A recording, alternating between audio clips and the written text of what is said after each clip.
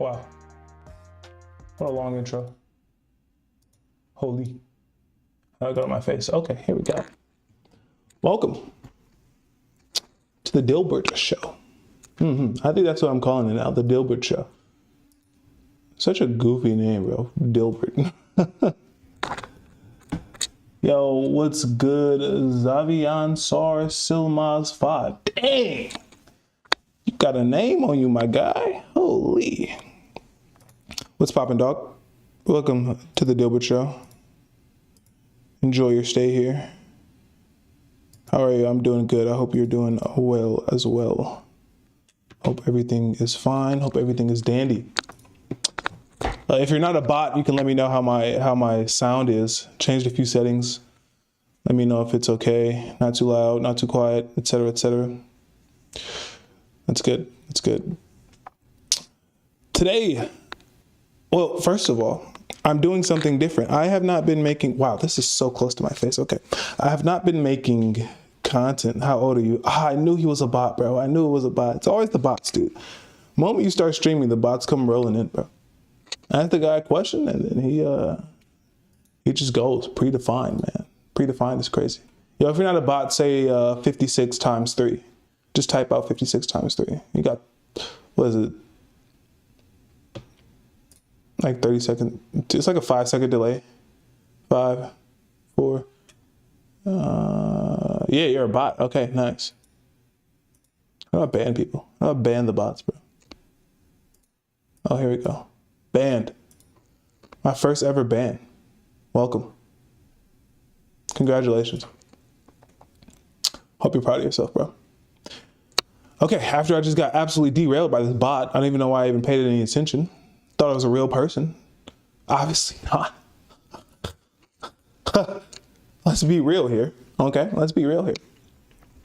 First time that I'm going, my chain jingling. So I need to switch up the position of this microphone here.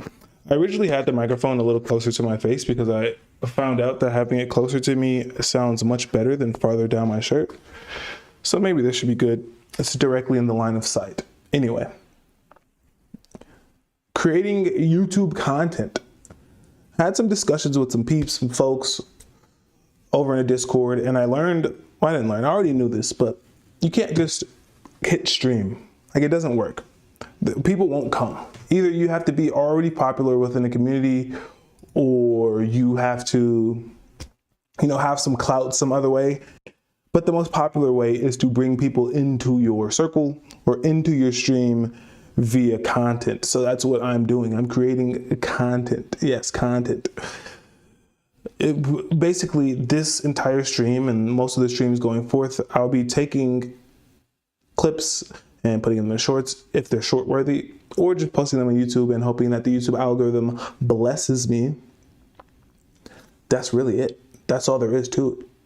So hopefully in the upcoming streams, there will be some people coming from different walks of life. And by that, I mean YouTube, maybe even TikTok. I don't believe in TikTok. I don't use TikTok. But if TikTok helps my voice get heard, great. Why do I even want my voice to be heard? That's a good question. To the person that didn't ask that, fuck if I know. How am I supposed to know? I just think it's cool. I think I got some things I like saying. I think some people should hear it. Maybe I could change some minds. Maybe I could change some opinions. With that being said, go over what's going on today. Today, I am going to be going over my political beliefs, as you see in the title. I also will be watching or finishing the JD Vance video. I know I'm late, whatever. got to do it. And then I also want to talk about tariffs. And today's going to be a longer stream than usual. I usually only stream like 4 or 5 hours, but I don't have to stop until like 5:45-ish, 5:30. So we got about 5 hours. 5 hours of going hard. Going absolutely brazy. So let's just get straight into it. Shall we? No one has to say anything. No final words from anyone, huh? Okay, all right. I understand. I get it. I get it. Don't be shy. If you're here, welcome. How the heck do I'm on Mac and I'm trying to drag a window into another window, and it's not working the way I intend. That's for sure, bro. Do I have to, what am I supposed to do? Drag it here? Oh, wow. The future. You guys can't see what I'm doing, but I'm literally just dragging a window into a better place than where it was because I didn't like where it was. I don't know where to put it though. That's the problem. I don't know where the heck to put this at. Again, you guys have no clue what I'm talking about. It's okay. You don't have to. You don't have to worry about it. Okay. Okay. Don't worry about it. Okay. All right, where should this go? I think it should go right there. How about there? Sweet. Hidden behind everything I know and love. Streaming on a couple platforms today, differently than usual. We are on Twitch, YouTube, and Kick. We are pushing it hard, bro. Every single platform that I would want to stream on, I am now streaming on. So there we go. The Kick quality is a little. Oh no, it was at like 420p. Everything's at 1080p. I would be streaming in 2K, 4K. I have the capabilities. I have a MacBook Pro M1, which has a pretty good CPU. So I could be streaming in 2K, 4K, but apparently Twitch doesn't allow that. And I'd have to do some really weird stuff with setting up like bitrate. And who the hell knows what that is? I don't care what it is. I just stream at the highest settings I can, which is luckily the ones they gave me. So there it is. There we are. Here we are. Now, without further ado, let's just get straight into the slop, shall we? Today, I want to talk about my political beliefs. Most of you might be wondering, wow, I was not recording my video. So actually, we're going to restart because I have to record it. Boom. Now we're recording. And let's do this. Today, I want to talk about my political beliefs. You might be wondering, why the hell should you care about my political beliefs? And the truth of the matter is you shouldn't. But I'm going to tell you anyway. I want to do this as a way of like documenting where I'm at in life currently. In the future, as I continue streaming, as I continue interacting with different people, I want to see how my opinions have changed. What have I done mentally to strengthen my current arguments? What have I completely dropped? Also, I want to create something so that when I die, although I'm never going to die, but in the off chance that I do die, some magical way, that people that like me, care about me, listen to me, can look back and see, how I thought. I didn't have that with my dad. When he passed away, he passed away when I was 15, and all I had was, what my mom told me and what he told me before he passed. But I didn't really know that much about like who he was. Wasn't able to get a lot of that older age wisdom that I would have gotten if he would have been alive, when I'm 18, 19, 20. So I want to be able to give something like that to my kids, Allow them to see me for how I felt, how I talked, everything, and have a lot of it. I wish I could watch hours upon hours of my dad. So this video is purposefully to shine a little bit of light on how I think. I think that my reasoning on a lot of things is very different. A lot of people would kind of say it's a little stupid, whatever. That's their opinion.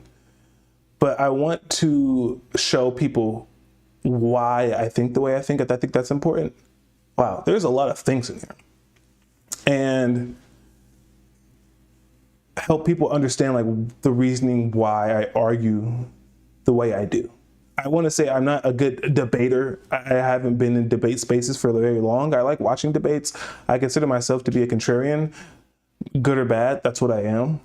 So I also want to understand some of the reasons that I think things, you know, like I don't think I've ever sat, especially not on video, and like fully fleshed out my reasonings behind things. So I asked AI, because I don't have an audience to ask, some questions that I can answer, you know, some scenarios, some ideas, etc. Ways that I can further understand myself, ways that I can further help my audience and future audience to understand me too. So when you guys look back at this, you can say, wow, like this dude was actually retarded. I'm probably gonna cut that from the video because YouTube doesn't like that word. Whatever. All right, so I want to go over some of what the questions are before I go into answering them, so you guys have a basic understanding of kind of where I'm going to be going with this and what it is that you guys are going to be getting into. This is mostly about like my political and philosophical beliefs. I think a lot of it leans politically, but that's just because of the current climate.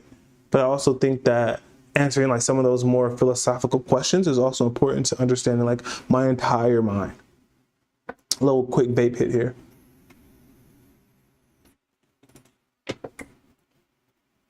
All right, so in terms of political questions, there's a few questions that I am going to hit on. One is the economy. How do I think about the economy? What do I think about the economy? Economical theories, etc. Immigration, that's obviously a really big one currently in the political sphere. Healthcare, I think I might hit on healthcare a little bit in the economy just because they're so linked. Like you can't really look at healthcare without looking at, you know, its economic impact. Another one is national security. I don't know that much about national security. I definitely don't know that much about geopolitical issues, but I'll try my best to answer that one. I don't know why the AI gave me this one, but I'm going to answer it anyway. Gun policies, apparently that's a big deal. No clue why. I don't know why people care so much about guns. I mean, I guess I understand, especially in America, like why people might care about guns, but also I don't see why it's a big deal, but I'll answer it anyway. Obviously from that answer, you can probably tell my stance on guns, honestly. Then we got some philosophical questions, which is like, what do I believe should be the goal of humanity? That's going to be a controversial answer right there. What do I think is living a good life? And what do I think, or what is my level of importance? What's everything on WEF? Is that the World Economic Fund? I only know of the World Economic Fund because of people's ideas on it, based on like Jewish people and stuff like that. So all of my like understanding of the World Economic Fund is based on, I guess the best word would be like conjecture. I don't know if that's the right word. Maybe not conjecture, that's the wrong word. Conspiracies. Yeah, most of my understanding of that is on conspiracy. So I don't know if that's like very valid. I don't know if that gives me enough information to accurately think and describe any of that. What the frick? Okay, I don't know a lot, just asking. Yeah. I know there's like this, I forgot what his name is. George Soros, is he involved in World Economic Fund stuff? I don't know. I have no clue on this. I'm trying to set markers in my video, but for some reason it doesn't work. Because like I said, I'm recording this for YouTube. Oh wait, I think I figured it out. No, my hotkeys just decide to not work ever. Okay, whatever. Frick it. We'll do it manually. On to the next things I will be touching on here. We got something called governance and society, meaning do I think that we should prioritize like social freedoms, or do I believe in collective welfare?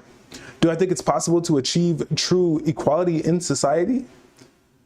Do I think that we should focus social justice on equality or opportunity? What the frick? AI, what are you talking about? Should social justice focus more on equality of opportunity or quality of outcome? I don't even really know what that means, honestly, if I'm being like completely true. So I'm not answering that question. And then we got some more modern questions. My stance on populism. what do I think about identity politics? What do I think about politics' role in media? What are my positions on climate change, and what I think about bioethics, technology, and governance? I don't know what that even means, so probably not going to answer that one. Actually, I can. I actually wrote a paper in college about bioethics. I have some crazy views on bioethics, so I'll go into that too. And then finally, just some more, how do I deduce or how do I verify information, which is like, how do I assess political candidates? What sources do I use to determine, current events? And then how do I verify the information that I'm reading? So let's just get straight into it here with the economy. I think I have some interesting beliefs on the economy. They're not that interesting, actually. I'll be honest. They're probably pretty run of the mill for like a person that isn't very like super duper politically involved. I think capitalism, for the most part, is good. I'm not a socialist, although sometimes I might have beliefs that would fall into like a socialist theory or a communism. I don't consider myself a socialist. I used to be, but then I learned more about it. I'm not anymore. Now, when I learned about socialism, that was about a year or two ago, so I don't remember all the ins and outs of it. But I do agree that capitalism, for the most part, is better economically, and it's also better for people. When it comes to what I think socialism or capitalism has become, which socialists would call late stage capitalism, I think that certain things like monopolies aren't good for just the general public, for society. I think if you look at it, for example, Elon Musk, I don't think that Elon Musk should have the ability to own like 4 high market cap companies in 4 different sectors, right? You got Tesla, now you have X, you have SpaceX, and then he has like the Boring Company and the monopolies. Yeah, I don't think that any of that is positive for people. When you have a few companies that have a stranglehold on a few sectors, or worse, many sectors, then everyone's life is kind of controlled by those few companies. And whatever they decide goes is what society has to deal with. I think that is generally bad. I would put that as a point for socialism. But the reason why I like capitalism is because it gives people the opportunity to make their own decisions in life. And what I mean by that is, if I wanted to start a business, I can. If I'm very good at business, I can make millions of dollars. That's a positive for me. I don't think that everyone should share money. I don't think that, if I'm a manager, I am probably managing a lot of people. So my input into the company's bottom line may not be as high as someone directly working with products, but that doesn't mean that my value intrinsically or extrinsically shouldn't be higher than theirs. So that's mostly why I disagree with socialism and why I agree with capitalism, is because our value isn't always physical. Sometimes it could be mental, sometimes it's intrinsic. I think our value is intrinsic, not always extrinsic. I think that's really all I could say on the economy. I'm not super well read on a lot of it. I did read Marx's book. I forgot what it's called. I have terrible memory, so sometimes I might be put on the spot for what I know. I learned it, I just don't remember it. Like, if you read a book and you don't read it twice, or if you don't like talk about it and discuss it constantly, the chances are you're going to forget it. I'm no different. I'm not a savant or anything like that. I forget stuff. Trailblazer. Oh, the Little Blazer said equality of opportunity is good. Equality of outcome is bad, in my opinion. I don't even know what that means. So maybe you can let me know what that means, because honestly, I have no clue. So maybe you could give me a little bit of information on what those two terms mean. Maybe I could give a better response. All right, so we got immigration. Oof, immigration. I think that immigration is honestly highly misunderstood from both a moral and economic perspective. And when I say moral, I don't mean moral as in like, is it good or bad, but moral as in like, well, moral as in is it good or bad, but also if it, like, we create laws. And sometimes laws can be morally bad, but a lot of times I think that laws also are created with the interest of the majority in mind. I don't want to get into the nuances of why laws can be bad, but just know that I generally do think that most laws should be followed. I think the problem with immigration currently is whether or not it is illegal or illegal. I think that if you are a racist, you probably think that all immigration is bad just because they don't look like you. I think that if you are an economist, you probably think most immigration is good because it boosts the economy. And when it comes to like, I say, see, I'm doing this thing where instead of telling people how I believe on something, I say how other people believe it. So how do I feel about immigration? Okay. I think illegal immigration is bad. Don't burn me on the stake for that one. I'm sorry. I don't think that illegal immigration is good for the reason that, one, it's illegal. I think that people should follow laws. If you want to come into a country, you should do it legally. Even if there are strong barriers to entry, that's the way it is. That is the system that we have. You should follow the system. I think setting the precedent of doing whatever the hell it is we want just because we want a better opportunity or a better outcome in our lives isn't always great. Now, I am a ethical egoist, so it might contradict my ethical egoism, but I still think that you should follow the laws. With that being said, if someone comes into America illegally, I think that they should, based on laws, be deported. Now, I'm not saying that that's good for their family. I'm not saying that that's a positive. But what I am saying is that if you come here illegally, then you have to deal with the consequences. Somewhere along the line of our actions, we have to face the consequences, okay?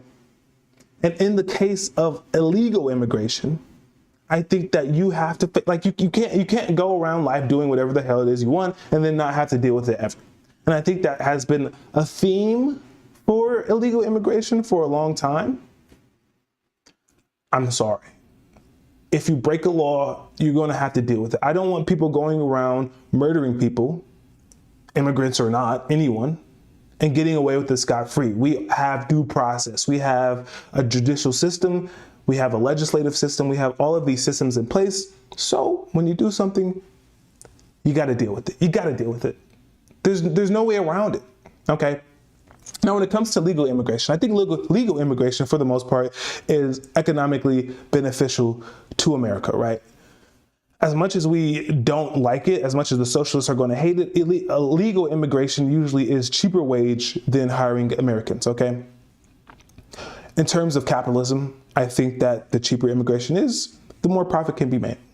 If you can hire someone for $5, $10 less than you would an American, you got to do what you got to do, okay?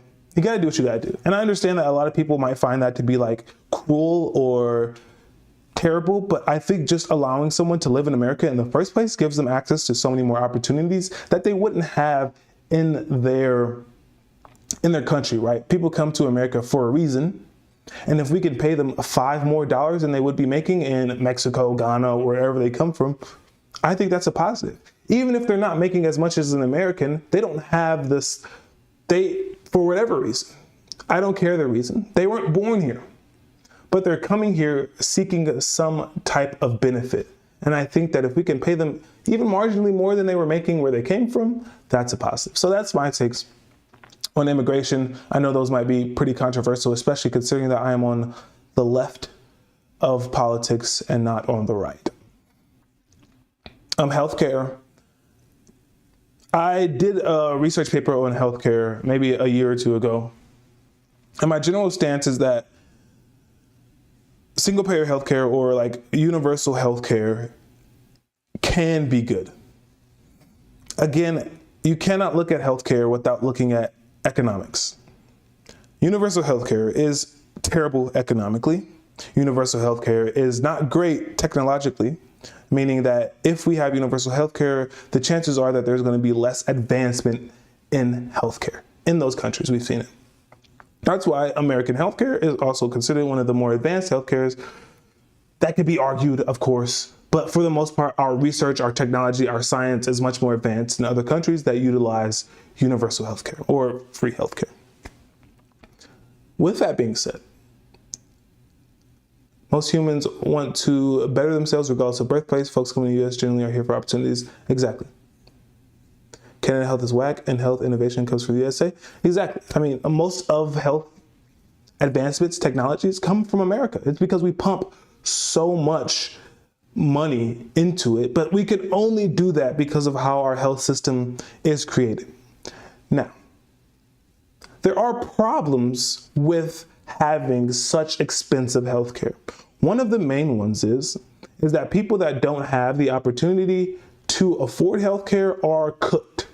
There is a reason, and maybe it's not just because of healthcare, but healthcare plays a large part in why America has such high obesity rates, okay?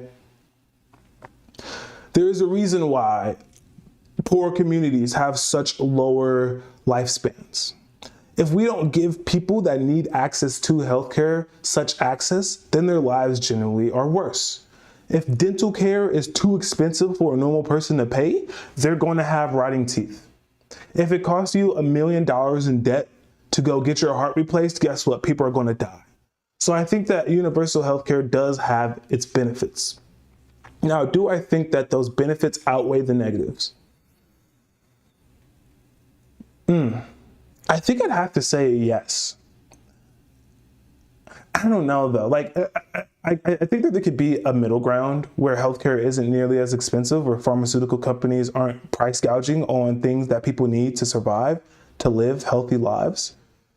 But at the same time, like, do I think that we should sacrifice technological advancements in healthcare, save lives? That's true. If we have doctors that want to come to America because of how much money they can make, and these are some of the brightest surgeons, doctors in the world, they can then create groundbreaking surgeries,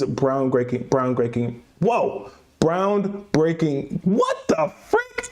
Groundbreaking research and groundbreaking surgeries. If they can do that, because Americans pay so much for healthcare, we save more lives in the aggregate by doing such things. Now, if giving access to healthcare becomes universal and we lose those, I don't think it is worth it. But if there were some way, and I don't know, I'm not an economist, I don't have an MBA or anything like that. If there was some way to get the best of both worlds, maybe minimizing how much advancement we do or minimizing how much money we put into technological advances in healthcare and increasing the amount of access we have to healthcare, I would be down for that. Absolutely. Next is national security. I love America. I'm sorry. I do. I'm not sorry. Actually, I love America. As many flaws that America has, I still enjoy living here. I think that living here it's a good thing. One of the main benefits of living in America is our national security, okay? When people think of America, they usually think of like three things: obesity, our healthcare being so expensive, guns, okay, guns, I'll give people that, guns, but then our military, okay?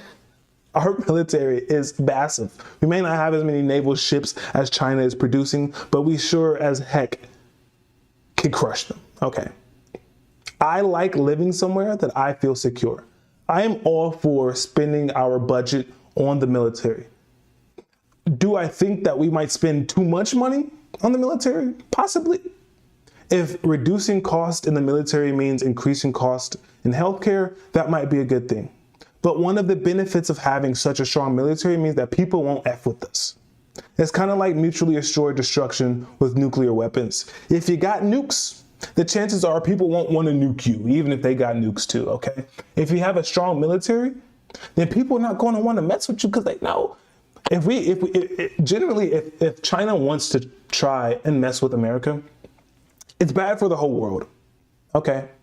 If America wants to go and mess with Iran, Iraq, Afghanistan, generally, unless somebody steps in that's bigger, the only people getting hurt are the Iranians or the whatever country we're fighting in America. And of course, you got the military industrial complex that makes more money anyway from war. So I generally just believe that having a strong military, spending a lot of money on the military is a positive. But at the same time, I also think that depending on our leadership, our military can be used for evil. Okay. War itself is not good. It's not positive. I wish we didn't have to have wars, but we're humans. We have to have wars. With that being said, I think that there is such a thing as getting into wars that are unnecessary. I think that the amount of time that we spent in the Middle East was egregious just for us to pull out and leave them hanging high and dry. I don't think that's positive. So I think that like there's a lot of bureaucracy within the military that we should probably fix. I don't know if bureaucracies could be fixed. It's a huge system that has been developed over hundreds of years. But as it stands currently, I am pro-military. Lil Blazer said, God bless America, you are good people to be taken for granted. Oh, wait, what? To be taken for granted too much in this world is sad. Yeah, absolutely. I agree. God bless America. With that being said, we are on to gun policies. Based on what I said about the military, you can probably already assume my take on gun policies. I think guns are good. I do.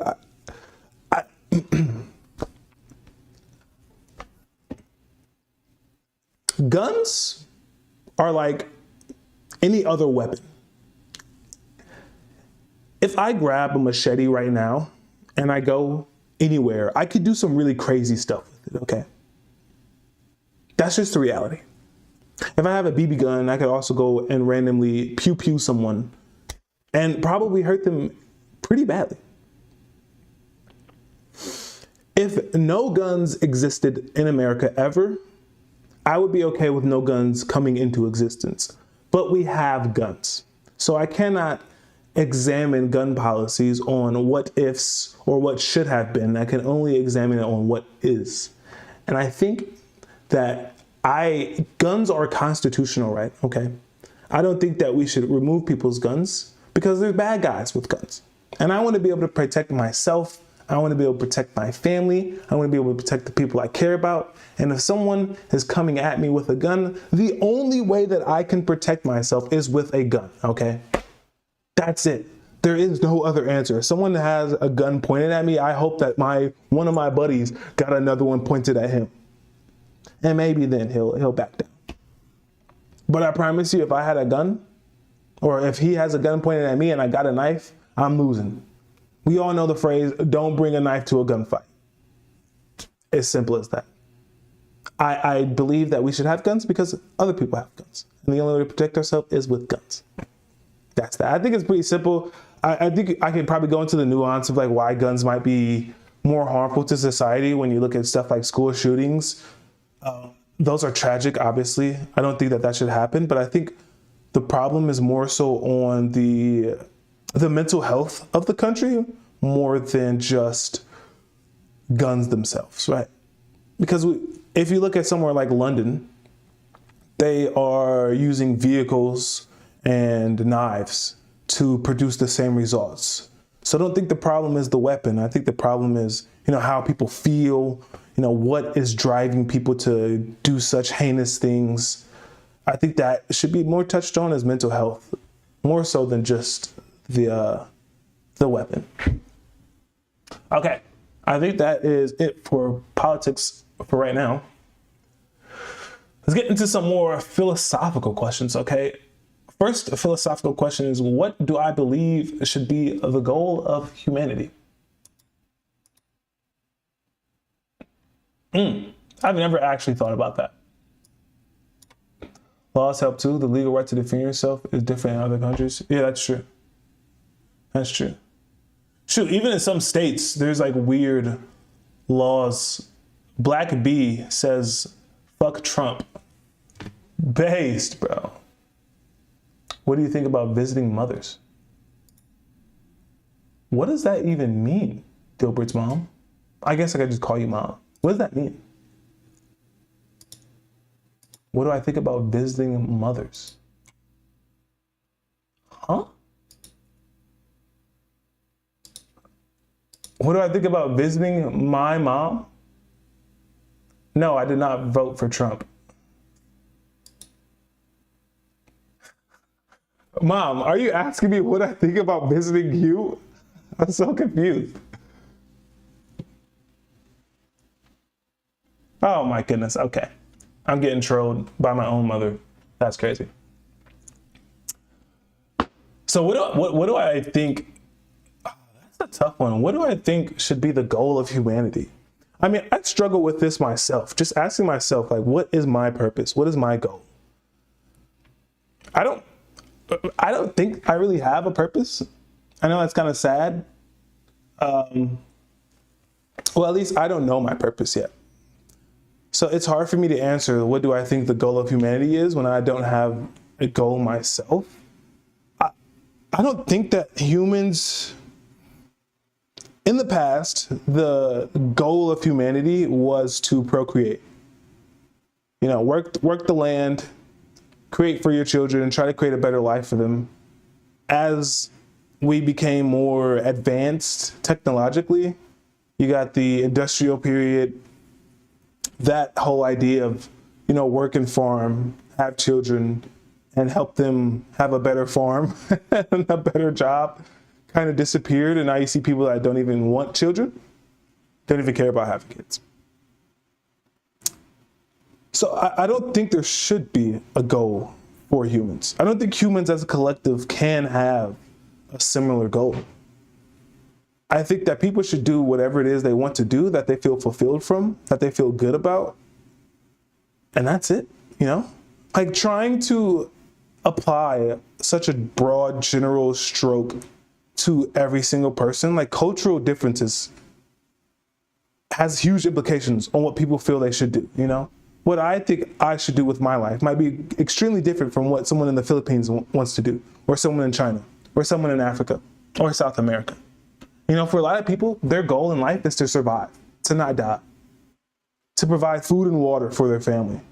So I can't even begin to think about what should be a common goal of all people. And of course I could give like this little soft answer like, oh, everyone should have the goal of loving each other and not being war and peace. That's bullcrap. That's not a goal. That's just like applying a moral standard to everyone. I don't care about that. Everyone has their own morals anyway. So yeah, I don't think that there should be a goal. If I could somehow like control the minds of everyone, let's say like in a fake world, I control the mind of every person, or enough to like convince them to work towards a common goal. What would it be?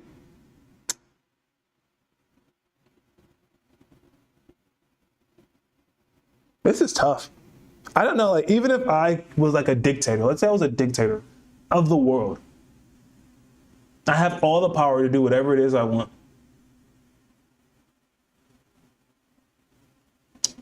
That's hard to do because people have different ways of looking at life and different values that they place on life. So come and go is probably virtually impossible. Yeah, I think so too.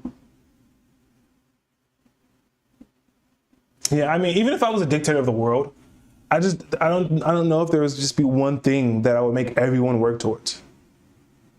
Because I think the problem with like a goal like that, expand to outer space because the human population growth rate is not sustainable. Yeah, but then what? I guess my question would be then what? Let's say that I do become the dictator of the world and I make every single person work towards, in some capacity, helping humans become like better space explorers. Then we colonize Mars. And then what?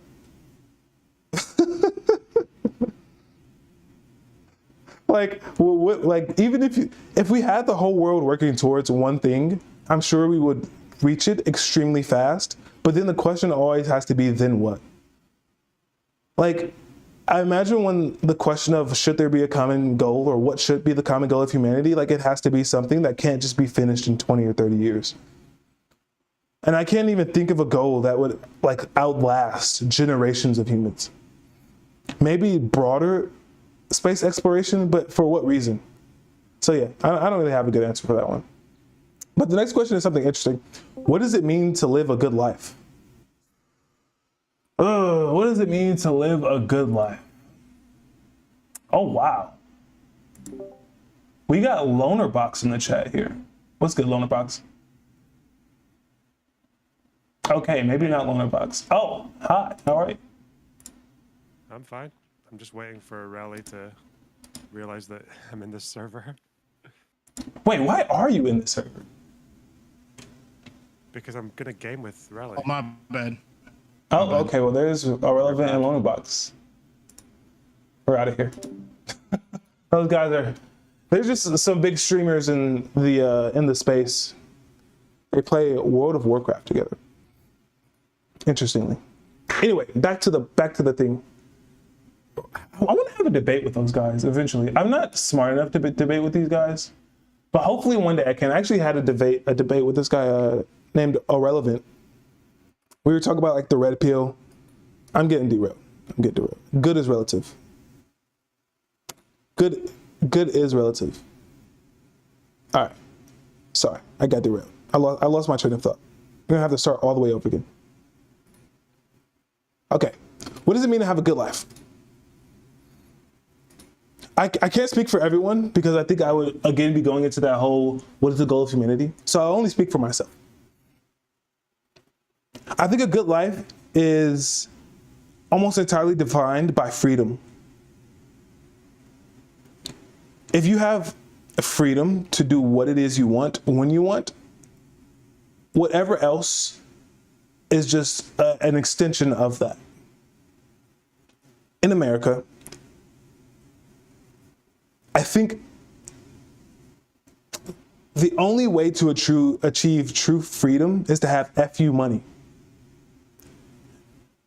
And I know that it seems crazy to assume that the only way to live a good life is to be rich, but I don't see, for example, if I said that living a good life was having children, having a good job, etc., there are problems within that can only be solved by having money, right? Feeding my children, like the foods they want to eat, the foods they like, taking them on vacations, letting them experience life. How can I do that if I'm working a 9 to 5, 24/7? Bro, what? A 9 to 5, 24/7. How can I do that if I'm working a 9 to 5? Sure, we might be able to go on vacation, once or twice a year. But I mean, is that enough? Is it enough?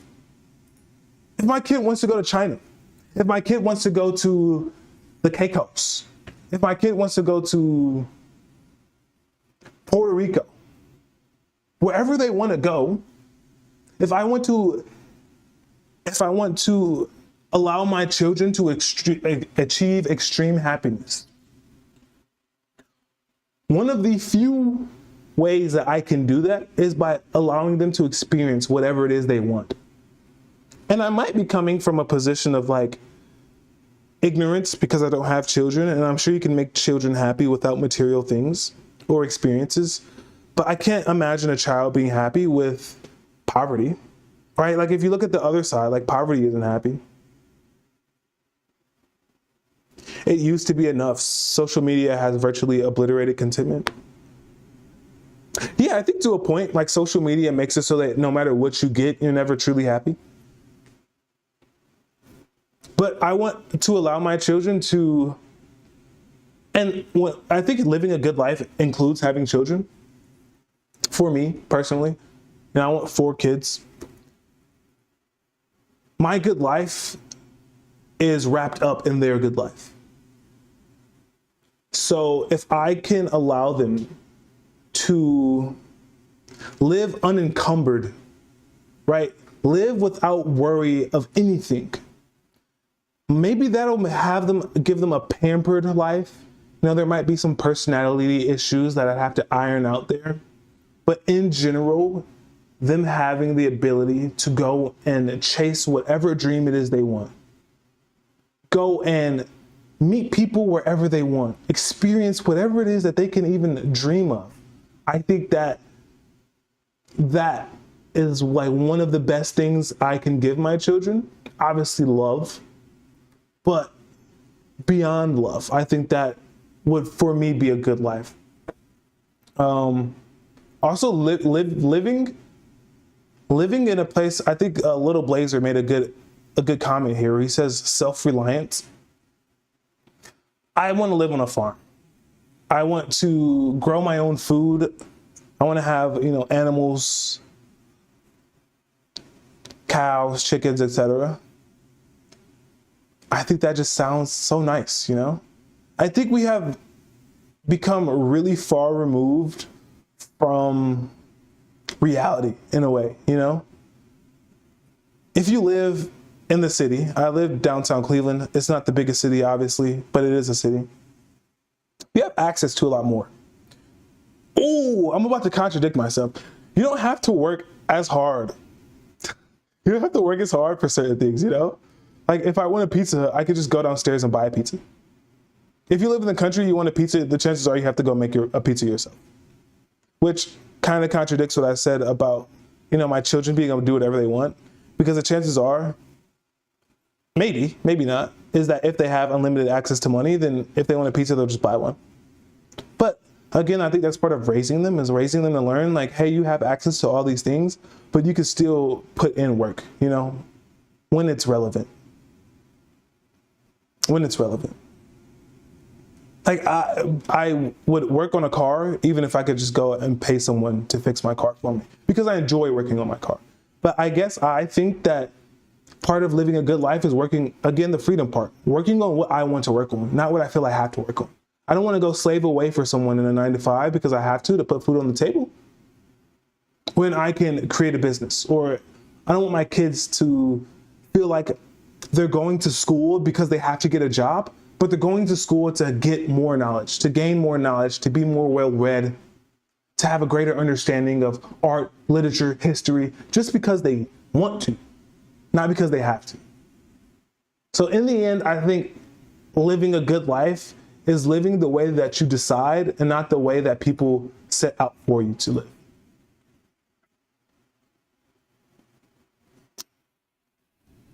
And the final of these interesting philosophical questions is, drum roll, is it more important to help yourself, help your family, help your society, or help the world?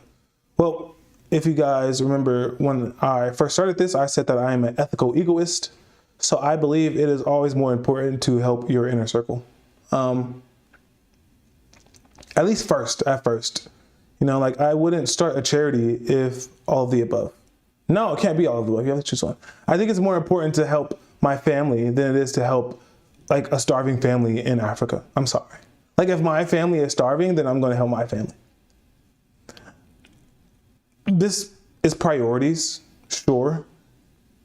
Like if I had, excess wealth, my family was well fed, would I feed a family in Africa? Charity starts at home, exactly. You got to make sure everyone within your circle is good first. If I had excess wealth, would I give it away?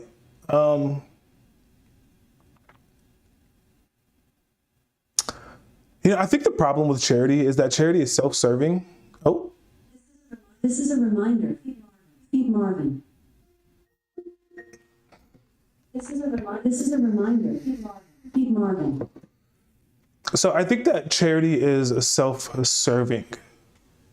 And when I say that, people look at me like I'm crazy. People don't give to charity. I can't make definitive statements like that. Most people don't give to charity just because they feel bad. A lot of times, people feel good when they give. And I'm not saying there's anything wrong with that, but I think it's always important to realize that people give because it makes them feel good. I believe that people should do what makes them feel good if it doesn't harm anyone. And obviously giving to charity it's two-pronged. Feeling good is great. Everyone likes to feel good. Yeah, if a person gives, they receive. Feeling good, it's a good thing. If you give to charity, that's a good thing. I don't think people should feel compelled to be charitable. I don't. I don't. I hate the idea that I, as a person with abundance, should feel pressured to help someone that doesn't have as much as me. And I know that sounds so narcissistic and it sounds so selfish. Again, I'm an ethical egoist. I'm going to use that word because I just learned it yesterday a bunch during this video, but it guides a lot of the way I think. if I want to give, it's just because I want to give. But I think that there is this societal pressure that the more you make, the more abundance you have, the more you should give. I don't agree. If I had a choice, if I had excess money, right? Let's say that I'm a millionaire, I have an extra $200,000 that I need to burn, right? For some tax reasons. Would I give it to a charity, or would I gift it to a family member? This might make me a butthole, but I'm gifting it to a family member.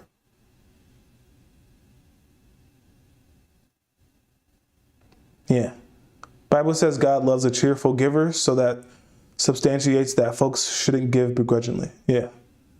Even beyond that, like, I can't. I know that's, it doesn't just sound selfish. It is selfish. But if I am going to give to anything, it's because I genuinely believe in what it is I'm giving it to. And I think that as much as my belief that money solves problems, if I have an extra, $1,000, $2,000, $5,000, and I'm putting that towards some type of charitable fund, I can't say that, like, it is impacting someone's life, yes. But do I genuinely care about someone's life that isn't involved in mine? I think that's really where the heart of this question lies, is how much do I care about people that I don't know? And I think a lot of people like to front and act like they care. And maybe I just believe very little of humanity, and maybe which is a reflection of how I, view life myself. But I don't think people care that much. I don't. You're listening to this answer. Yeah, I don't think that people care about people that they don't know, people that they don't see, people that they can't hear. When all of these things combine, then people care a lot more, right? Like, if your family member was involved in the Palisades fire, you're going to want people to donate to the Palisades fire funds a lot more than someone that lives in Norway.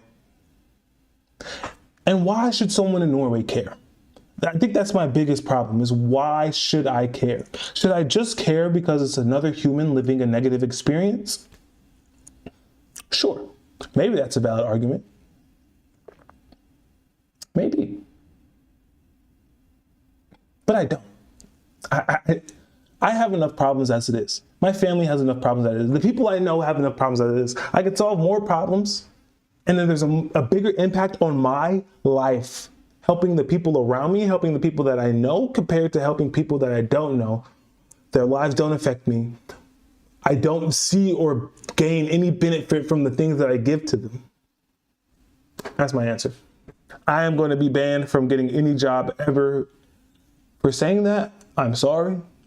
I'm not sorry. Actually, I'm not sorry. I said it and I mean it.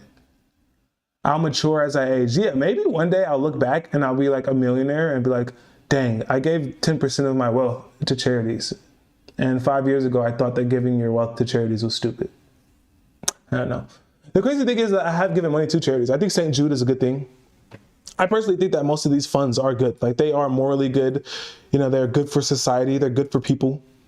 I think they should exist. Charities should exist. But I personally just do not think, I don't know. I just don't vibe with it. That's my answer. Final answer.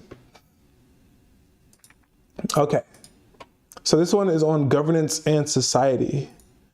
First question is, should a society prioritize individual freedoms over collective welfare? I think what they're saying by this is kind of like a socialist thing, which is, maybe it's socialist. I guess it would be like a libertarian versus a socialist, because a socialist believes that there should be much more government involvement in providing equality for everyone, compared to what a libertarian believes, which is everyone should basically be able to do what they want as long as it's within the laws.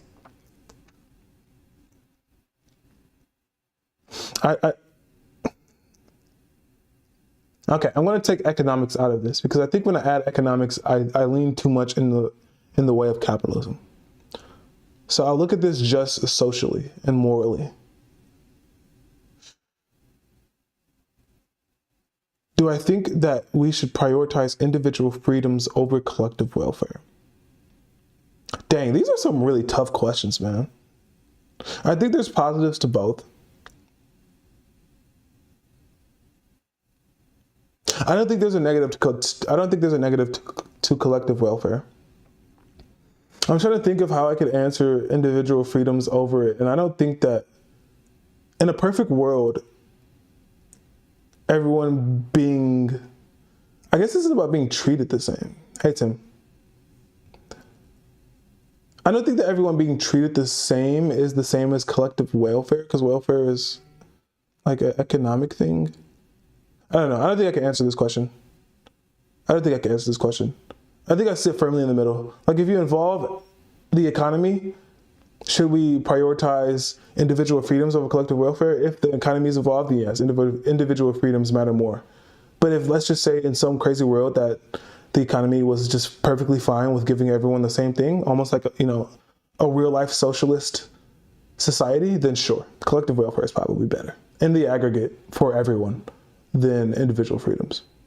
I think the problem with individual freedoms is when a few people sustain too much power, you could quickly just see society devolve, right? And I think we're seeing something similar here now, where there's just too few people with too much power. Do you like Aristotle?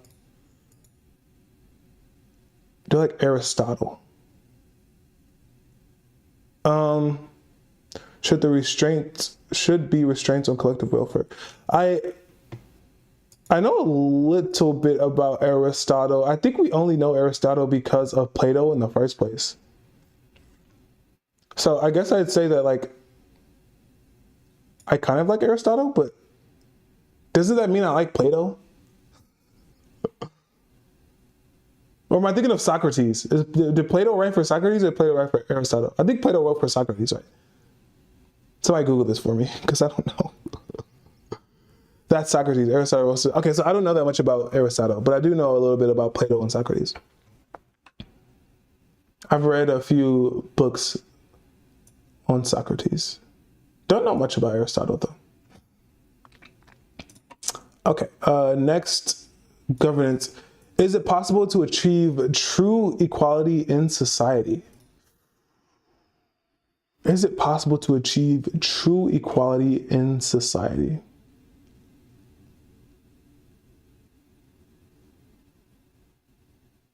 I think socially you probably can't achieve true equality. Aristotle is one of the greatest philosophers who, not possible equality is an illusion. Aristotle was a realist, and he basically started the modern study of teleology and essentialism. You know, I just learned what teleology was from Alex. I don't know if you know who Alex is. He's a philosopher guy on YouTube. I like his videos. He talks a lot about God. He made pioneering contributions to all fields of philosophy and science. He invented the field of formal logic. Oh, so he's like where logical fallacies come from, is Aristotle? Cool. Yeah. Equality. If you look at equality from different areas, I think you start to see why equality can't work, right? Teleology are the basis of human morals, in my opinion. Yeah, I forgot that word I meant. But if you look at equality in the form of different fields, you quickly understand why equality doesn't actually exist. There genuinely are people with high IQs. They are not equal to people with lower IQs. They are smarter. They are more intelligent. They can obtain and disperse more knowledge. If you look at the human body itself, there are people that are stronger. There are people that are taller. The only way to achieve true equality is some Harrison Bergeron mess, right? Where everyone has a handicap on them to bring them down to a base level, and I think that's wrong. I think that is wrong. You should not have a handicap on people that are intelligent to make them dumber. You shouldn't put weights on someone that's stronger to make them slower and weaker. You shouldn't put a mask on someone beautiful to make them uglier. So no, you cannot, it is impossible to achieve true equality. Now, do I think that people can be treated equally? I think there's two very different kind of things going on here, right? Equality and equal, what would the word be here? We all have strengths and weaknesses, exactly. Wait, how do you agree with that statement, but you're pro-LGBTQ? How do I agree with that statement, but we're pro-LGBTQ? I'm getting there. I was just about to get there. Because I don't think that, what the heck? I don't think that like LGBTQ people are handicapping anyone else, right? Which gets into this idea that we should all be treated equally. Okay? We should all be treated equally. And what I mean by that is, if I'm black and you're white, you should not have any more opportunities than I do as a black person. I should not have any more opportunities that you do as a white person. Oh, but wait.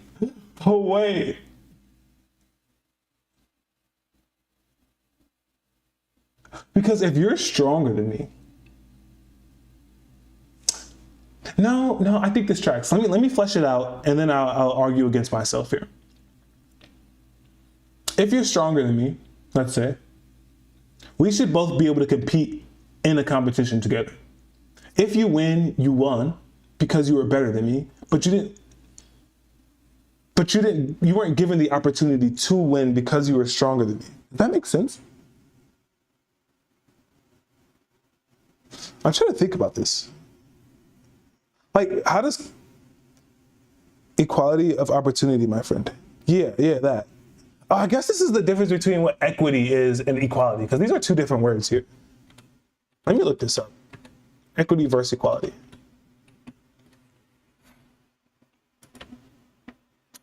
Let's see. Equity is the process of providing resources to people based on their specific needs, while equality is the act of treating everyone the same. Both concepts aim to promote fairness.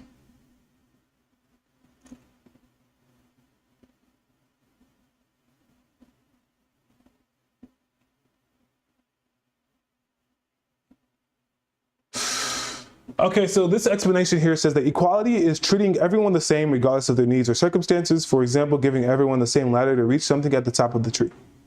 Equity is providing resources based on each person's needs so that everyone has an equal opportunity to succeed. For example, providing a taller ladder or propping up a tree so that everyone can reach the fruit. I think those are good things. I think those are good things as long as you don't handicap someone. Like, you can't drag, equity sounds better than me. I believe that these are good as long as you don't drag someone down to do the same thing.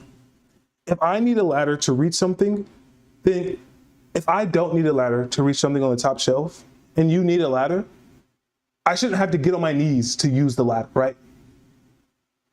So I guess that would be both, that would be equity, where like you are given certain advantages to achieve the same thing as me, but I'm not going to handicap you to go down to my level.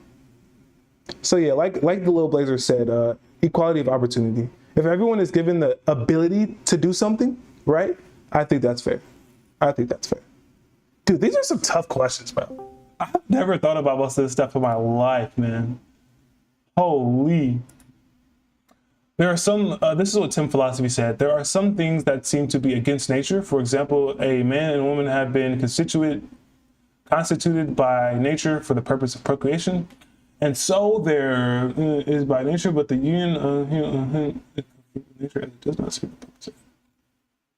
Yeah, I don't think that the purpose of humanity is reproduction. Not anymore. Maybe 300 or 400 years ago, sure. And maybe even farther back than that. But I don't think currently that the purpose of humanity is reproduction, which means that we could do a lot more stuff. I mean, even in the Bible, like, I was just talking to this about my mom, but even in the Bible, like, you don't just have sex for reproductive purposes. You can also have sex for pleasure. And you can further extrapolate that by saying, if you can have sex for pleasure, then why can't two gay people have sex? Why is that wrong? if we could say that a man and a woman can have sex for pleasure, then can't you extrapolate that even farther to say, well, if that's okay, then logically a man and another man should be able to have sex for pleasure, since we know that we aren't supposed to, like, we don't have to have sex just for children. How can the purpose of humanity change? Technology. Technology. Absolutely. Well, I mean, you're not going to, but I spoke on what the purpose of humanity should be. And I came to the conclusion that there should be no purpose of humanity. Humanity shouldn't have a purpose. Everyone has different goals in life. So trying to assert one goal or one purpose on all of humanity is like foolhardy. That's just stupid. You can't. There's no way. Okay, let's go into this next question. These are getting crazy, bro. Some of these things I haven't even really thought about, which is good. So then I can look back and kind of see how I've evolved over time. The next question is pretty similar to the last one, so I'm not going to answer it, but just for everyone to know, it was, should social justice focus more on equality of opportunity or equality of outcome? You know what? That's actually a good ladder into this next. That's a good segue from the last question. Should social justice focus more on equality of opportunity or equality of outcome? Meaning the laws and the legislation that we create, should its focus be on giving everybody the ability to achieve or making sure that everyone does achieve? And I think that the answer should be equality of opportunity. I should not win a strongman competition. Look at my arms, okay? I should not win a strongman competition. If you give me lighter weights and say that I won it, that's wrong. Because the guy with the bigger muscles that spent his entire life lifting heavy ass weights should not lose just because I'm weaker than him. So absolutely not. You could use this for jobs too. Just because I'm black does not mean that I should get a job over a white person if my merit does not say so. That's wrong. I don't agree with that at all. That's wrong. That's unfair. It's not right. Even though this is the problem, right? This is the problem a lot of people have, right? Is they would say, as a black person, I grew up in less desirable circumstances than maybe a wealthy white person, right? They had more opportunities to, achieve more greatness. They had more knowledge at a younger age. Whatever the reasons might be, that's fine. That is their life. That is their life. I didn't choose to live the life that I live. I didn't choose to be black. I didn't choose to have this hair. I did choose this hair. But I didn't choose for it to be I chose for it to be the texture. I didn't choose for it to grow this way. Okay. I'm falling off the deep end here. I think you guys get what I'm saying. I will never agree that giving people things or achievements based off of factors that they have no control over is fair. I think that across the board is wrong. It's the same for black people, trans people, gay people, poor, rich, all the alike. If your life has put you in the right circumstances to achieve something, good for you. That means I have to work harder, and that's fine. That doesn't mean that you should work less or that you are penalized for your circumstances, because I always have to look at it as if I was them. If I was a rich white guy and some black guy was only given a job because he's black, I would be furious, bro. I can't within myself as I am now justify why that guy is being treated fairly. So that's how I think of that. Yeah, absolutely. Give everyone the same opportunities, but don't give everyone the same outcomes, because not everyone deserves the same outcomes.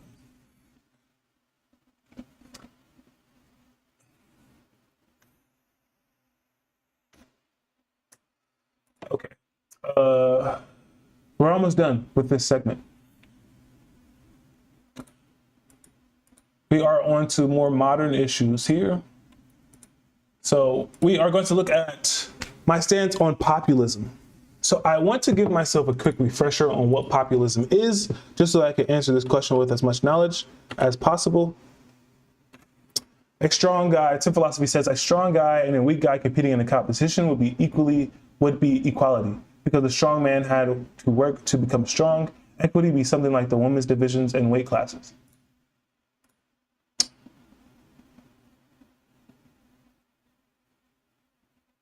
Huh.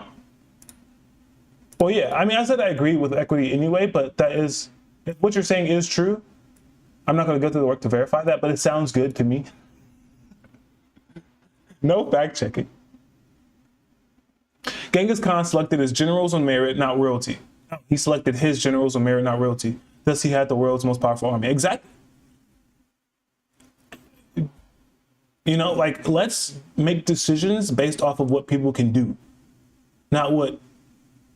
I don't know. Like, I guess that's why I don't like the whole giving people stuff just because they are something that someone isn't. Because women are inherently weaker, true.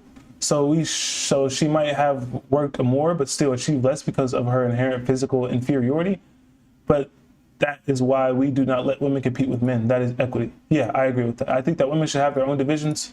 I think that men should have their own divisions because obviously a woman and a man that are equally at their peak physically still aren't in the same ballpark, right? The strongest man in the world is still leagues stronger than the strongest woman. That's just a fact.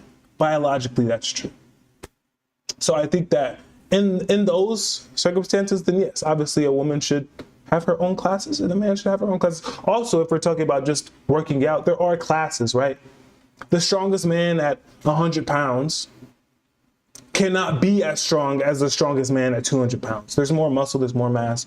So there are, divisions, classifications, but I think on a broader scale, then yeah, everyone should be treated the same, right? Do you remember my message about pleasure? Yeah, I didn't like it, so I didn't read it out loud. Sorry. I'll read it just because I'm being equitable. So he says that pleasure is not a purpose. He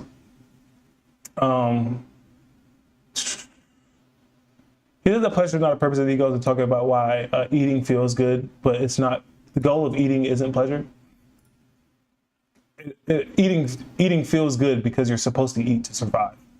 And yeah, I mean, I think you have some valid points in there, but I'm not going to go too deep in the weeds on that one because I feel like we can argue about it forever. I'm going to stick to this here thing going on. There was one thing I wanted to mention. Somebody said something interesting. Oh, Tim. Yeah. So when talking about physicality, I think there needs to be these certain classifications. But when talking about mental, right, like our mental capacity, I think that's where things should be on the same level. Because from my understanding on IQ and all of that debate, for the most part, Black people, white people, women, men, we all have the ability to have similar IQs, right? I don't think, personally, that a Jewish person is smarter than a Caucasian person, and a Caucasian person isn't inherently smarter than a Black person. That's my take on that. I don't mentally. Nah. I don't think so. Ooh, Tim, you got me on that one. Do I think? So Tim Philosophy says, I don't. Mentally disabled people should have their own chess divisions.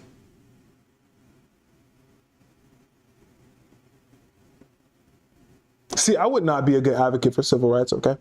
They would look at me and be like, what is this Black dude talking about, bro? Like, help us out, bro. Should people with handicaps have their own divisions? I mean, sure.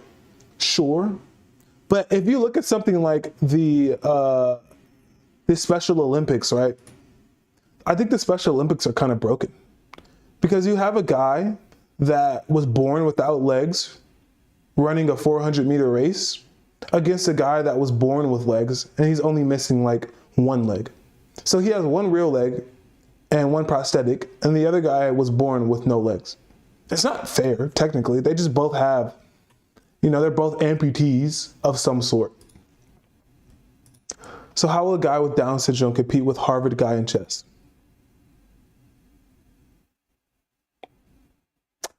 I think the problem that I have with this is you're just creating these classes for the sake of creating them to make people feel good about themselves. And I know that sounds so messed up. Okay, I know how it sounds. I know how it sounds, but you have to, like,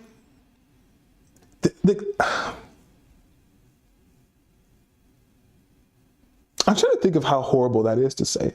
And not like just like optically, but I'm trying to think if morally, if I'm just not thinking about this in the correct way here. Which might be the case. I'm not saying that I'm absolutely right on any of the things I've said so far.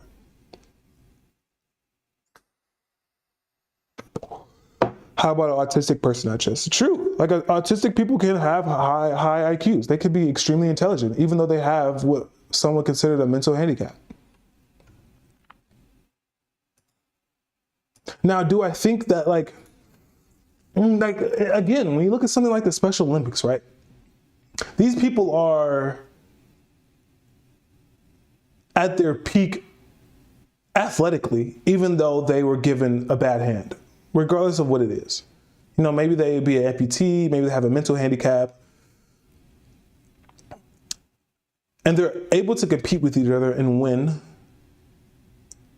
But like, would I feel good if my only mental handicap was that I had autism and I beat a guy in chess that was like extremely developmentally challenged?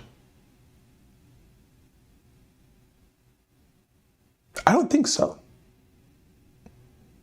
Because you could ask the same question about like a strong man beating me. Like if LeBron James, no, that's not a good example. That's not a good example.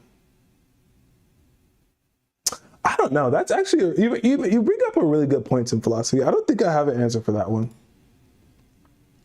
I don't think I can make it. I'd have to really think about that. Like, should classes go just beyond this idea that like everyone has a baseline of abilities? Because obviously if I have both my arms and both my legs, I could probably lift more weight than someone that doesn't have legs or someone that doesn't have arms, for example. So should we compete against each other when they're starting off so much farther than I am? Well, I will win every single time. So should they be able, I guess the question is, should they be able to compete in a way that they could win? Oh, I feel like this is so crazy, bro. I feel like they're only winning because they're going against other people with disabilities. All right, let's see what Tim says. This is good, Tim. This is really good. This is really good, by the way. If a guy with Down syndrome, also you too, Blazer. Oh, your name is One Hell Blazer. I don't know why I was reading that as Little Blazer. Sorry, bro. If a guy with Down syndrome should not get a special exception because he has an extra chromosome, neither should a woman get a special exception because she doesn't have a Y chromosome. If you could tell me that the class of Down syndrome is inherently worse mentally and they need to live with that, then women are inherently weaker and should live with that and compete with the men. Ooh. Wait, Tim Philosophy, do you want to hop in a Discord chat?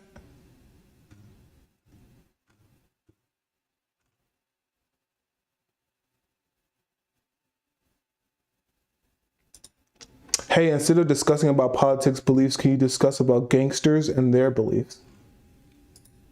Gangsters and their beliefs. Yeah, sure. Give me a second. I got a few more things I want to talk. Hit on. Sure, please give me your Discord. I don't know how to link the Discord from.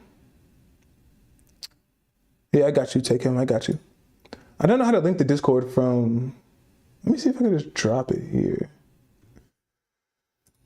Invite people. Okay, copy. Let's see if this works here. I got derailed so hard on this. Let's see if that works. Hey, there you go, Tim Philosophy. It's not my Discord. It's just a guy I like to watch Discord. And I will be in the debate channel. It's just called debate when you join. Okay, let's see here. I want to touch on. Okay, so we have a few more questions here. We got one on identity politics. I don't care about identity politics. I think identity politics are dumb. I don't want to vote for you because you're just going to do stuff for Black people. I think that you should do stuff for everyone if you're a politician. Politics in the information age. How do politics affect media? I think people use media for bad too much. And considering that like Russia and China have a very large play on our democracy, you know, I think they manipulate our democracy in very harmful ways. So I think that politics and media can be a very dangerous game here. Added you as a friend request? Added you as a friend request, call me. Oh, okay, you're not gonna, why can't you just join the Discord? Oh, Tim, you're in the Discord, okay. Oh, you're here, I can see, yeah. So, you should just, like, give these people with Down syndrome, like, their own division of, like, lesser IQ people. So, like, the guys with autism, right, they don't all have a mental retardation. A lot of them are, like, triple your IQ and in Harvard and shit like that.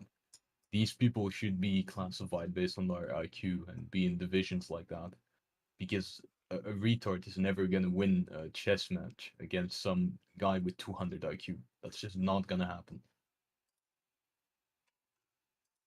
Yeah, no, I don't think he can win, but I guess my thing is why, and I guess this is where like I'm just struggling mentally. It's like, do I think that he should be able to compete with someone that also has a mental disability? Like, I guess you start to get like, I could justify in my head why someone should be able to do this with men and women, because there's a clear delineation between a man and a woman. But there isn't so much a clear line between someone with a disability that has like an extremely low IQ and someone with a disability that has, you know, like not as bad as a handicap. So how is that even fair in the first place, you know? Like that's something that they can't change. Like in chess, right, you have two people against each other. So what they do with these competitions, for people with disabilities, they literally just like try to get someone as closely to their IQ as possible and line them up as a competition. It's like weight classes, right? It's a similar thing to that, actually. Like in boxing, right? There's no clear one-to-one line between a big or small guy, right? Because this guy's slightly stronger than this one is slightly fatter than this one, and so on. But they have weight classes, right? And they try to divide it in a fair manner. I think they should do a similar thing, but like IQ classes. So like 60 to 80 IQ and 80 to 100 IQ and 100. So my problem with this is that there is no genuine, well-researched way to measure IQ, right? Like research, I could take an IQ test right now and then I could study for an IQ test and I could do better on an IQ test. Factually. The IQ tests aren't like the best measurement of IQ, like intelligence, I mean. Like IQ tests don't accurately measure intelligence because you can train for them. Right. So if someone has a mental disability, right? Like let's say that they have Down syndrome. Is IQ a proper measurement? Wait, what? Is IQ a proper measurement someone well? Okay, I don't know what you're talking about, Hellblazer, sorry. No, but if someone with Down syndrome takes an IQ test and someone with autism takes an IQ test, just because the person with just because the person with Down syndrome tests lower, that isn't like a great accurate description of their intelligence or their abilities. So I don't think that using IQ tests to determine people's like intelligence classes is a good thing. We have like doctors, right, that understand the implications of these diseases, and the alternative to selecting people with a similar disability is either they get destroyed at chess by normal people every day, or they can't play the game to begin with. So like, what are you gonna pick? Either you line them up with similar people, or they just lose every day, or they're fucked and they can't play the game they like. Like, what's the better option then? I don't think that. I think that if a organization wants to facilitate these competitions, sure, but I don't think that there should be like a mandate, if that makes sense. Like I don't think that they should feel compelled to create these classes for these people. Like I don't think that the Special Olympics has to exist, and I don't think that it would be morally wrong if the Special Olympics didn't exist. We have that already. Like a disabled guy can join the normal Olympics if he wants to. They just usually don't get in there to begin with because they're gonna lose. So it's it's not available to them, right? These Down syndrome people, if they want to get into professional chess, they kind of rely on special competitions made for people with their level of intelligence. Because if they don't have those, then they're just gonna play the first competition every time, lose, and then leave. Every single down guy will play the first competition, lose, and then try again another competition. First match, he loses. There's no, it's just not available to him. He just can't play the game, right?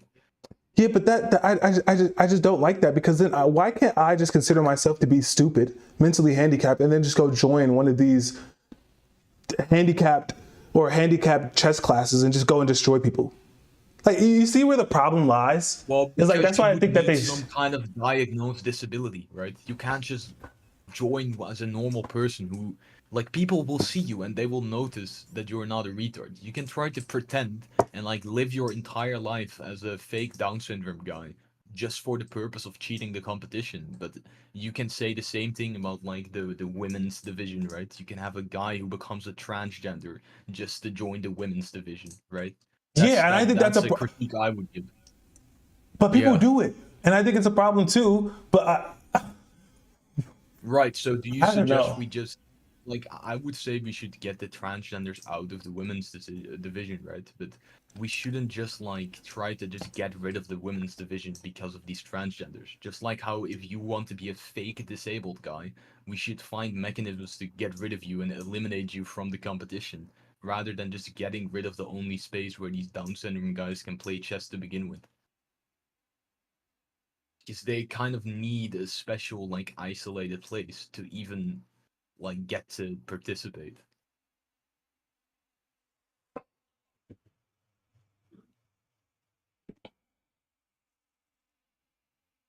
I'm thinking.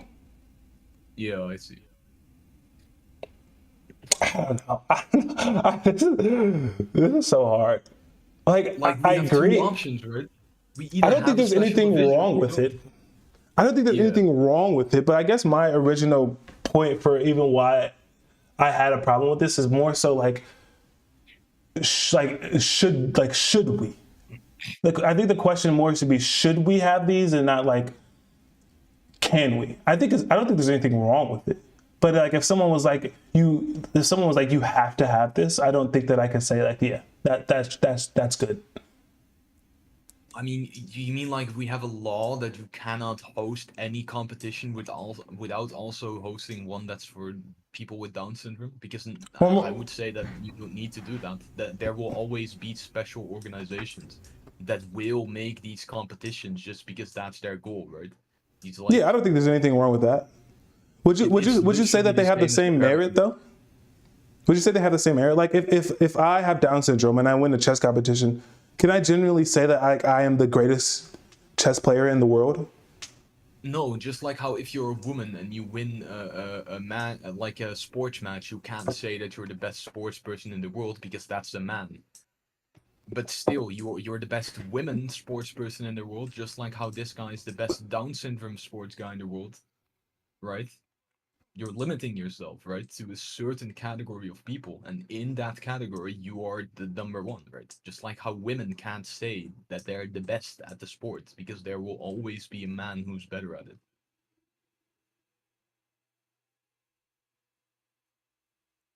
Hellblazer said, "How many people watch the NBA versus the WNBA?" I think that's just because it's more.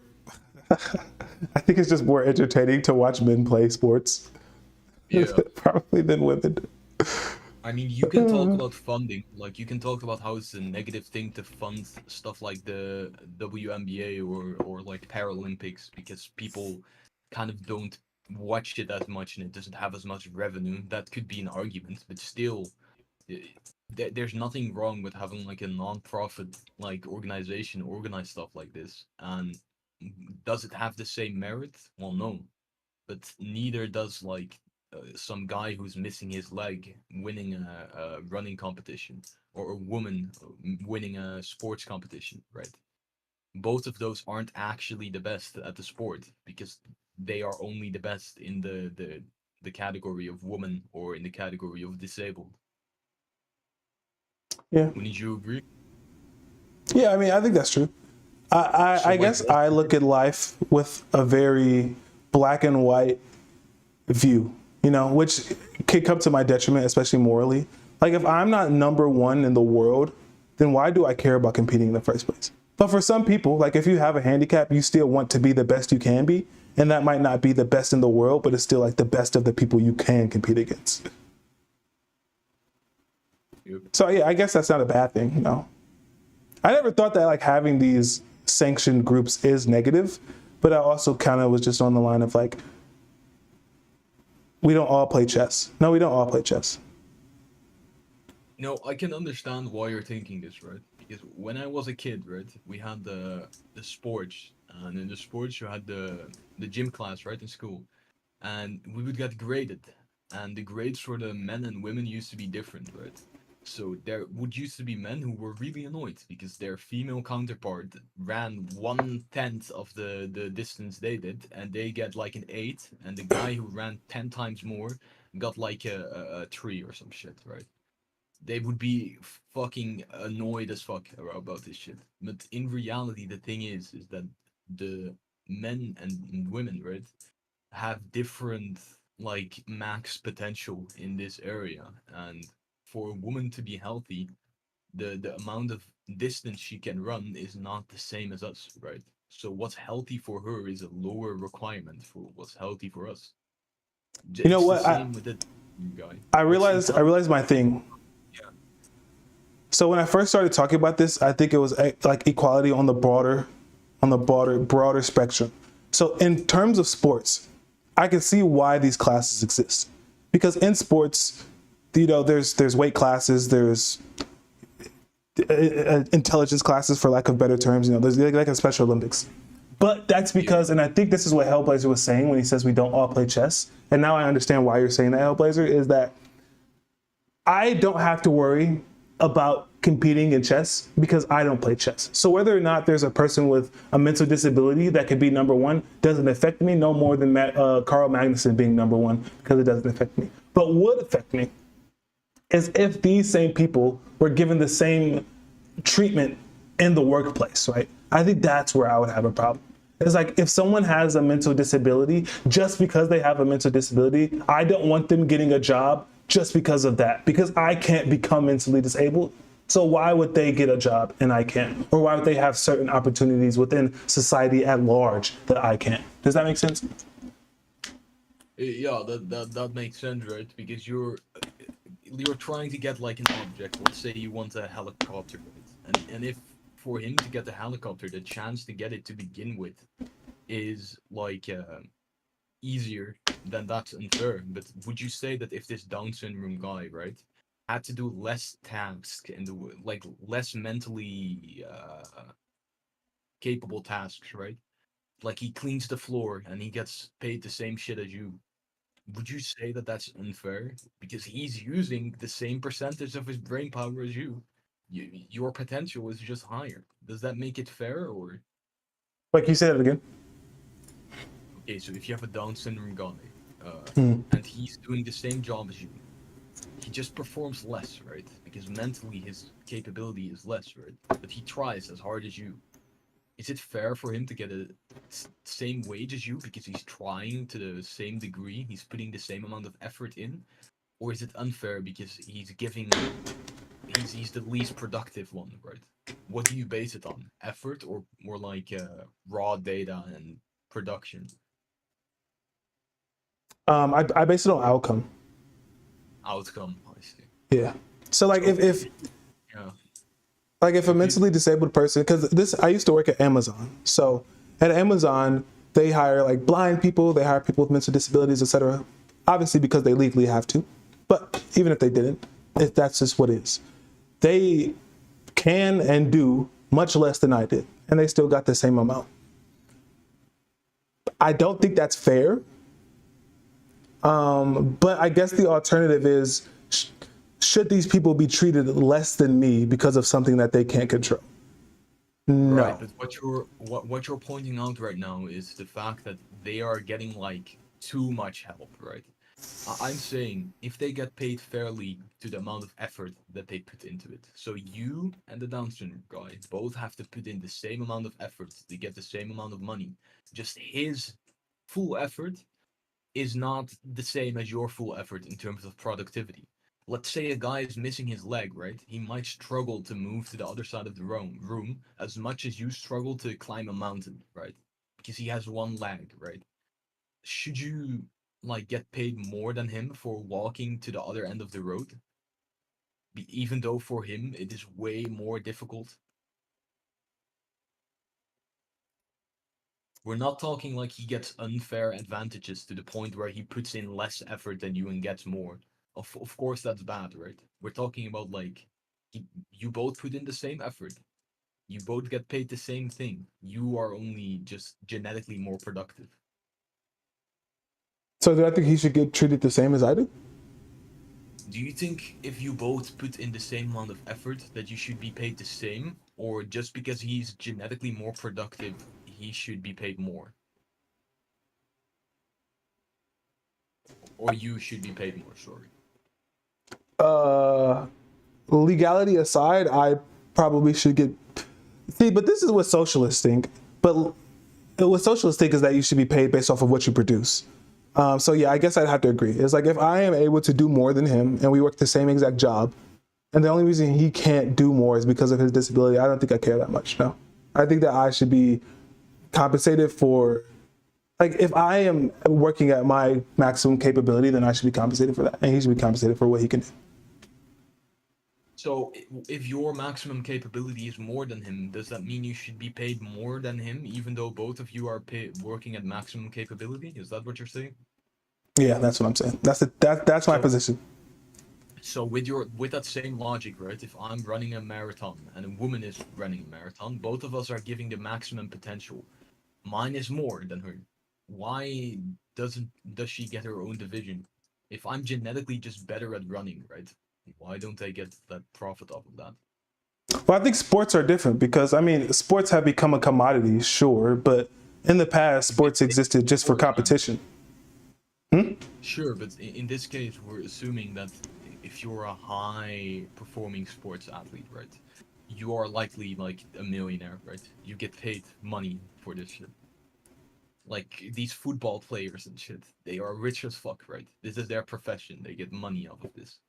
If a woman, right, is running at her maximum potential, and so am I outperform her, right? Just like how you outperform the Down syndrome guy. Why does she get her own division? And is it easier for her to make more money? Not easier, but even though she's giving less speed in running, she gets paid the same as me. Well, I mean, if you were to look at sports now, I mean, that's not how it is. Like the highest paid male athlete is not even in, like, they're nowhere near the highest paid female athlete. Let's see. So Yeah, there's but already you this discrepancy.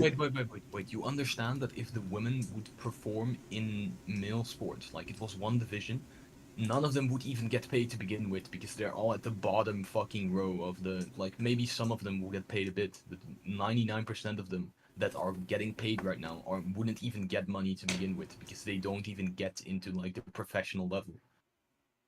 So they would be like the same as if you became a marathon runner tomorrow. Literally. They would literally be like amateurs in the male level. Why do they get paid to begin with?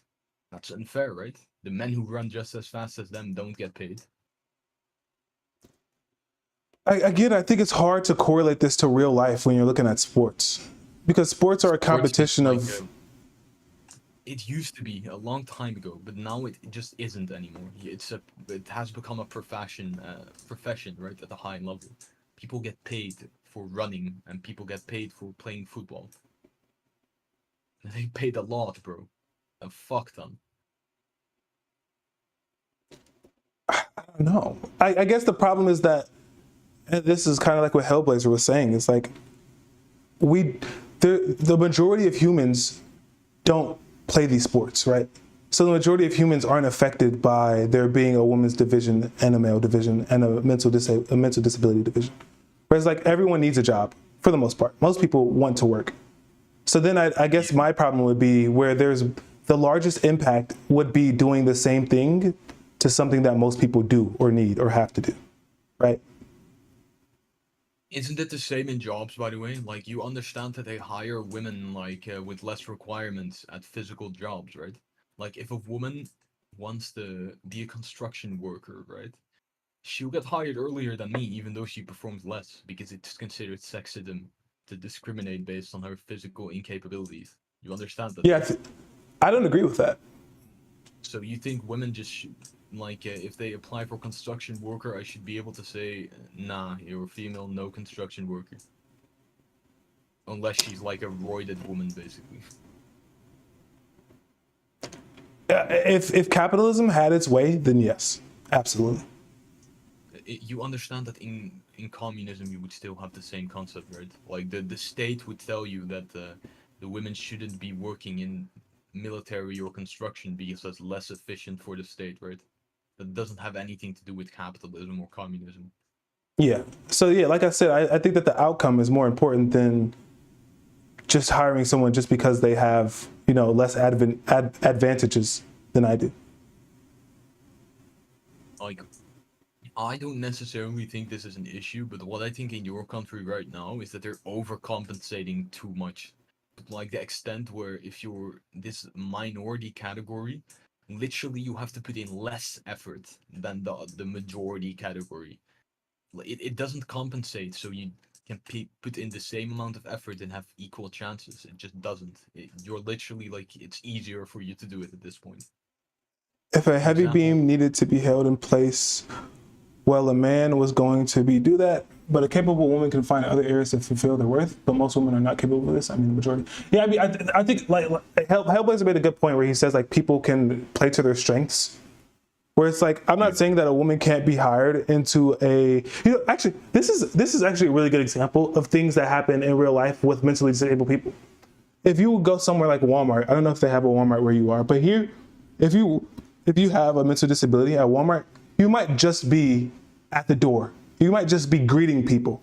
Like, you don't do anything within the facility. You're not stocking or anything like that. I think that's fair. Give people jobs that work with what they can do. But I don't think that a woman should be given a job that requires extreme strength just because she's a woman and she can do like what she can do, Because at that point, like the output. To be honest with you, for the sports, it's like this is just another profession, right? Like, if I made an exception for one profession where the women get like their own division in that specific job, like police, yeah.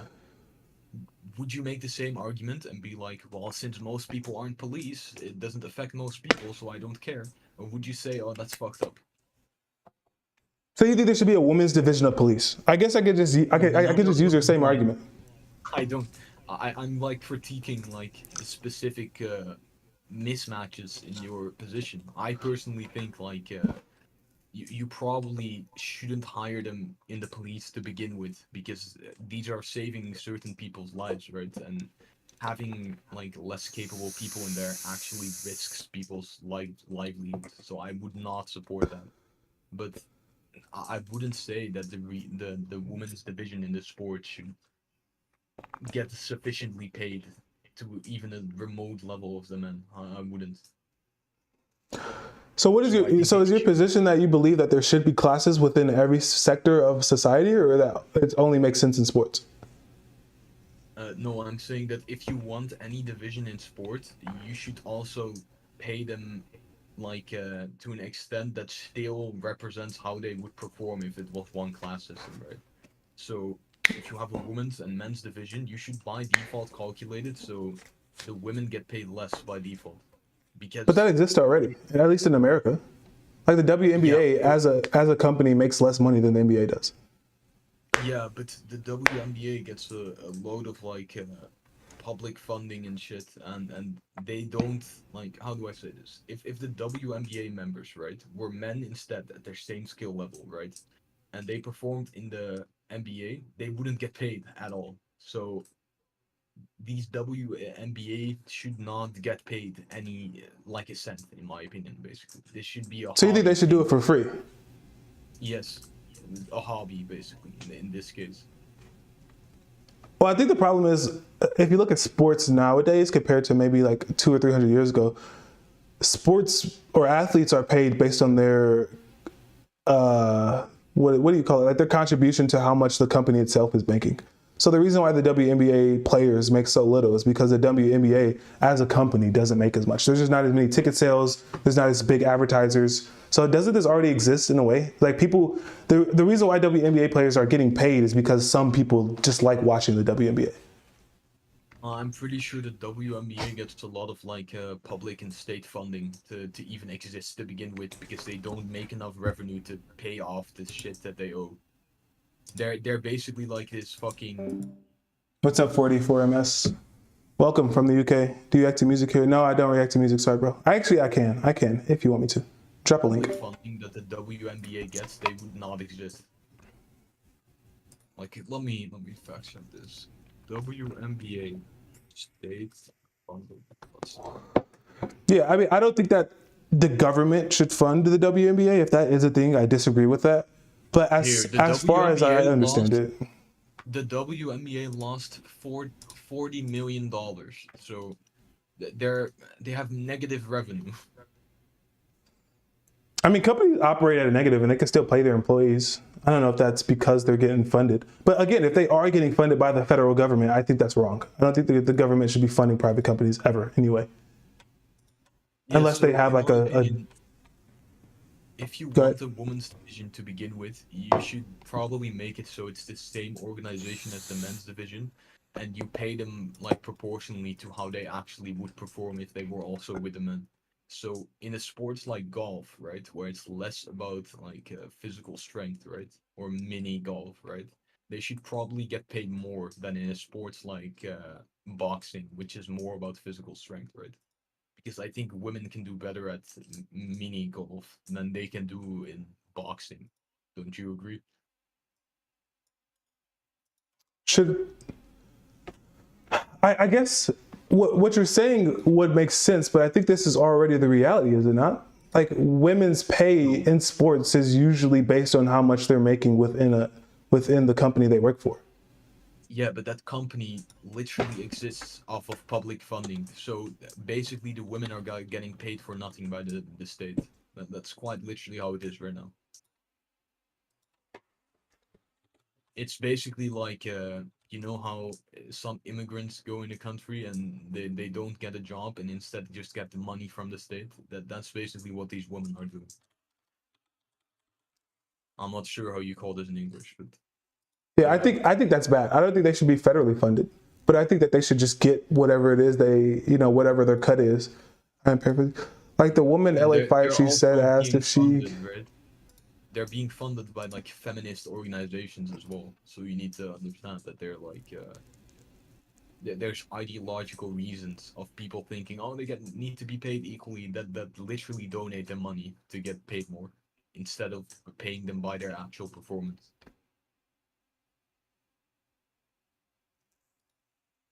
What does he say? Fire chief said asks if she could carry out a man husband from danger, run himself into trouble. Well, that's his fault, not mine.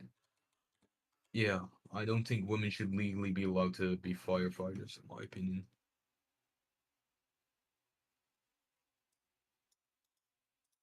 Yeah, I don't know. I think it's interesting. Do I think it's sexist? that women, yeah, that I think women should not legally be allowed to be like firefighters and shit. Well, they have to pass tests, and I'm pretty sure that at least in America, the tests that they have to pass are the same as the ones that men have to pass. So I think if they can pass the test and shit. No, well, they get the same tests, but even if they fail it, they don't lose their job, right? It's the same in the military right now. You have these women that go in your military, right? And they have the entrance test, and they don't succeed, and they still get accepted. They go into training in the military, and they go fucking exhausted every day, and no one's firing them. They can just fail as much as they want, and they're gonna stay there. Wait, what? Okay, first of all, some of those organizations like firefighters, they have different male and female tests, right? That's the first thing. Other organizations have the same test, and even if the women fail, they don't get fired, right? So Mhm. they very much have lower requirements, even if it's jobs like a firefighter where they literally are responsible for killing people because of their lack of competence. Wouldn't you say we should just make a law where men should be firefighters? Should there be a law where just men should be firefighters? Yeah. Mm, I have to look at some like research on depending on like how well women firefighters perform. Because while they might not be able to carry someone out of a burning house, which is important, if they can, you know, achieve, if they can do any task within the department that is beneficial to the department, then I don't think that's bad. Yeah, but this department has like a limited amount of people it can carry to begin with, right? So if you have someone who can only do one task and not the rest, then you are decreasing the total value of the job, right? Because these people ideally should be able to do as much different tasks as possible. Because the fire department isn't like an infinite space where you can fit infinitely many people, right? These are usually crowded as fuck and very busy spaces where people get called spontaneously and need to perform in various different tasks, right? It's like the police, right? The police woman will be sent to a certain location and she won't even always know what the fuck will happen. So if she can only shout at the youth to say, hey, stop doing drugs, but she can't fight or kill someone, then she's fucked if she goes to an alleyway and needs to actually kill someone. Um, I mean, I think the problem that you're coming from it is just completely physical, where I don't know if being a firefighter is like the 38 single mother and two completes the Army Ranger training. It's a joke to these. No. If you want to know about the mental, right? Women are also more likely, if they're police, to just shoot someone and kill them because of the fact that they feel more threatened by people. Yeah, that's a problem, but I don't think that's something that can't be solved. Like, I think you could train that Can out be of someone. solved, but no, you cannot. Inherently, the women are just inherently Yeah, women but are just more fearful of everything because it's a genetic like evolutionary thing for them to be more cautious and less like voluntarily want to get themselves into conflicts. You can't I like think the problem train is you could apply evolution.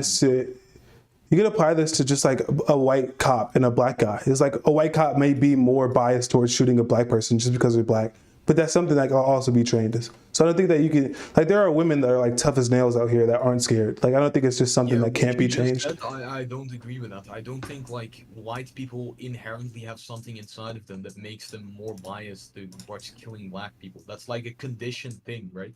You get conditioned to be racist. A baby doesn't leave the womb and is racist by that. A woman does leave the womb and be more scared because that's So like a genetic thing. you think a woman can never be like fearful? You think she's always I fearful said no they matter what?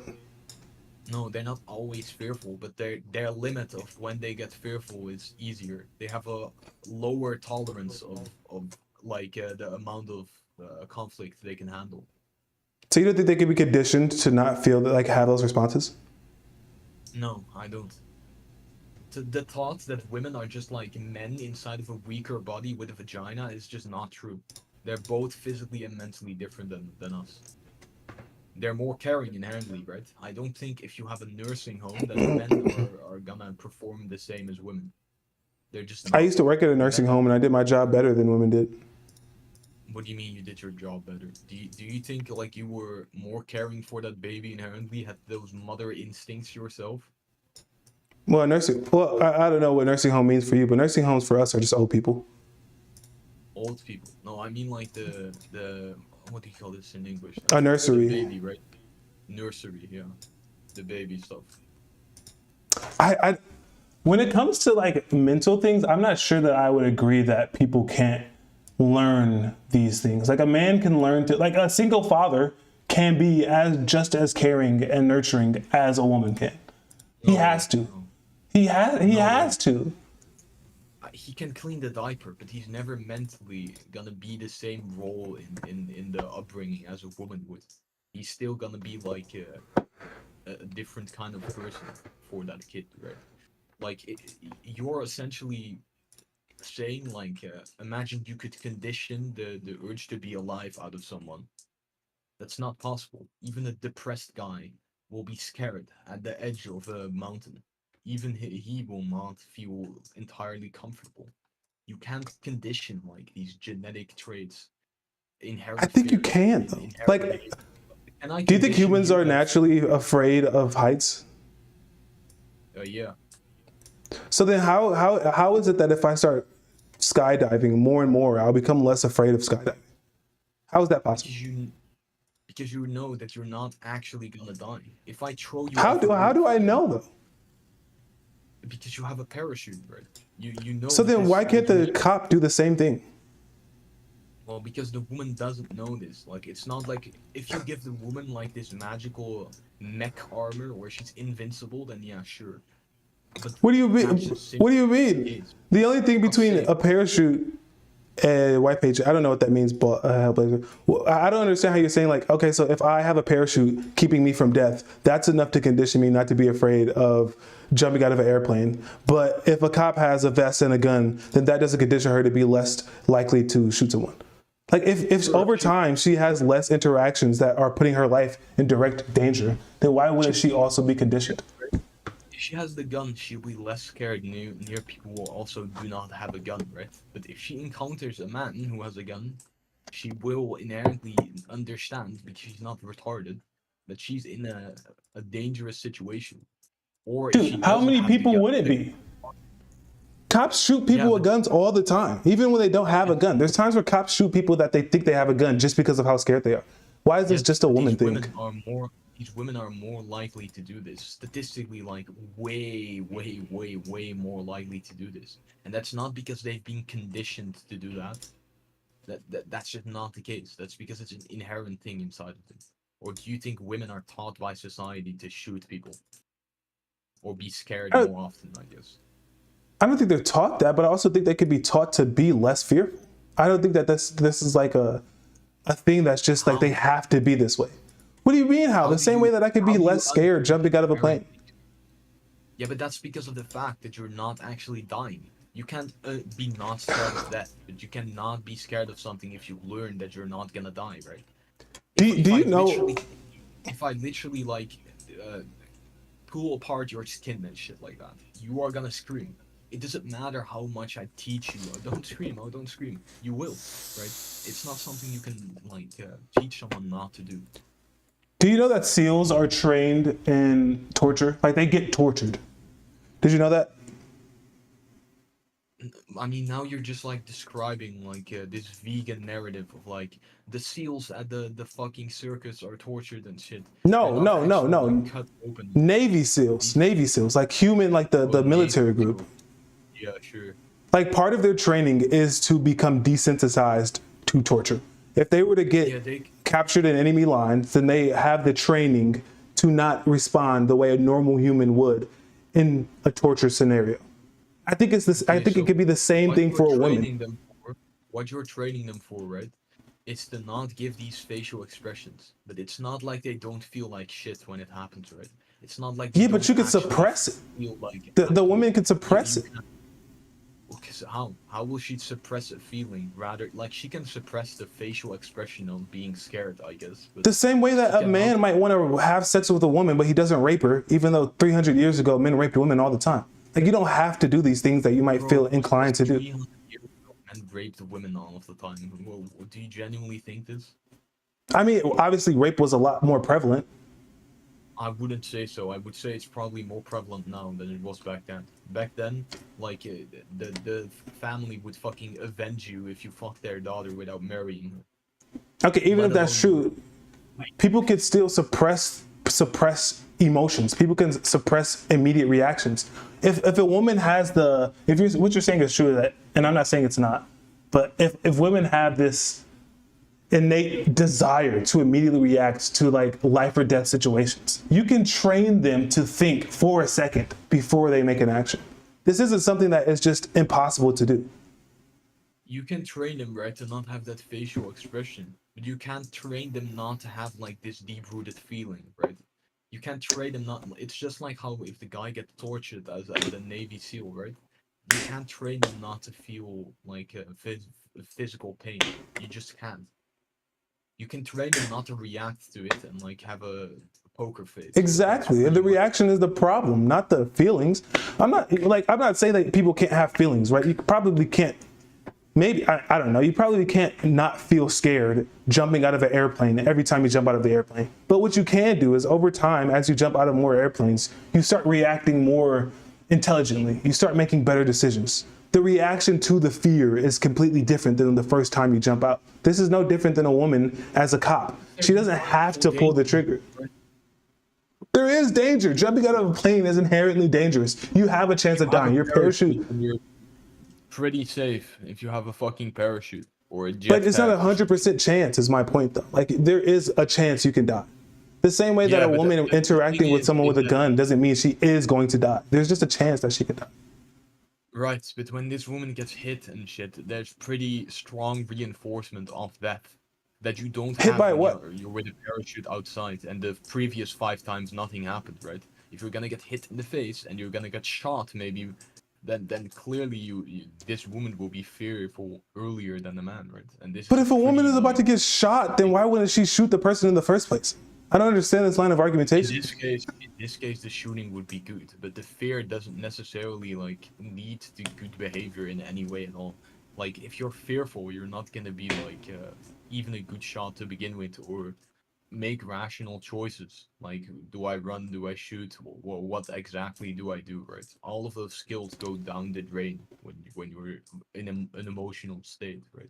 Have you ever like, this is crazy, bro. Because the problem with this is that we have examples of people learning how to navigate these stressful situations all the time. Military people do it all the time. There are women in the military, there are women in special forces that have the ability to not act on these emotions. I'm not saying the emotions don't happen, but what I am saying is that you can learn and train to not just immediately respond to whatever impulse you have.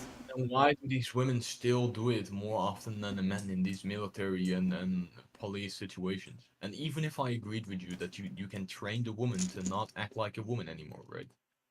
Even if I agree with that, right? Why would you do that instead of just giving men the position and sparing you a lot of training and money?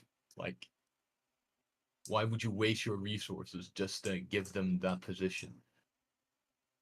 I don't understand that logic. That's a different argument. I don't think I have an answer for like why should women be allowed into the police force to do the same job as a man. I don't have an answer. But that's because of how I feel about it in the first place. They clearly require, like, I don't even believe you can fully train them out of this. But even if I agreed with that, right, they require way more training, right? So why would you give them that position? Yeah, I mean, that's a good question. It's like, why should you? I think that just goes back to the equality thing. I think legally they probably have to. Maybe morally they wouldn't want to, but we live in a world where they have to. At least in America they do. So, I mean, isn't there like freaking women cops in Saudi Arabia though? I've never seen one in my life. We Google There's, that's legal. I don't know if it's Saudi Arabia, but there is a Middle Eastern country where there's like an entire women battalion of police officers. And they all were wearing hijabs, and it was like this crazy picture.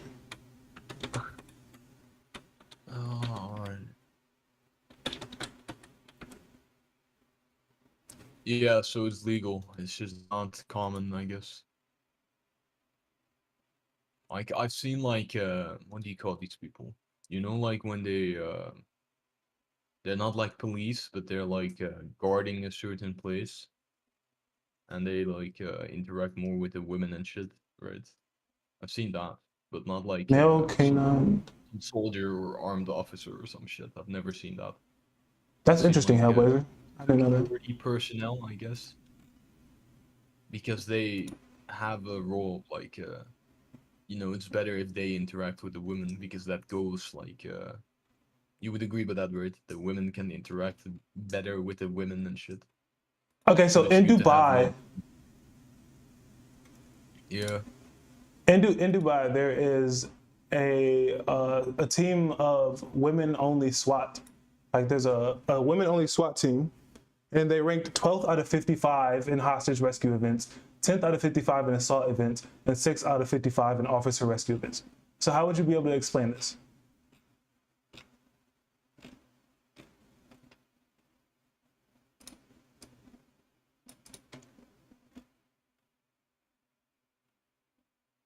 But if this is, if this is, if there's proof that it's possible, then can't you say that it's probably possible for most of them?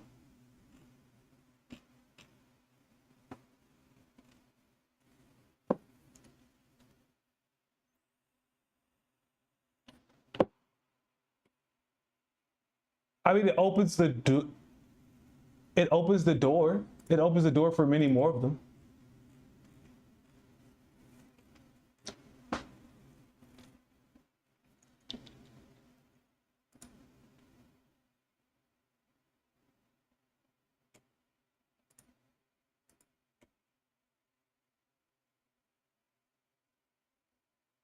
Mean that now there's no inherent difference, right? Just like how you can have like a Paralympics team that will do good, I guess, against a normal team. Oh, the YPJ is what you're talking about. It's in, where the hell is it at? Aleppo? Wait, what? Oh, it's an all-female militia involved in the Syrian civil war. Like, I feel like the more examples you have of women doing, like, women acting in ways that you would find that they can't or shouldn't act. Like, what do you, I'm sure if we started digging, we'd find them. Right? Why can't I hit a woman? Like Probably because you're stronger. Why can't I go up? Okay, well, okay, issue fixed, right? Men equals better at SWAT, yeah? Stronger equals better, yeah?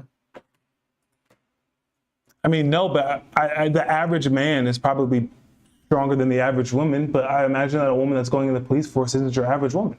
Do you think she is?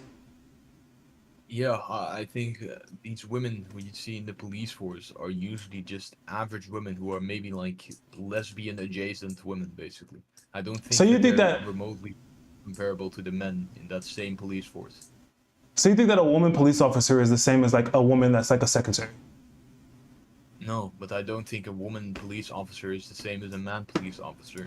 Physically, I guess maybe she could be physically the same as a secretary, but I think she's like it's more of a personality thing most of the time, like kind of lesbian-ish, I guess, if you understand. Usually Hellblazer these are, like, said. overweight, masculized women, basically. Hellblazer asked you a question. He said, "Would women be better at combat with rifles or policing?" Let's see. Would women be better at combat with rifles or policing? I mean, it depends, right? Who are you policing, first of all? Are you policing someone who you physically have to pin to the ground, or are you policing someone who is like women, for example? Are you policing a woman? Then yeah, probably they're gonna be better at that if it's like this social situation. But if it's physical, like fights and shit, no. Combat with rifles or policing? That's I would say policing, honestly, because most of the time, right, He said the USA police, population. yeah, most of the time they would probably be better at policing, because simply, police first of all have guns, second of all they don't have to fight armed people most of the time. There's not going to be much combat most of the time. Like mostly police just like go somewhere and talk to some rowdy teenagers and say, "Oh, fuck off," basically, and that's most of their conflicts. A soldier is going to do way more physically intensive work than a police officer. That's just, yeah. Do you think that women are better runners than men? Runners? Yeah, No. they are. They can run. They can run longer, on average, than a man can. Okay, let me Google this for you. They're equally, from what I'm looking at, I guess our only measure for how good at shooting women are is, let's see here, the Olympics. And in the Olympics, women are equally as good at shooting rifles as men are. In the 2021 Tokyo Olympics, they had the same scores. And in the mixed team events, they had the same scores too. If you actually believe women are better at running, do you think we should make like one division of running in the Olympics and get rid of the women's division? No, because the women will probably beat the men all the time. Really? Yeah. Who do you think is the fastest person on Earth? Well, the man is the fastest, but that's because of the way our muscles are the way our muscles are formed compared to women. But you just said women are better runners. Long distance runners, yeah. Top 10 fastest human beings. Male, No, not fastest. Male. Distance. Male. Okay. What do you mean distance? Like what? they're- Distance without passing, I guess. no, like there's like distance races in the Olympics, and then there's like short distance. Like 100 meter is specifically about speed, whereas like the 1200 meters is about distance. Fastest marathon runners. Let's see. Calvin. That's yeah, that's the guy. Oh, why is the page big? Bro, what is Eliud? Is that a fucking male or female name? I don't even know. It's some I guess- African name, I think. I guess my point in all of this is like, I don't think They're that all black, by the way. They're all fucking Kenyan. Oh, that's a guy too. Third one. That's also a guy. Yeah, the list of the marathon runners are also all men. I think that like there are certain jobs and sports that require like pure brute strength, right? But I don't think that in the argument that we're having, like policing or yeah, I guess we're talking about policing. I don't think like policing is so much required on male attributes that a woman couldn't succeed at her job. And I don't think that your argument that they shouldn't spend money to train them is valid either, because as we see, like there's the YPJ, there's entire divisions of women that do extremely well at policing, shooting, etc.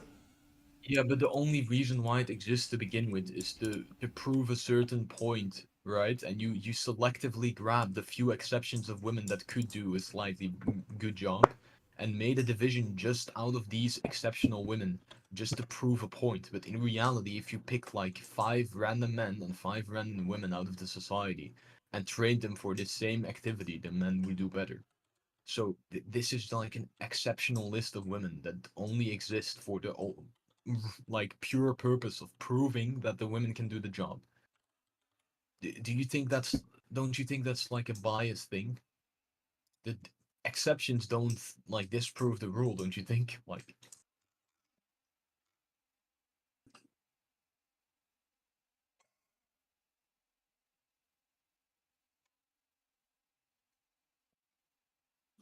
Can you? So you were saying that women were worse police officers. Can you link me the like where you got that from?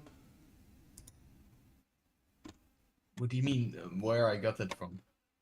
Well, I mean, obviously you Okay. created it from somewhere. Like, is there any like evidence backing that up? Because you kept saying that like women. Yeah, Like- I'll give you the. I think in general women are not. This is what Hellblazer said. I think in general women are not suited for policing and the army, but there are exceptions or a low percentage. Now, with that low percentage, that is acceptable. See, I guess my problem is like saying like they're not suited for it, Hellblazer.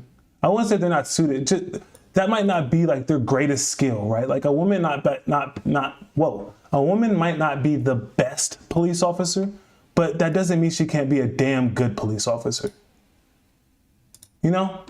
And it's like, if she's a damn good police officer, woman, and she's greater than the average male police officer, then why shouldn't she be able to be a police officer? You know what I'm saying? Like I feel like that's not too crazy, right? I feel like that's not too crazy. I don't think there's anything wrong with a woman being a police officer if she's able to do the job like as well or better. Now, I'm not saying that every single woman that joins the police force is going to be leagues above every male.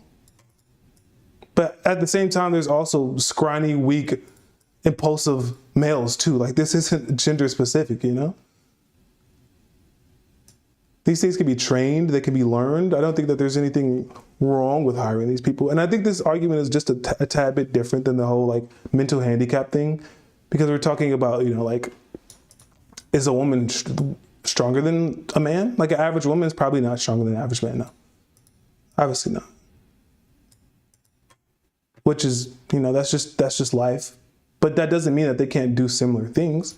Now, if we're talking about like a construction job where like all she's doing every day is lifting heavy beams, her output probably isn't going to be as great as a man, which means that if you're only capitalizing on, what do you call it, profit, if profit's the only motive, then it probably makes more sense to hire men.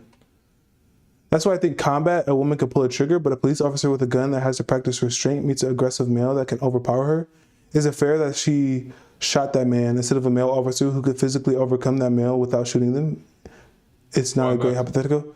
I guess my problem with that idea, Hellblazers, what if you just have a really weak man? Like, what if you have a big, strong, strapping, brolic black dude running towards this small, weak, frail white guy?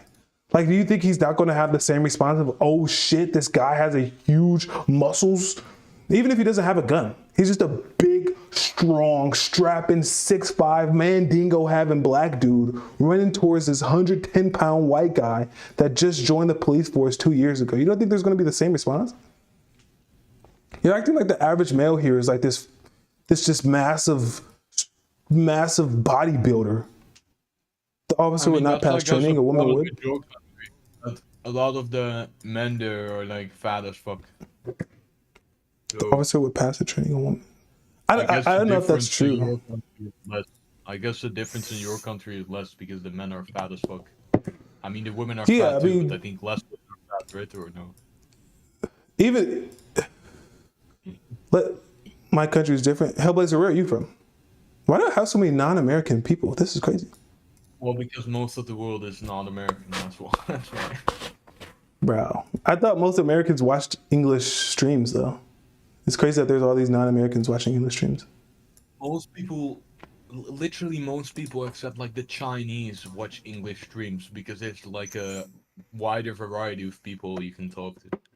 Like because like random people will use English to contact like people from other countries, even if they're not like a native English speaker. Do you have to use a VPN to watch Twitch? Of course not. You can watch like any streamer from any country.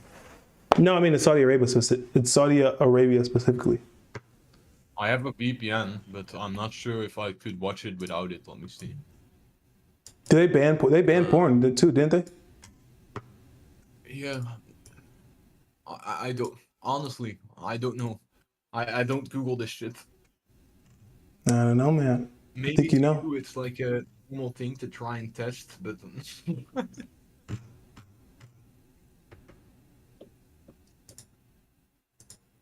All right, I gotta finish this list for this video. So I'm gonna catch you later.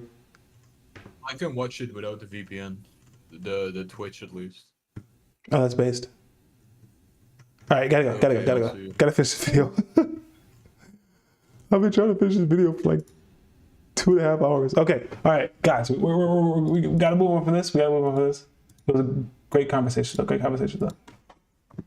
So we were talking about populism, and I know this is so much boring, but I have to finish the video. Okay, it's for the video.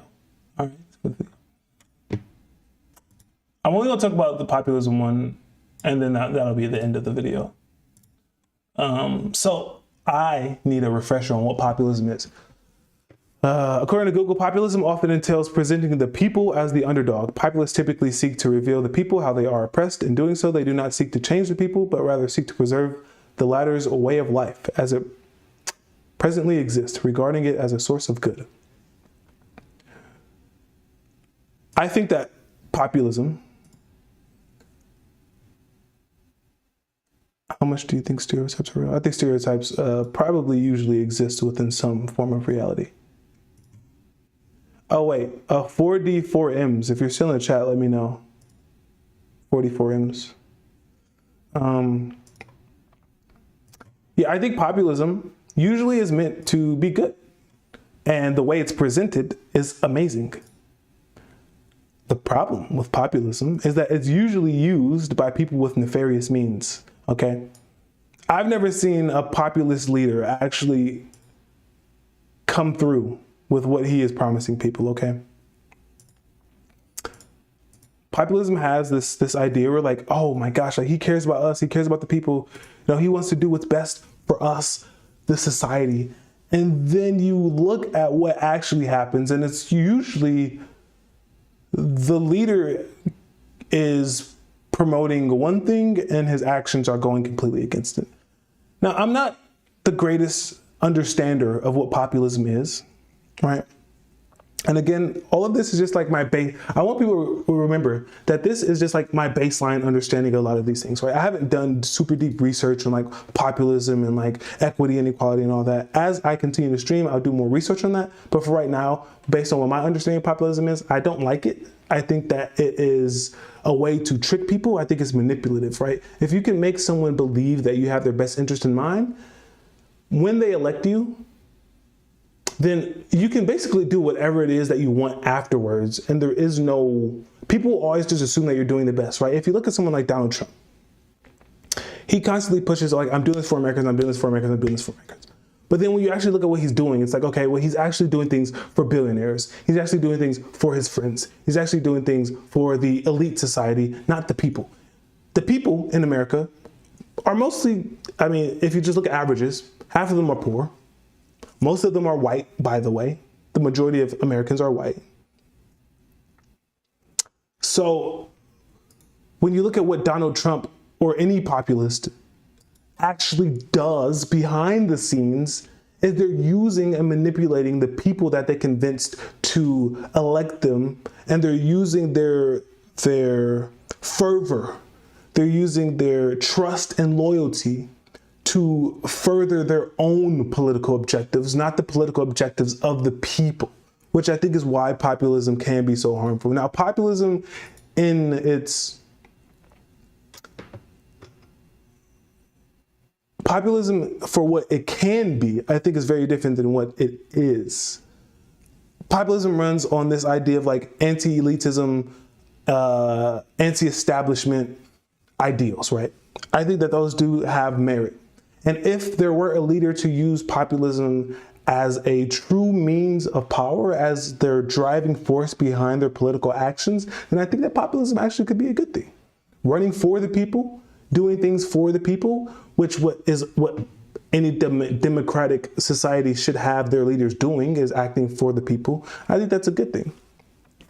Now, with that being said, I think populism does have its dangers, right? If the majority of people have a negative want or need, then that's probably not a good thing, right? If you look at something like slavery, for example, I think everyone goes to slavery.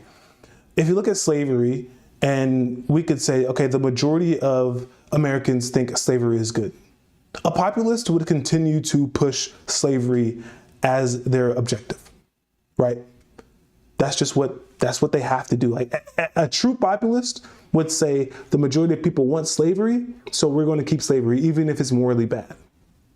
I have a problem with that. I think that there are some times where populism would be bad.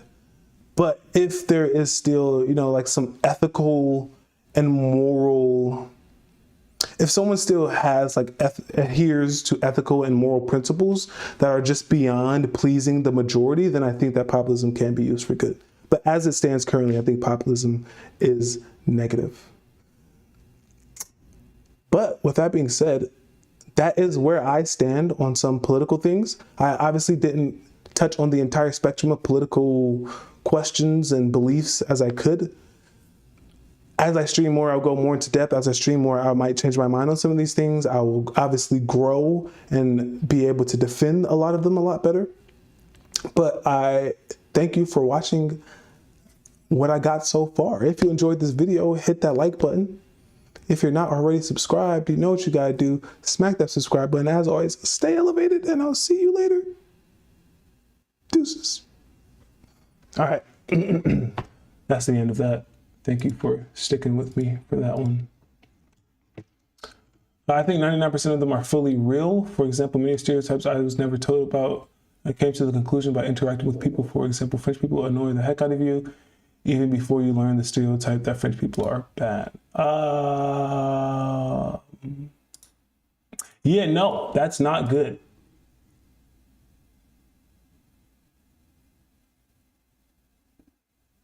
Yeah, slavery was rather normal for a very long time throughout human history. I think genuinely when we, what's the word? I think generally as a society, when we are involved in actions that strip people away from their freedom, I think that's probably a bad thing. I don't think you can find any good in that. You know, like I think slavery has more harm on the people that it affects than good on the people that it affects. You know, like I don't think it's fair to say that follow for follow. Sure, Patrick. Sure. Don't really. I can't even click people's usernames for some reason. It's broken. Slavery was, wait, what? Oh, that's a different thing. And for everyone watching, if you're not already following, drop a follow. Don't forget to hit that follow button. Helps boost me in the algorithm. Helps get me seen a little bit more. If you like what I'm saying, let me know. If you don't like what I'm saying, I am always available to chat. I already follow you, thank you. Always available to chat. I am accepting call-ins, so if you disagree with me, let me know. I can get you up in this Discord, and you can tell me all about your problems, and I will try my best to talk to you about it. Do you think those white men? Is that immoral? Is a white guy putting a black woman in a cage and calling them slaves sexually immoral?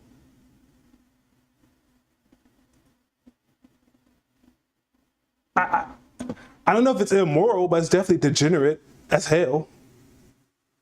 I don't know if I can consider it immoral, but it's like complete degeneracy. Like that's societally trash. Like, did you already follow? I can't follow you for some reason. My it doesn't let me click people's usernames for some reason. Patrick, I don't know why it's doing that.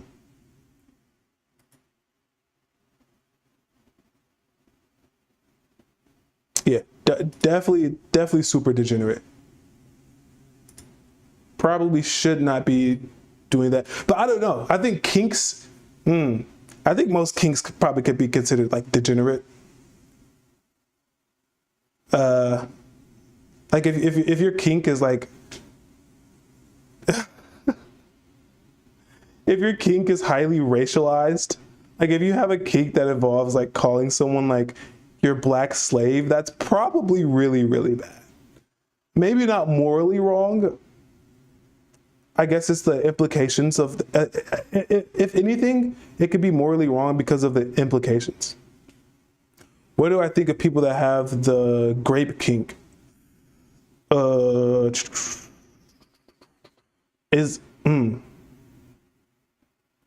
grape is morally wrong for sure. I could say that it's morally wrong. Is the kink wrong?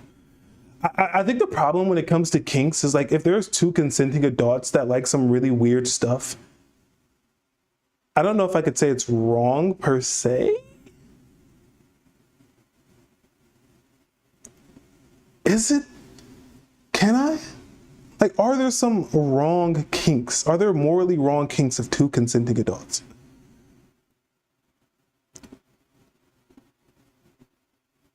Oh, man. I don't know. What do you think? What do you think, Tim? Do you think it's a bad thing? I think that kinks can be considered degenerate, but I don't know if two consenting adults can have like a morally wrong kink. You know? Like if two consenting adults are doing something that if they did to a stranger, it was morally wrong. Like if you grape someone, that's morally wrong, but having sex with someone consensually obviously isn't morally wrong. But if someone has a grape kink, what do I think about it? I mean, I think it's crazy. I think it's degenerate. I wouldn't say that it's morally wrong. I would go maybe as far as to say that there isn't anything inherently wrong with that. Yeah, I can't say that they're doing anything bad. I just don't agree with it. Heck yeah, Hellblazer. Thanks for stopping by, bro. Enjoy your day. You think they can? What if they could pretend to be a baby and wear diapers? If someone's kink is pretending to be a baby and wearing diapers. Oh, Jesus Christ, dude. if someone's kink is having their partner dress up as a child, what are you asking me? Kinks can be immoral. Kinks can be immoral. Can a kink with two consenting adults be considered immoral? I'm not sure they can. I don't think they can. I mean, if you're looking at it from a religious point of view, then sure, it can be. But if you're not looking at it from a religious point of view, if you're just saying like, okay, two consenting adults just have like some weird things they like, or even degenerate things they like sexually, like, is that immoral? No, I don't think you can say that. Not from a not from a non-religious point of view. If you're looking at it religiously, yeah, for sure, absolutely. If you're like using the Bible to determine your moral compass, then yeah, there's probably a lot of things that are considered immoral, even though societally they might not be, depending on which society you're in or which culture you're a part of course. But just walking around thinking about it, nah, probably not. But I do think some of that stuff's degenerate. Like child role play is pretty. You're touching the line of what I think is just a little bit too far, you know. Because if you want your partner to dress up like a child, then I start to question what it is you think of like children themselves. If a woman dressed up like a black slave to be raped, wow, I don't think I'm allowed to read that out loud. That's a pretty crazy statement, Tim. You gotta chill when you talk like that in the Twitch chat, bro. You know, Twitch is crazy, bro.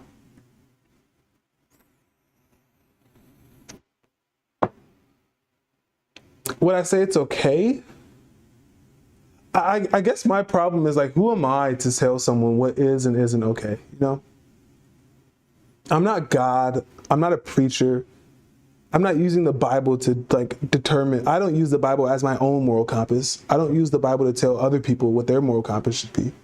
So I don't think that I can't sit here and say whether that's okay. I can say that my opinion on it is that that's like extremely like effed up. Like that's degenerate as hell. We probably shouldn't be engaging in activities and scenarios like that.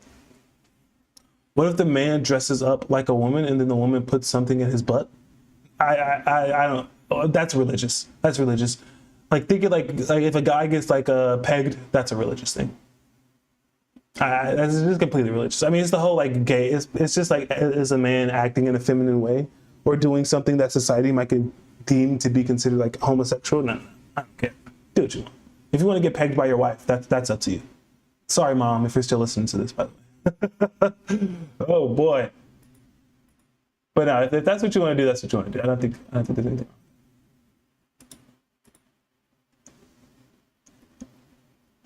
Okay, I need to take a break because my mouth is dry as heck. So I'm going to take a little quick 5-minute break. I've been sitting here for how long? 2.5 hours here. Gotta go stretch my legs a little bit.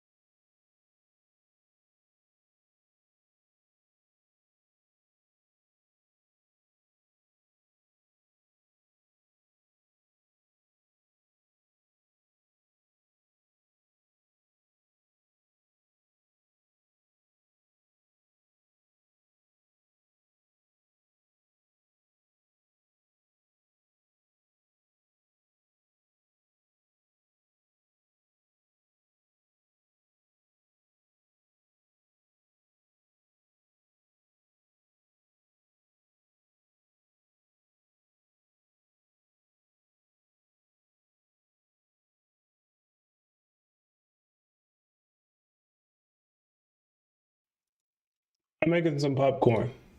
Hold on a second.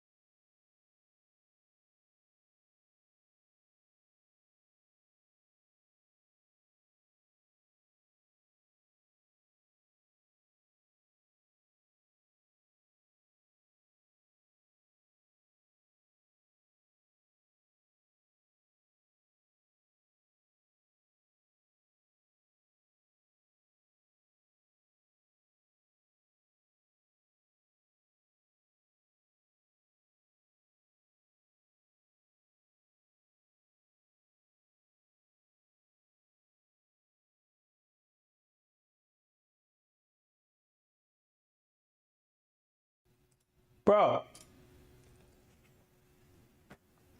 my freaking cat just threw up all over the place. Why? Why are you throwing up?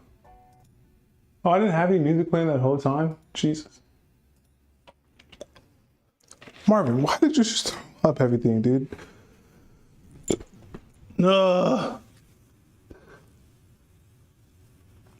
Jesus. Bro, he was about to throw up on the carpet, and then I got him to move over. I don't know why he's puking though in the first place. What the heck?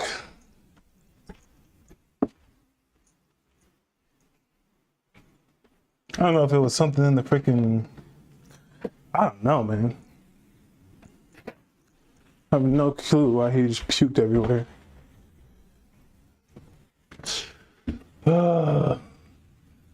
Marvin, what's going on with you, buddy? Nah, don't come and try to sniff it, you weirdo. I know why you're out here throwing up all over the place in the first place, man. Now I gotta spray it down and wipe it up. I hope he just doesn't puke on the carpet. I don't know why I threw up in the first place, though. It's so weird.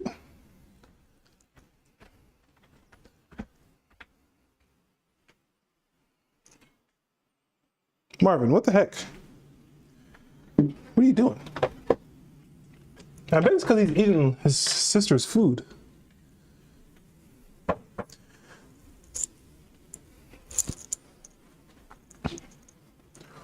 maybe he ate something earlier? I don't know. I bet you're wondering why you can hear me, but you can't see me. It's because I'm an enigma, bro. I'm an enigma. All right. Oh, shoot. I'm in the kitchen making a whole bunch of noise. All right. We are so back. Had to get some liquids going. And I also had to clean up the cats. I had to feed the cats. The crazy thing is I just fed Marvin, the cat that threw up. And he decides to pick it all up literally seconds later. Don't know what that's about. Poor thing.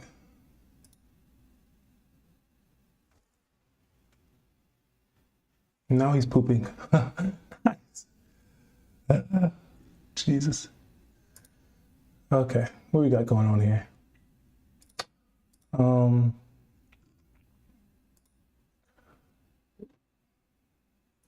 I looked up the word teleology, by the way. And Wikipedia says teleology or finality. I can put it up so you guys can read it here with me. Teleology or finality is a branch of causality, giving the reason or an explanation for something as a function of its end, its purpose, or its goal, as opposed to as a function of its cause. James Wood in the Tall Encyclopedia explained the meaning of teleology as the doctrine of final causes, particularly the argument for the being and character of God from the being of character of his works, that the end reveals his purpose from the beginning, the end of beginning regarded as the thought of God at the beginning, or the universe viewed as the realization of him and his eternal purpose. A purpose that is imposed by human use, such as the purpose of a fork to hold food, is called extrinsic. Natural teleology, common in classical philosophy, though controversial today, contends that natural entities also have an intrinsic purpose. This is a reminder. Feed Luna. Regardless of humans' use or opinion. Oh, whoa. This is interesting. Hold on a second.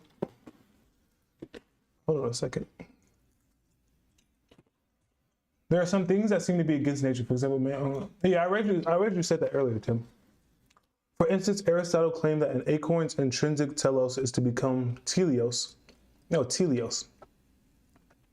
An acorn's intrinsic teleos is to become a fully grown oak tree.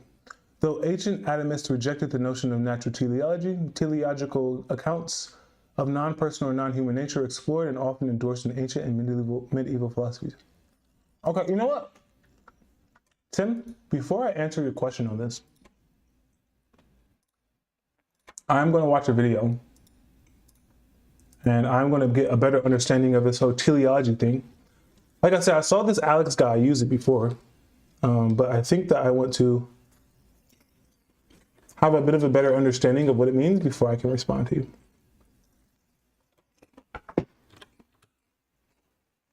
Read my message. I did read your message.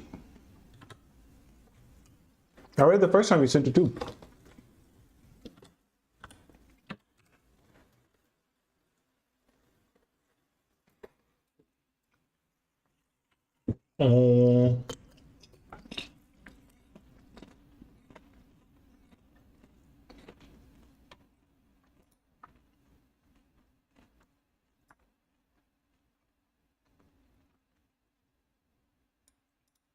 As it does not serve the purpose of reproduction. Yeah, I read it. Let me learn more about this teleology thing before I respond here.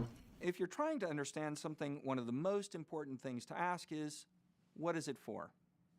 St. Thomas Aquinas, following Aristotle, speaks about this as the end or the finality of a thing, that for the sake of which it exists. This is sometimes given a more modern name, teleology, drawn from the Greek word for an end, telos.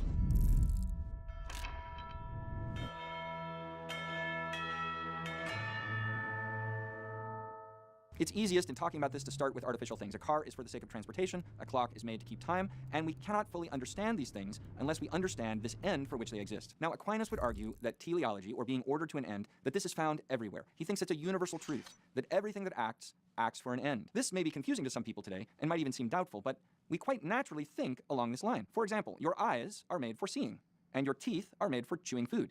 That's why teeth are made of such hard material. That's their material cause. And why they're shaped as they are. That's their form. And this is why it's a bad idea to open a beer bottle with your teeth. They're not made for that. And if you show up at your dentist's office with broken teeth, he will probably tell you this with a kind of strong moral disapproval. Now, Aquinas thinks that there's a kind of directedness in all things, even in inanimate things. In the world of plants, a tree seeks to grow upwards towards the sunlight. And in the world of inanimate things, a stone resists being broken apart. And while on Earth, it has a tendency, a kind of directedness, to fall towards the Earth's center. A match has a directedness to generate heat. St. Thomas, in talking about things like this, does not mean that a match is conscious of a desire to generate heat.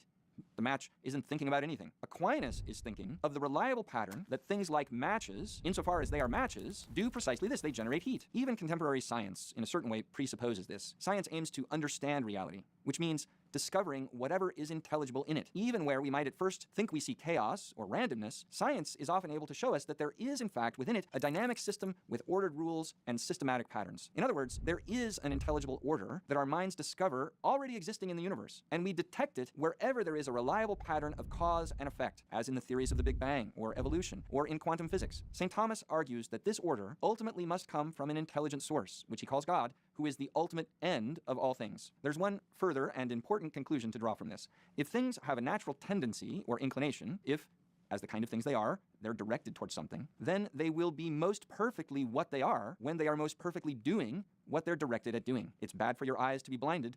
It's good for them to see. Attaining to the end, or the goal, is thus more than just a description about your eyes. It also tells us something crucial about what is good for a thing and what leads to its flourishing. Okay. I'm still finishing popcorn. I got one more video and then I'll respond to you. Actually, Tim, after I watch this video, you can hop in the Discord. I'm in the same channel and we can talk about it. If you want to. Or you can text us up. Hi there, students.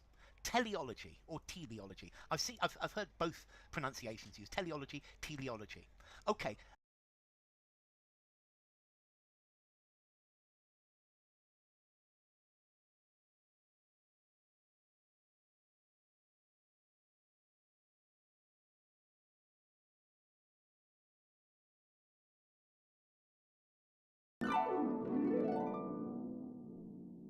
Hello and welcome to Philosophy Vibe, the channel where we discuss and debate different philosophical ideas.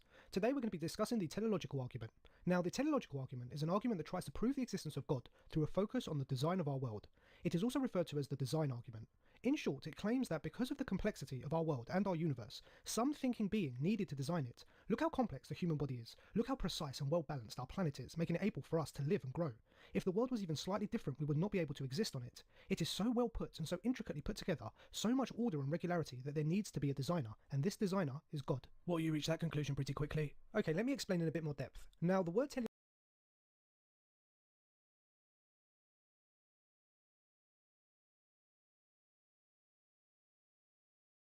The Greek philosopher Aristotle famously claimed that all men by nature desire to know. But what according to Aristotle does it mean to know something, and how do we arrive at knowledge of the world? The purpose of this video is to answer these questions, and in the process we will provide a detailed examination of Aristotle's famous doctrine of the four causes, paying particular attention to his teleological view of nature. Aristotle is without a doubt one of the most influential thinkers in history. His influence has been so great that he has been given prestigious nicknames such as the Master of Those Who Know, Aristotle the Wise, the First Teacher, and simply the Philosopher. Aristotle made contributions to many fields, including logic, biology, epistemology, ethics, metaphysics, political theory, aesthetics, rhetoric, and philosophy of mind. The huge body of his work, the duration of time that has passed since he lived, and the fact that he is one of the most commented upon thinkers in history makes the interpretation of even the most basic points of his thought controversial. This point should be kept in mind when studying Aristotle. Aristotle was driven by a desire for knowledge, and believed that human beings, by virtue of having rationality, are animals that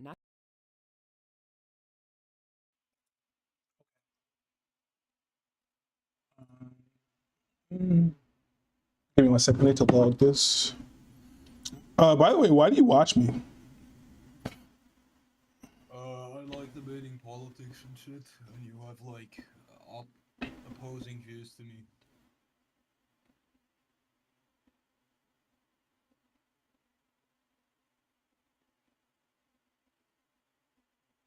Cool.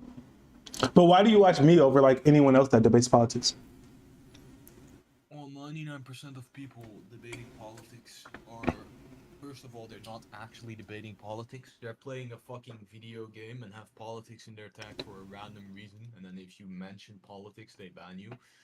The other people either you come in and you say anything remotely different from what they're saying, and then you get banned for disagreeing with their opinion, or they have boring ass conversations about the U.S. election, and that's it. Like, it's rare to find someone who will actually like have a proper debate about anything on Twitch. Damn. Well, I'll probably get banned eventually for these. So. Nah, you will. They're not that sensitive. It's just the streamers are sensitive on here. Not the like the laws are also pretty sensitive, but not so sensitive that if you say something that's too right wing that you're now gonna get banned on Twitch. That's nah, bro. Don't worry. Yeah, I gotta get some links. So I can still hear you, by the way. Oh, you think I'm not boring? That's nice. I was talking to a guy recently, and he said that I'm not like crazy enough to make it on Twitch, and I was like, damn, bro. Like you have to have like a really like radical personality to do it. Nah, you don't.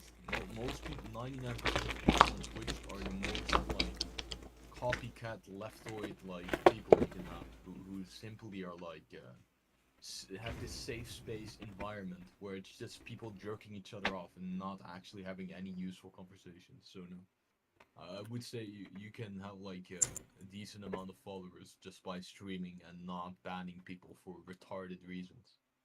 Yeah. And I think right now it's just growing the audience. Like I love doing like call-ins and stuff, talking to people, but it's just hard to find people to watch, you know? What did you think Okay. of the video you watched? You get the concept now or no? Yeah, I think I understand what it is. Yeah. Do you know a lot about Aristotle? Yeah, I agree with him on a lot of things. A lot of Okay, so then let me know if I got this right. Teleology is basically the idea that when you're examining something, you examine like what it is supposed to do. Yep. Like what is its goal in life or in the universe? But not just to humans, but its goal and why it's created to. Yeah, that's it, yeah. Like, I Okay. don't know why some people struggle to understand this so much. Because I've talked about this to some people and they just like, they kind of glitch basically, and then that's it. They refuse to understand somehow. Well, I'm a very means to an end type of guy, so that probably helps me. Like I think of life as like what is the end goal of something, you know? Okay. Yeah, and what you So- said before about pleasure, right? I would say pleasure, right, is literally like a mechanism of your brain to basically say, oh yeah, that's good, keep doing it. Not because the pleasure itself is the goal, but because it's trying to make you do something. It's like coercing you to do an action. So pleasure cannot be a goal. Like that cannot be the teleological goal of something. Because it's simply a means to encourage you. That's it. Okay, so can you first? I want to know like what is your argument here? Is your argument about gay people, or is it just about what is it? Which one is it for? I don't have an answer for that. What the hell? The fuck? Okay, so it's about like any sexual deviancy, basically. So like, you know the DSM, right? Yeah. A long time ago, you had to have the gay, right? Was in the DSM. But they removed it because people complained about it. So like public opinion changed and people started being more accepting of it. And they complained about that it was in the book until they removed it, right? But logically, just like any other paraphilia, a natural attraction that does not align with the teleology of your body is a mental disorder, right? So just like how if a guy is sexually attracted to a stone on the ground, that is unnatural because this is not what you're supposed to be attracted to with the role you have in reproduction. With the gay, it's the same, right? So I would say that it should be considered a mental disorder, and we should not let people act upon this urge, just like how we stop people from fucking an animal or having some weird stone sex or some shit. Do you think that? Do you think that? Wait, give me 1 second. Give me 1 second.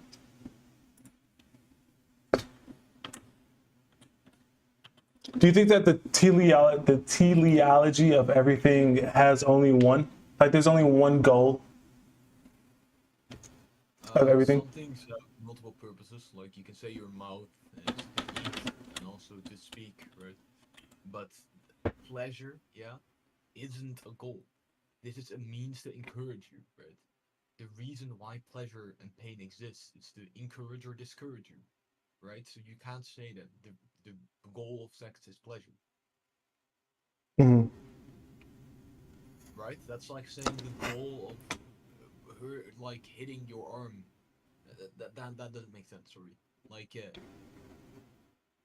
that's like saying that when you hurt yourself, right, from the wall, and you feel that pain, that's all there is. It's just pain for no logical reason. But the pain is not an independent quality, right? This pain is there simply to basically say, don't do that. Stop. That's basically what the pain is doing. There's a reason why it's giving you pain. So do you think that when it comes to like, okay, so you said that the mouth can have multiple goals. The teleology of the mouth is to eat and it is to speak. When it comes to the goals of humans, as in, like, do you think that an emotion can be a goal? No, emotions are like a tool that your body uses to make you do something, right? So anger is a tool for, let's say, to encourage you to break something or to be destructive, right? Sadness is a tool to basically signal to people, hey, help this person, he needs help or some shit, right? If you're screaming, right, after you're being killed, that's not for no reason. That's not an independent thing. That scream is so other people hear it in the background and they can run away. These are all like things your body do for another reason, right? What about happiness? Another one. Happiness as well. This is pleasure, right? Happiness and pleasure are basically the same. Yeah, but they're different. They're definitionally different. Right. You'll be happy, right, if you, let's say, have a roof above your head and have something to eat, right? If you have your needs met, right? Things like this make you happy, right? The reason why these things make you happy, but being burned alive doesn't make you happy, is because those things are things your body wants. So happy is literally just like a reward, basically. It's a reward. Do you believe in Maslow's hierarchy of needs? Let me show. Let me Google this. How do you spell Maslow? MASLOW. MASOW.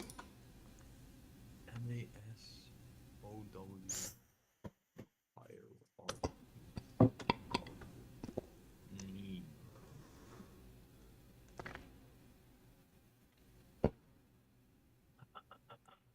Self-actualization, achieving one's full potential, including creative, esteem needs, belongingness and love needs, safety needs, and ecological needs. Yeah, the bottom of the pyramid is the most important to a human. The top is the least important. Physiological curiosity. I mean, So, like, you would. right? At the end of the day, it's just a graph, right? It's just trying to simplify the concept. That you have different needs, right, that your body wants, and that's the basic concept that we need to discuss, right? Like, So if safety needs are more important than physiological needs, but that wouldn't. No, you have to eat. Like, the reason the pyramid is built like that is because, like, you have to eat before you care about safety. Like, if you're about to die from starvation, you probably don't care that much about, like, if you have a lock on your window or something like that. says security, safety, does that mean like a lock, or does that mean like if you're safe from a lion outside, right? If Yeah, just like safe. Yeah, your life basically. Yeah, I would get scared of the lion more than worried about eating, right? So is that a safety need? Well, it's Yeah.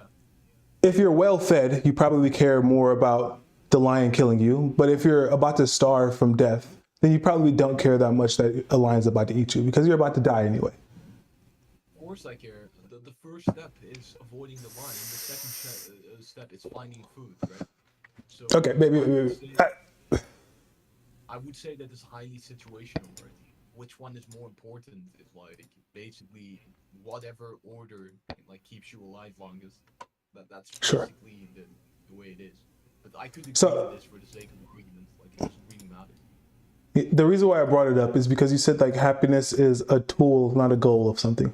So if let's say that all of my the reason why I brought that up is like, let's say all of my needs are met, right? Like I'm just a rich bastard, I'm living, and to make me happy, I want to buy a car. What is the goal happiness, or how is the happiness a tool? It's not like a need. I don't need the car. Why the car makes you happy to begin with, right? It's not like happiness is something that randomly comes from nothing. There's a reason why you get happy from it. I feel satisfied. I buy the car. I feel good that I was able to buy the car. I feel satisfied that I had enough money to. I mean, that's the question. Why do you want the car to begin with? I like fast cars. Like me personally, I like fast cars. I like the way they look. I like the way they sound. The reason, first of all, you have something like status, right? You get status from having an expensive car. Second of all, you have like the utility of having that car. Third of all, you might be interested in this car for, let's say, work or whatever, right? You might have different reasons why you want the car. It's not just that you want the car because it makes you happy, and there's no logical reason why it makes you happy to begin with. There's a reason behind why you convert, right? That's not a random correlation that just popped up out of nowhere.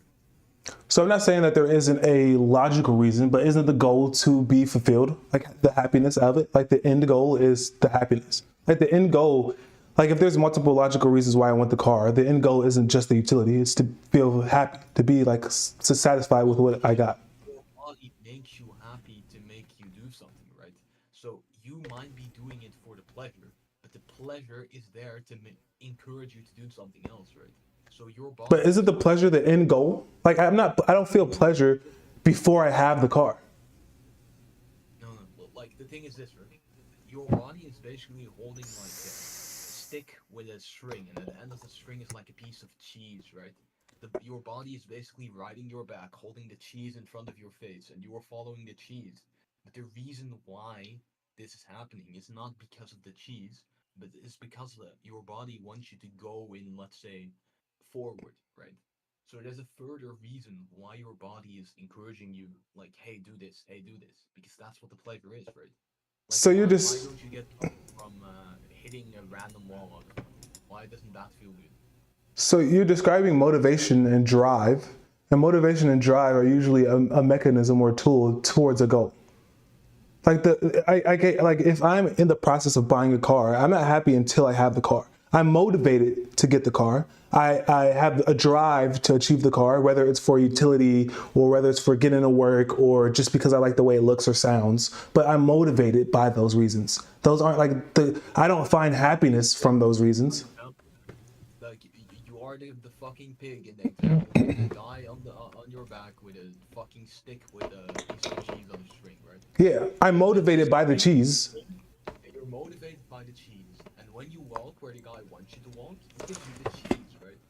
The point of all of this shit isn't the cheese. The point is the direction that you're walking, right? That's the end goal. The cheese is there solely for the purpose of making you walk in that direction. But for me, the end goal might be for me, if I'm riding on an animal and I'm holding something in front of it, for me, my end goal is the destination. For the animal, the goal is the cheese. It can't get it, obviously. What you're forgetting is that you are both the animal and the guy on top of it. You are both your body and your like consciousness, right? You might consciously be chasing pleasure. But your body, which is you as well, is giving you that to begin with because it wants something, right? It wants something different than that pleasure. So you shouldn't be focusing like on this one aspect of yourself, which is the consciousness, but be looking at yourself as whole and understand that you are the physical as well, and the physical also needs certain things. You are So, like entirety of both of it. so when I'm asking these questions, the reason I'm asking them is to kind of understand this teleology thing. Like I understand it, but kind of understanding where you come from, because I'm trying to get you to kind of bend the knee on the fact that there are like you already said that something can have multiple goals, right? Like it can have two different end goals. So why do you reduce that ability when it comes to something like sex, for example? What do you mean sex? Well, let's just speak about sex for a man and a woman. To you, the teleology of sex for a man and a woman is purely reproduction. That's the goal, right? Like if you want someone else's writing about this, read what Aristotle said. Yeah. They came to the same conclusion with the same basic logic. Yeah. So do you think that the pleasure, so I can have sex for pleasure, like I do, like with my girlfriend. My goal of sex with my girlfriend is not to create a child. So is the teleology? Goal for yourself. Like if I make a random goal to punch a wall, that doesn't mean that my teleology is to punch a wall. You can't decide your teleology for yourself, right? So you're basically saying that you're basically saying like what I'm doing. You're saying that what I'm doing is like using a fork to drink milk. It's like, sure, I can still drink the milk, but I shouldn't use the fork. Is that what you're saying? What I'm saying would be like, how do I say this? How do I make a good example for this? Well, is my analogy wrong? Is that different than what you're saying?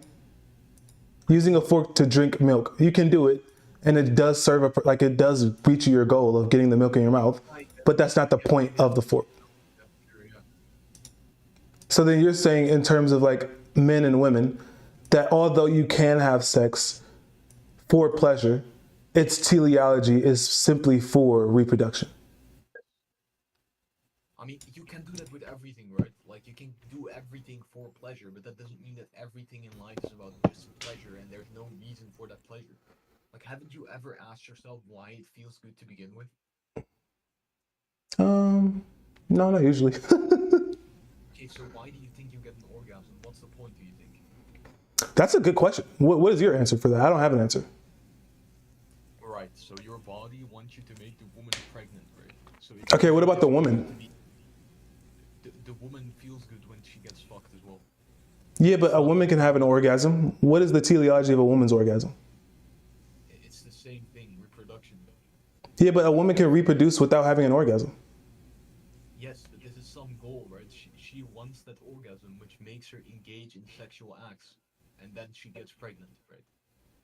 This is like a fictional goal, basically. This is like a fucking placeholder goal, like the pig, right? Again, with the string with the cheese. It's the cheese, right? The cheese in front of the pig. Only maybe sometimes it doesn't get the cheese to begin with. The purpose of encouragement is still there, right? So you think that the teleology of the clitoris is specifically just to encourage a woman to have sex for reproduction? Yes.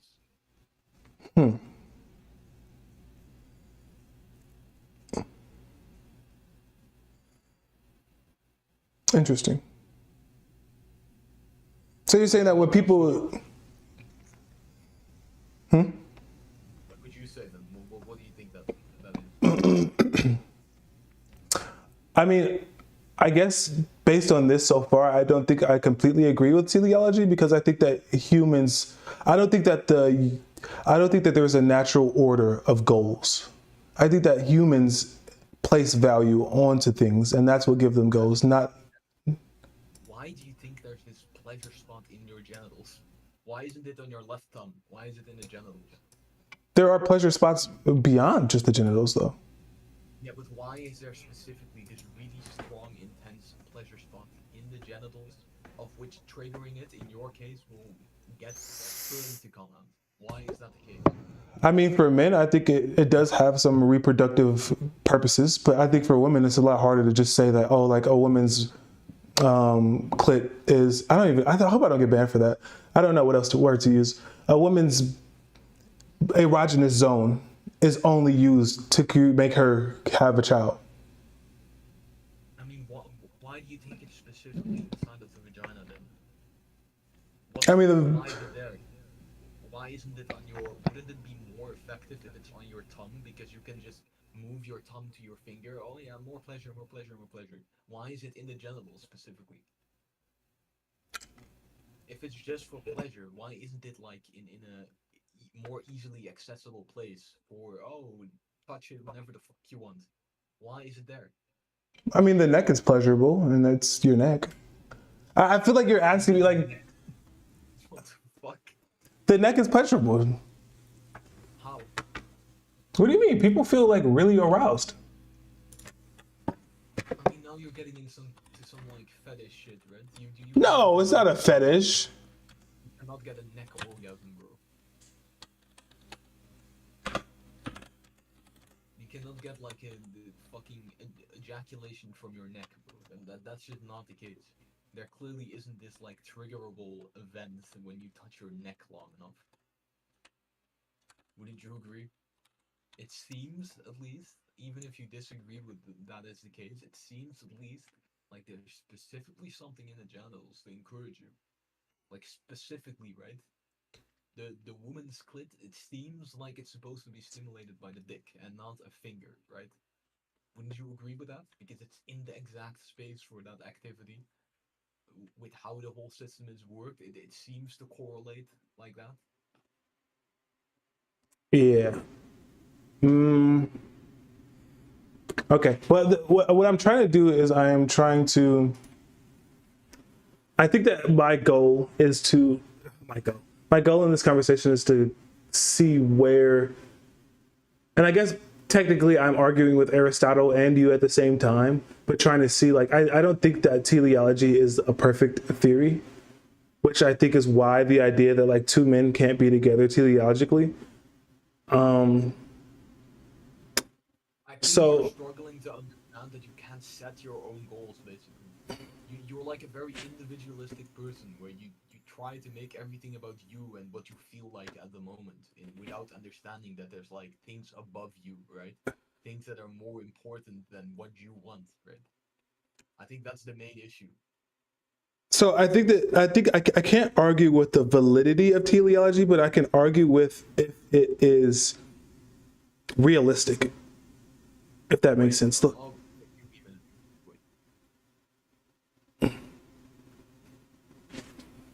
Sharpening my debate tools right now, God.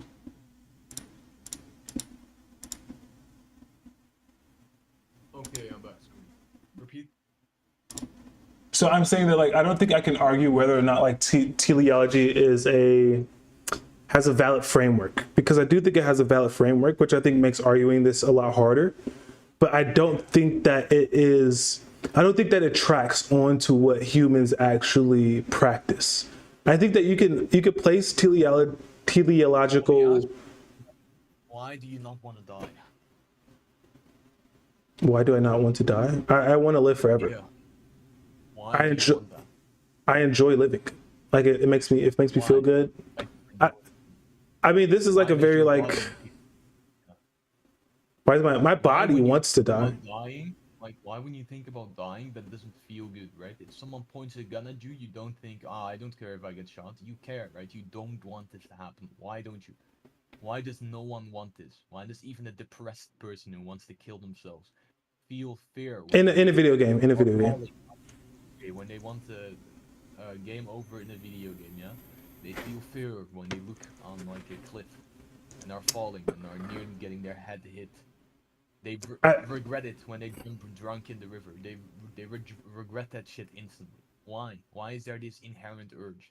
I think that the fear of death more so is rooted in our lack of understanding of non-existence. Since we've only ever had existence, our brains can't fathom what it's like to not exist. I think that's probably one of the main reasons. Our brains are afraid of the unknown. in almost all situations. Like people are usually fearful of things they don't understand or don't know. I would disagree. I would say that even like if you're religious, right, and you believe in the afterlife, right, you're fully convinced of that. There's nothing unknown according to you, but you still do not want death, right? It is unknown. No matter how religious you are, you can't for certain say to yourself, even if they say it out loud, that you know for a fact that you know what it's like to exist in the afterworld. You can only go off of what you've read, but we don't have an experience of death. We don't have an experience. When I walk in a room, right, with people I don't know, it's also very unknown. It's even more unknown than to a religious person death would be, because I don't even know anything about the room. There might be a crocodile, there might be a person. Yet it doesn't scare me as much as death itself. Why? It clearly seems to be above the unknown, because more unknown things scare me less, right? So why? Because you've had experience talking to people that you didn't know. What the I don't know what to do. I don't know if it's a person, I don't know if there's a fucking alien, I don't know if there's a crocodile. Yeah, but you've had experiences with, what the heck, dude? There's a random room, and I have no clue what's inside.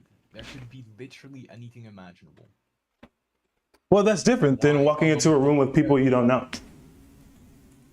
Okay, there's something you don't know. Maybe people, maybe an animal, maybe a gun that will instantly shoot you. Why am I less scared of this room than death? If you were, Death is more known. because in our existence as we stand, we still have experiences with interacting with things that aren't life endangering, that are unknown. Whereas the only thing that we have absolutely no idea of is death, because no one has experienced it. Like no one has experienced a long-term death. I mean, like actually dying, not like going into a coma or something. No one has experienced this and has been able to say anything about it.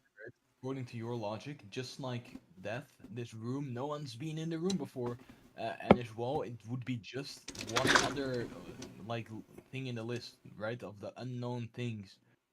I can say the same logic about like people have seen things that aren't deadly before, so they can experience and guess that death isn't deadly as well.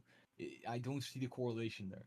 I don't see why death, if it's just about the unknown, is any different than any other new experience. But why do you think people are afraid of death? Because it's an inherent urge in your body, right? Like evolutionarily, you do not, like your goal as a human being is to survive. As any animal, you want to survive, right? This is an inherent goal built inside of you. So you think the teleology of humanity is to survive and not to reproduce? Both of them are. But isn't surviving just a mechanism of reproduction? Like, these are more difficult questions, right? But I would say both are like derived, right? Whether or not you say one is dependent on the other one, it's like a different question. Both Well, reproduction is obviously, to reproduce you have to be alive.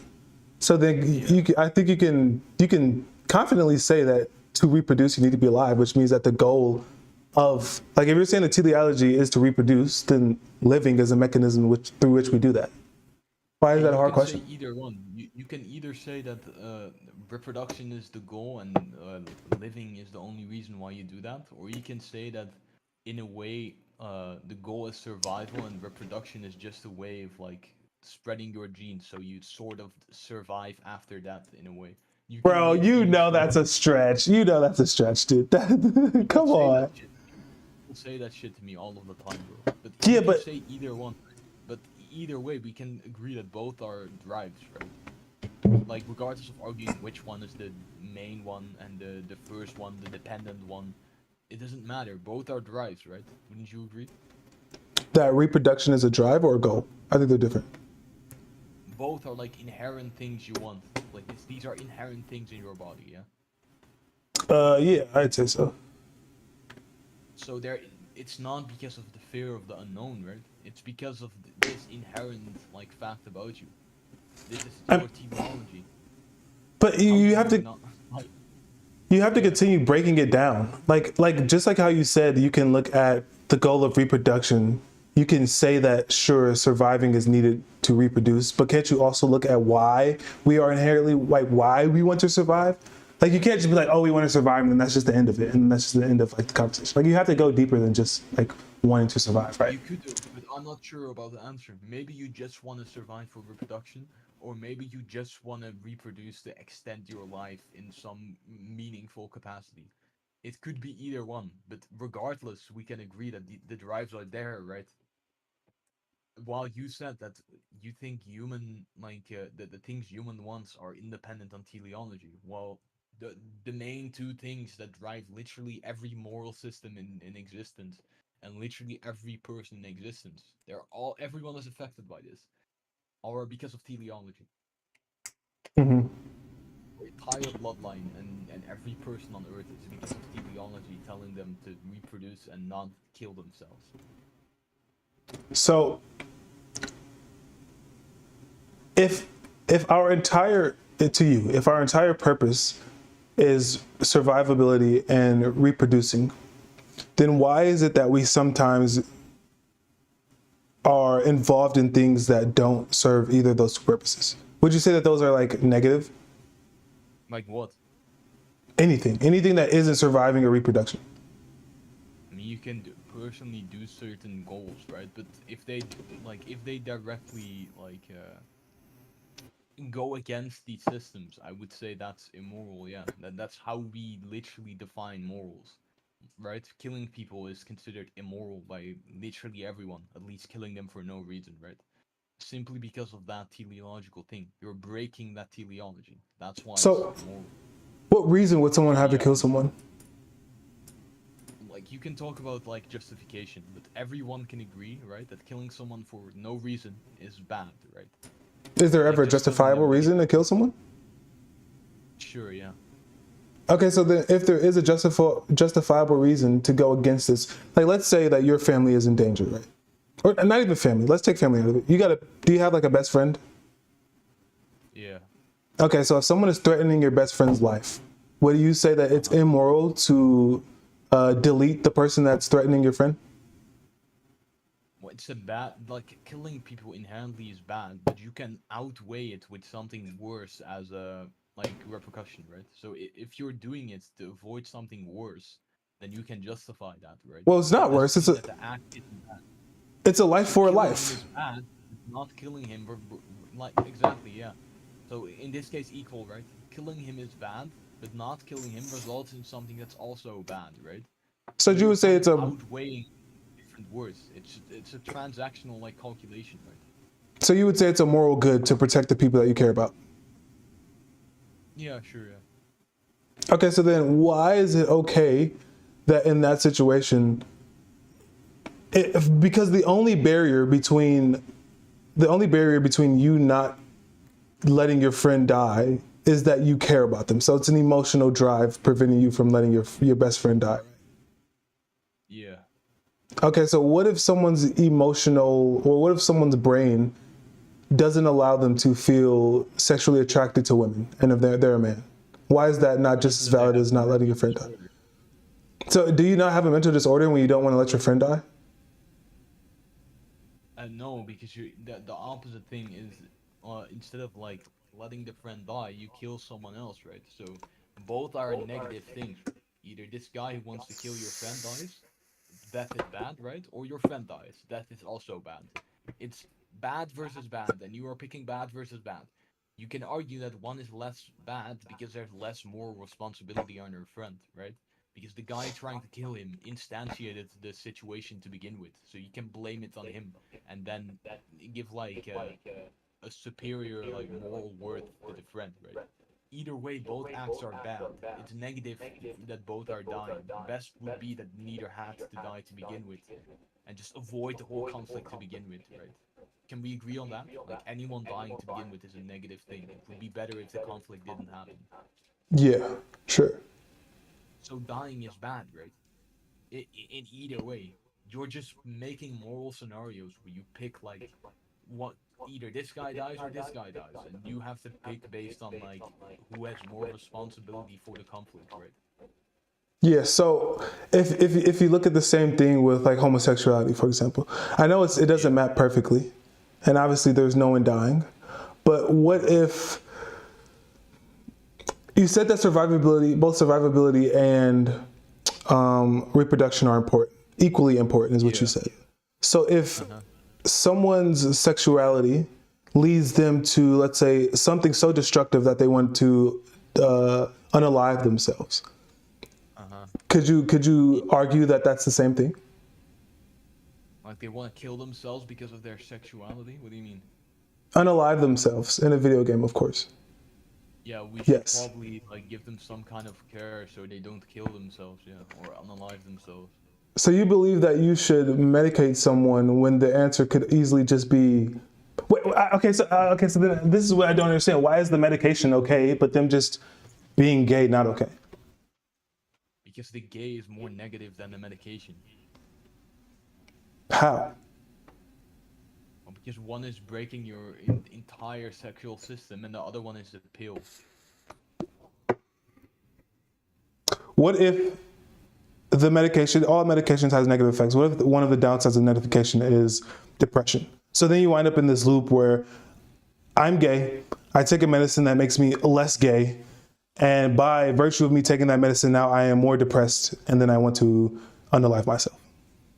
I guess that would be you would outweigh one with another. It would be kind of a neutral like thing in this case. But I don't believe that gay is like you are born gay and you need medication not to be it. I think it's more like you have a day. I guess. You can just not do it. It's like addiction, right? If you have an addiction, it's not like you have zero actual like self-control. You can decide to quit any day. Your body just tells you not to.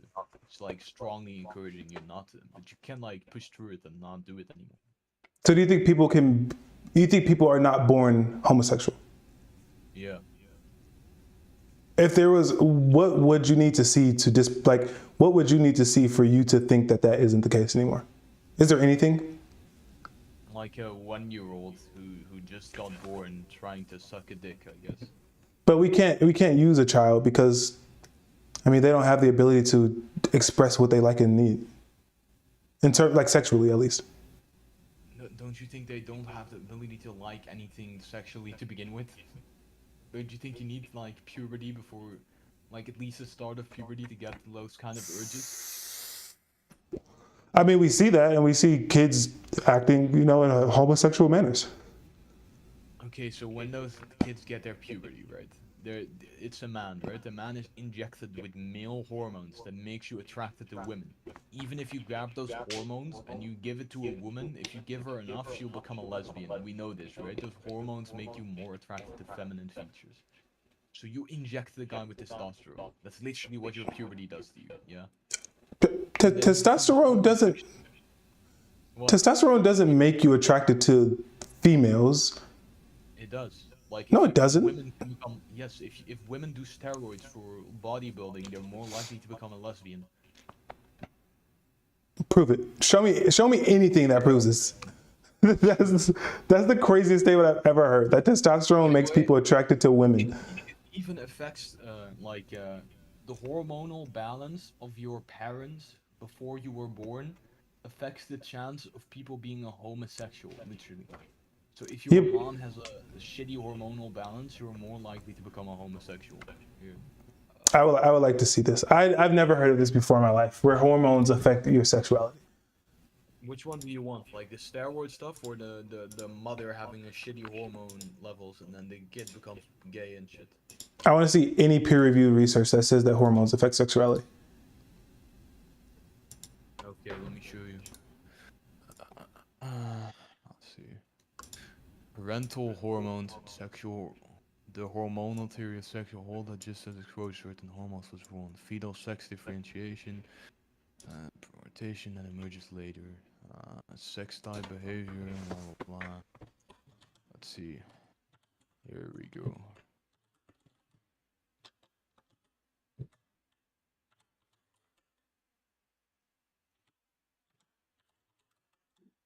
Let's see an actual. This is Wikipedia. You probably don't like that shit, right? Let's see. No, Wikipedia is fine. Parents' hormone levels. Kid born gay. Let's see if I can find. Let's see. Science.org. What the fuck is this?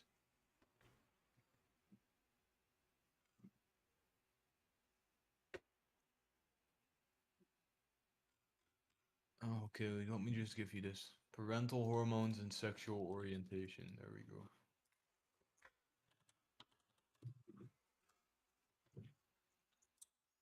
go. Okay, let's see here. Parental hormones and sexual orientation. I think you've normalized the gay stuff so much in your brain that you struggle to like. This is a new concept. Like, if you were like a tribal member and I mentioned homosexual.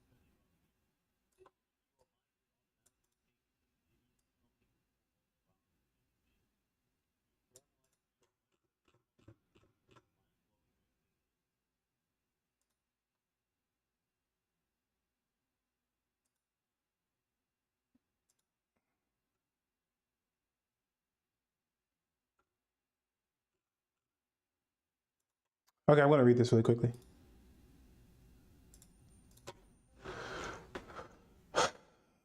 So it says the hormonal theory of sexuality holds that just as exposure to certain hormones plays a role in fetal sex differentiation, such exposure also influences the sexual orientation that emerges later in the individual. Parental hormones may be seen as the primary determinant of adult sexual orientation or a cofactor. Okay. Let's see. The hormonal theory of sexuality holds that just as exposure to... Okay. Differences of brain structure that come about from chemical messengers and genes interacting on developing brain cells are believed to be the basis of sex differences in countless behaviors, including sexual orientation. Parental factors that affect or interfere with this type of... Okay. This hypothesis is originated from experimental studies in non-human mammals, yet the argument that similar effects can be seen in human neurobehavioral development is a much debated topic among scholars. Let's see here. Sex-related.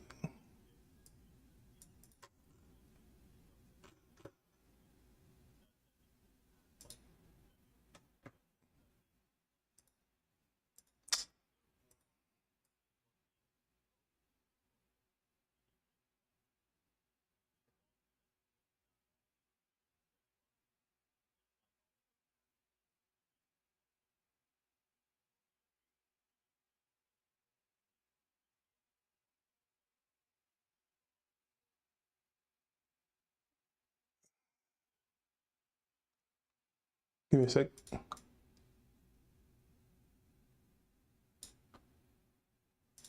Huh. This is interesting.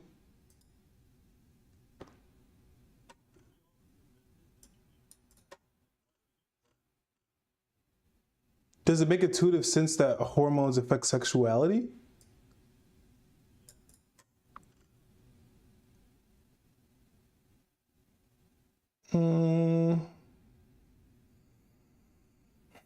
Let's make so.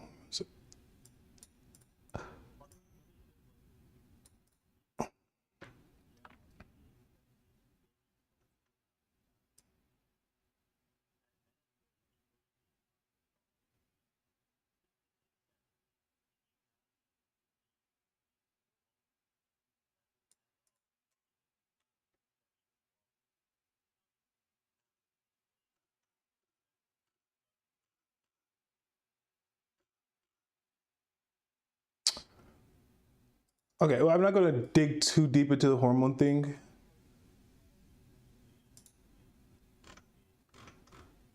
I'm not going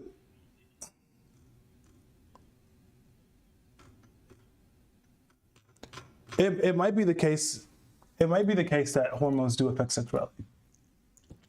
With that being said, I don't think that... I don't think that suppressing, like, let's say that naturally someone is homosexual for whatever reason they are, right? Yeah, but if my mother's hormones cause me to become a homosexual, how is that not natural?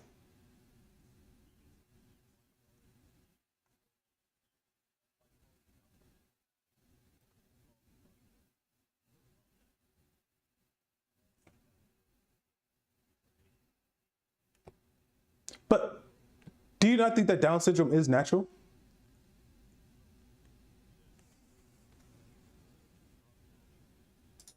What do you think natural means? Oh, I see where this is going from. So you think natural is like anything that happens over in the woods? So if I give a bear a gun, it's natural? No, dude. Okay, so you might have like a more Western definition of natural, I guess. But when I say natural, it's basically the same as Mr. Aristotle, right? Like, it's a teleological thing. This is like the basic way of thinking about what natural means outside of America and Europe, basically. Well, my thing is like the problem that I see with this line of thinking is saying that like anything that has a genetic variation is unnatural, right? Like, how can you not just use this to say that? It doesn't just have a genetic variation. It's literally going against like the human teleology, right? I mean, even genetic abnormalities, like a genetic abnormality, would you consider it to be unnatural? It depends. Like, what are you labeling an abnormality? You mean like things that are just rare, like a rare eye color? No. If you mean like disorders, like fucking albinism or some kind of extra fucking mutated finger, then yeah, that's not natural. It's chemical. That's not supposed to be that way. So then how can you explain the existence of black people and white people and Arab people? Well, actually, there's like, I don't think Arab people are a race. So like black people and white people. It's not a disorder. That's literally just having different genetics. The concept of different genetics and like these genetic mistakes of like genetic disorders and shit and illnesses aren't the same thing. Having black or white skin is not the same thing as having an extra chromosome or an extra finger on your hand. You don't think that having an extra chromosome is not a genetic disorder? That is a genetic disorder. I said So then, black or white is not the same as having an extra chromosome. what do you think determines skin color if it's not genetics? Who said it wasn't genetics? So then how can you say that these differences in genetics are natural, but then when it looks at like an extra chromosome, which is genetic, is unnatural? I didn't say differences in chromosomes. I said an extra chromosome. Yeah, but that's just a difference. That's not a difference. You have an extra chromosome that mutated onto you that's not supposed to be there. Like, humans have a certain amount of chromosomes, right? If you have fucked up genetics where your chromosomes don't align with our whole species, then there's clearly like a mistake that happened. Chromosomes aren't something that's like variable where, oh yeah, maybe some people have 2 more and 5 less or whatever the fuck. It's not like that at all. You need the same amount of chromosomes for normal reproduction. It's like if a human and a dog try to have sex or some shit. Their chromosomes would be different because they're not the same species, right? The Down syndrome guy has literally this mistake which completely goes against the design of our species to begin with. Doesn't mean he isn't a human, but that means he has like a natural part about him. I think you are confusing what is considered to be abnormalities and what's natural. Natural just means that there was no intervention that anyone could have done to prevent it. No, that's not what it means at all. Like, you can have like okay, first of all, let's think about what you just said. There's no intervention that could have been had, right? There can always be some kind of intervention, right? They can always fuck with your genetics. So how is anything natural? How is anything unnatural?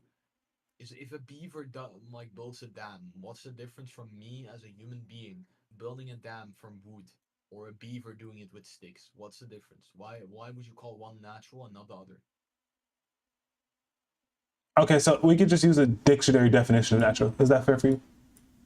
Well, the dictionary is not gonna understand like the specific context. It's just gonna say like aligned with nature. It's gonna be like, oh yeah, trees and stuff. That's what the dictionary is gonna say, because that's like a very context lacking definition. That's not tweaked towards like the conversation that we're having. Like, context matters. Natural. If I say like, oh, this food is natural, that means something different than if we're talking about if a guy has an unnatural thing about him. So okay, well, we could just scrap the definition thing. If there is if let's say something is unnatural, then why should it follow the same teleology as a natural thing? What do you mean? Why should it follow the same teleology? This is a human being, right? This is unnatural for the human species, right? Would you agree? So we I can don't think say I could. there's something unnatural about him. Yeah. So if that's the case, then why would someone need to follow the same teleology? Like, would you expect a person with Down syndrome to have a child? What do you mean? Would I expect them to have a child? I wouldn't. Should have an they? issue with that to go have a child? Yeah. So I'm saying, should a person with like a severe unnatural or a severe abnormal disability, like to the point where they can't even like speak, their teleology is still to have a child? Yeah. What would you say? Would you say like we should do some eugenic shit where they're not allowed to have children and some shit like that? Like ban them from having children like Nazis? No, because most people with Down syndrome can't have children in the first place. Gotcha. No, I'm just kidding. I'm just kidding. But no, that's true. And they can't have children, but it's still the goal of a human, right? That's like saying if a guy is so diseased that he'll die anyways, is it still his goal to survive? Should we shoot him? Like that makes no sense, right? Yes, it's still his goal to survive. Even if he's so genetically fucked up, he'll die tomorrow. I'm not saying that we should shoot him. I'm not saying that. I am coming from along the lines that there isn't just some set order of goals that humanity must follow, and if they don't, then they're moving they're moving out of the bounds of the natural order of things. Literally, You're just picking a few things to not follow because you don't like them. You would agree with me that killing people is bad, right? Yeah. But you selectively wrap some things that you like, and then others you're like, homosexuality, that's fine, even though it's bad for the exact same reasons as suicide. You're just picking and choosing what you like and don't like. You're using the same logic as me. You're just like being biased and selective. I think the problem with teleology is that even if you say that like if the murder is bad, right? Murder is specifically harming the freedoms of someone else. I feel like they have to go hand in hand, right? What if they want to kill themselves? Is that okay? Their freedom is to kill themselves, right? Like what? Yeah, they do have the freedom to kill themselves, but that's going against the. You're allowed to kill themselves. Like if you want to, you should kill yourself tomorrow. I think people should be allowed to. I don't think they should. I think there's a difference though. Why shouldn't they? Why shouldn't they? Because people around. I've never been good at answering this question, but I think that self-deletion is bad because it affects the people around you. It robs you of living a fruitful life. Okay, what if you're a loner and no one knows you anyways? Now what? Can you kill yourself?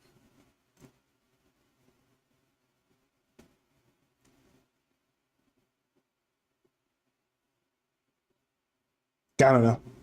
That's a tough one. It seems that your body is inherently telling you, no, don't kill yourself, but you're trying to like fit it in the box of the current logic you're using, and you're struggling to get why, basically.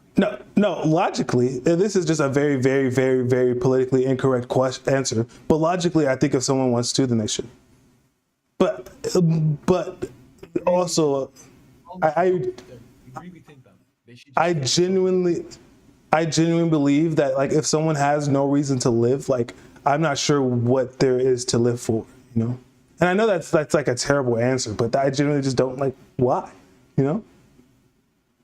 There is usually light at the end of the tunnel, but Bro, it seems like you're realizing yourself that it's a bad thing to think, bro. I've always thought this though. But the reason I feel negatively about this answer is not because that I feel negatively, but because society tells me that the way I'm thinking is incorrect. But if you were just asked me and I had no with one other guy that outside and he was depressed and wanted to kill himself, you would be like, fuck you, kill yourself, die. I would try to convince him not to for my own benefit, obviously, because I wouldn't want to be by myself. Okay, let's say you guys were in like prisons, right? The prison, right? You can only talk to him once. After that moment, you won't see him again anyways, yeah? Yeah. In that prison cell, you have entertainment and shit, right? You have the fucking phone and shit like that. You can. This is the last time you'll see him either way. Would you tell him to kill himself or not? For your benefit, it doesn't matter. Because to him, to you after that moment, you don't even know if he's still alive. What would you tell him? Die or live? If he has no reason to live, then I'd say you probably should do what you need to do. So you would genuinely go up to that guy and be like, "Yeah, you should kill yourself. Bye." I mean, morally, I think morally I should convince him not to. But at the end, if he's like, Why do you think that, though? Like, why do you think your body is telling you that that's immoral? no, morally I should convince him. I don't think it's morally good or bad for him to do so. But morally, it's Convince him. why should I convince him? Because it's like, I mean, I don't have a good word for it, but I think it's just mean. Like, I think it's mean to just tell someone to go like unalive themselves. Why though? Why is that mean? I don't have a good answer for why it's mean, other than like just society says that like you shouldn't want people to die. Yeah, but you don't care about society because there is no society. You're the only person left. Yeah, but I care about society in my answer now because I'm live streaming and this is going to follow me for the rest of my life. Okay, so But- you're basically just saying, you're basically just saying it because other people are listening, right? I mean, okay, just forget all that. Like, I am at heart an ethical egoist. So I genuinely just do not care what people do. Like, if it's not, like, and this is so bad, but like, if it doesn't affect me personally, I don't care. Like, if they want to do that, they should do it. Really, that's generally how I feel. Like, it doesn't matter if that's something that they want to do, like they have no reason to live, then yeah, I think they should do what they gotta do. What if it was you then? What if you Huh? wanted to kill yourself? I can't even fathom that because I never would want to kill myself. I want to live forever. There's no situation I could die in, maybe other than like being like tortured or something, that I would want to die. Oh, I see. But if I was being tortured, then maybe I would probably do it. Why- Like if I why s- do you have that then? Like, why do you even think you think so negatively of it? What do you mean? I mean, you're acting as if this isn't like some inherent thing, right? But it seems like every part of it is like this big issue, right? There's Yeah, because societally people don't like unaliving. what, you think it's just random? You think society just like rolled dice and well, oh yeah, we're gonna decide this is bad and this is good for no reason. Well, unaliving harms the people alive more than it harms the person that's no longer here. Why does it harm you? Well, Because people miss them. What? what do you mean with harm? Like it emotionally harms people that are left behind. Well, so that's the issue? You think the only issue is the fact that other people will give a fuck who still live? I think that's a large reason why. I think that doesn't even fucking matter. I think that's like zero importance in the whole scenario. Have you ever heard, like, That part. when you look at the reasons people give for why someone shouldn't do it, a lot of times it's like, oh, people are going to care about you, like you're going to leave people behind, you're not going to be able to experience life. But Because that's what you can say to convince them, right? Because they seem to care less about themselves than others, right? So you're Yeah. trying to their emotions, but it's not actually that the people telling them this actually think that's more important. They're not telling, oh, fuck you, actually. The only reason why you shouldn't kill yourself is because other people care about you. You're so useless that the only reason I care about you is because other people do. That no one actually talks like that. They're just trying to appeal to this person's emotion and make them feel like a level of guilt for doing it. To try and like get them to not do it in every way they can. yeah, I mean, I guess you could kind of see why I think the way I think about homosexuality, though. It's like if it's not directly harming someone. What about everyone except yourself? So yeah, why do you care if someone gets raped then? What? If you're an ethical egoist, why do you care? Shouldn't you not give a fuck about anyone that you don't have to interact with? Like, Yeah, I mean, that's kind of where it goes, isn't it? I feel like that's a very extreme. I think the problem with being an ethical egoist is not the fact that, like, I think most people think these things, but I think saying them out loud is just a lot harder to do. And I would feel this way even if I wasn't live. Like, just saying like, oh, I don't care what happens to anyone is a lot harder to say. out loud than it is to just be like, oh, like this is probably how most people feel and think. That's Like, do you I'm gonna be honest with you. I care, bro. Like, you if genuinely find out- care if a random American is gay? Yes. Why? What? It doesn't affect you in any way, shape, or form. It's not about me. Like, if I had to choose, right? Like, so a group of 50 people, random 50 people die, or I jump in a volcano, I will jump in the volcano. Why? Why? Like, how do I explain why? It just seems like you have a big ego and think that you're more important than everyone else in society. I don't think that I'm more important than everyone else, but my own personal experience of my life is absolutely more important than people I don't know or care about. Okay, what about the people that you do know? Would you kill No. yourself to save your mother? Yeah. Like 95% sure. Why her? Because I care about her. Why do you care more than yourself? I thought About your my- personal experience was the most important thing. My personal experience is the most important thing, but part of my personal experience is my mother's like happiness. Like if I was like, if there's a guy that had a gun, and he's like, I'm either going to kill you or my mom, I would say kill my mom. Or whoa, I would say kill me. Flip that and send it to me. Nah, Okay, bro, wait. I'd say kill me. But how do I say this?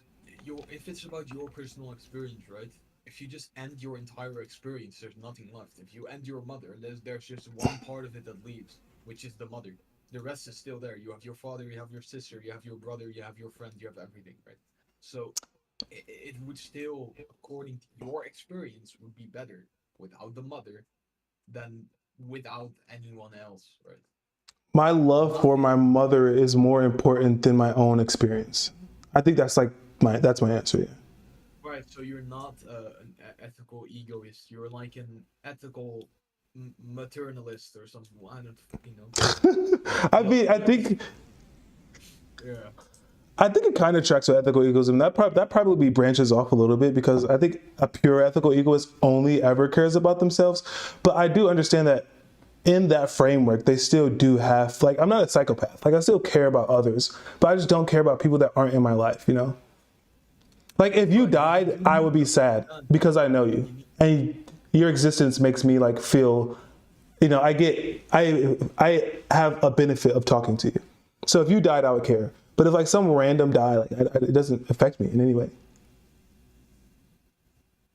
I couldn't- But you need to understand that even if it's random people, right, you are not the most important thing on this earth. No, but I'm the most important person in my world. There is no your world. There's one world, right? And in that world, you are not the most important thing. 50 people are more important than you. So if 50 people die, or Says you die, who? You should jump in. Says who? That's simply just how it is. What do you says mean? who? It's not. Who says that those 50 people are more important than I am in my own head? It's not about your own head, though. Your own head doesn't matter. It does to me. Like you're so self-focused that you seem to be like, well, I think this, well, I think that. It's not you. This is the world itself. It's the entire like fabric of existence that we're debating. But I can't reason. You and I both only have our own experiences. Like I can't literally think how you think because your brain is your brain. My brain is my brain. How can I say that 50 people are worth more than me if I don't know them and their existence means absolutely nothing to me? I wouldn't know if they were alive or dead in the first place. So why should I care? Okay, for this scenario, I'll guarantee you that we're not talking about 50 corpses. That was pretty obvious from the example that we're talking about 50 living people. Yeah, I know, but whether they're alive or dead, what does that have to do with me? Like, why would I go jump in a volcano if their existence has no impact on my life whatsoever? 50 human lives are worth more than one. Maybe to society, but not to me.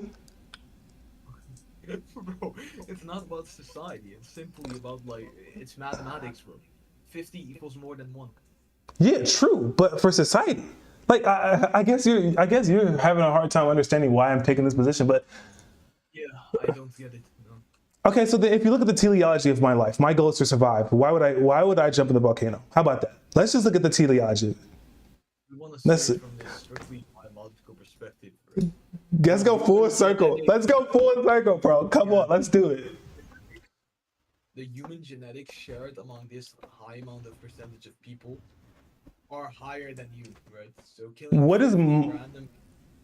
What? Repeat. What does my teleology have to do with other people? Well, you want to survive, right? But we are a social species, right? So we are meant to help each other, right? That's the thing. We don't live in isolation. We live in different communities, right? So we also want other people to survive, right? And eventually the thing will be that a right amount of number, maybe this is different for you, how much it matters before you do it, right? But the right amount of people will outweigh you and yourself to be like more, don't you think? So you don't believe in teleology then? You only believe in it so insofar as it helps you prove your point. I do believe in it, but I think our purpose is To survive and reproduce. No, you can't. You can't keep adding things every time there's an argument. No, man. As a species, right? We care about our personal like survival and reproduction the most, obviously. But we also care about that of others, right? That's the thing. Because we are not a single like entity. We are a whole species, right? So you care about your survival, but you care about someone else's survival as well. So why would I sacrifice my survival for the one of someone I don't know? I wouldn't say one. For one, I wouldn't say you have to at all. We're talking Even about, like, 500. Why would I go against my? So that you're saying that wait. This is crazy. This should be to you immoral. This should be immoral. There is no equal balance because my teleology is what makes me moral. My ability to follow the natural order. And if I allow myself to die for other people that I don't know, then I am acting in an immoral way. you understand that the survival of those other people are also inside of your teleology, right? You want the human species to continue, right? No, I want my genetics to continue. I don't care if other people's genetics continue. I don't reproduce. Genetics are also a random guy from Russia. You understand that, right? But my ability to reproduce is not fall upon those random people. It has nothing to do with it. The genetics that you're spreading in the first place is inside of a random guy in Russia as well. You understand that, right? Sure, but that has nothing to do with me. You have kids, right? You're reproducing. You have kids now, yeah. You want those kids to survive, yeah. Because if they don't, then you might as well not have the reproduction in the first place. Yes, I want my children to survive, but I don't know these people. They're 50. You said there were 500 random people, or 50, whatever the number is. So again, how does this not go against everything you've been saying? How is this not immoral? Because we all came from the same two human beings, right? We're all genetically related, don't you think? Okay, you can keep stretching it as far as you want, but why can't you just say that? Why can't you just agree? You would sacrifice yourself for your own child. Would you agree? Yeah. And you would sacrifice yourself for your grandkid, right? Yeah. Okay, how many generations before you wouldn't do it anymore? Probably none, because they could continue to increase my genetic spread. Yeah, but the amount of genetics that are actually yours in like 50 generations next is less than a random guy that's your neighbor right now. You understand that, right? I probably disagree if they're a different race. Okay, let's say they're the same race. Let's say your great grandkid is now half Asian and half white, yeah? But you have a black neighbor. That black neighbor is genetically more similar to you, right? Yeah. Why would you sacrifice yourself for 50 generations ahead, which is genetically majority an Asian guy and a white guy, and not the black guy that's your neighbor, which is genetically closer to yourself? Because I specifically helped reproduce that one person. The person that's genetically related to me, based off of some random 20th cousin has nothing to do with me. I don't care. I could not control who created me, but I can control what I created. Right, but it's about the genetic correlation, right? Like if you created someone, yeah, and then some scientist came and they swapped out every single gene in their body, is that still your child or not? What does this have to do with the teleology of my reproduction and survivability? Because if you change the genes, then it's not your reproduction anymore. Well, we're not talking about that because that's unnatural. I mean, sure, but unnatural things happen in this society. That's what. Ah, bro, dude. You're being a That's the debate. topic. You're being a That's the debate topic. pervert right now. You're being a debate pervert. Nah, bro. The topic is if homosexuality is natural, and now you're saying like, oh, that's a natural. Yeah, I'm gonna bring up unnatural things because that's what we're debating. If unnatural things are immoral. Yeah. So you're What the fuck happened to your mic? What the fuck?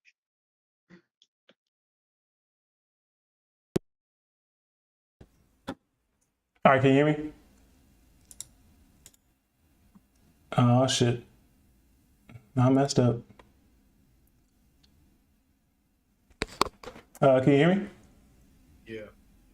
Okay. I accidentally unplugged everything. Yo, Dilbert, what is more important, a human being or a dog?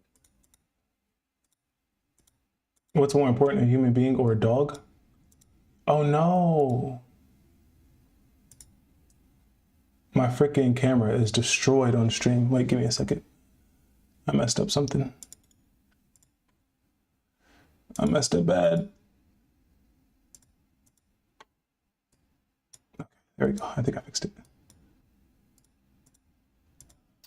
Does my mic sound okay? Yeah. Okay. What's more important, a human being or a dog? A human being. Okay, why? Because human beings have a higher order on the psychological scale. Like their ability to experience life is higher. Okay, so if there was a dog that's highly intelligent, would you kill a human being for that dog? No, because there's no ability for a dog to be more intelligent than a human. Just if That's there probably was. not true, but I said if there was, right? no, I still value humans over them. Okay, so it's not about the psychological skill, right? It's about the fact that you're the same species, right? Yeah, sure, same species. So you have a superior level that you care about things that are the same species as you, and things that aren't, right? And you also Yeah. said that you sacrifice yourself for other human beings, in your case, kids, right? How many human beings does it need to be for you to sacrifice yourself? That isn't your direct kid, because it would outweigh like the worth, right? That's basically what I'm trying to tell. You're asking me how many people would I sacrifice before I'd be the one to die? No, I'm asking you how many people does it need to be for you to kill yourself for those people?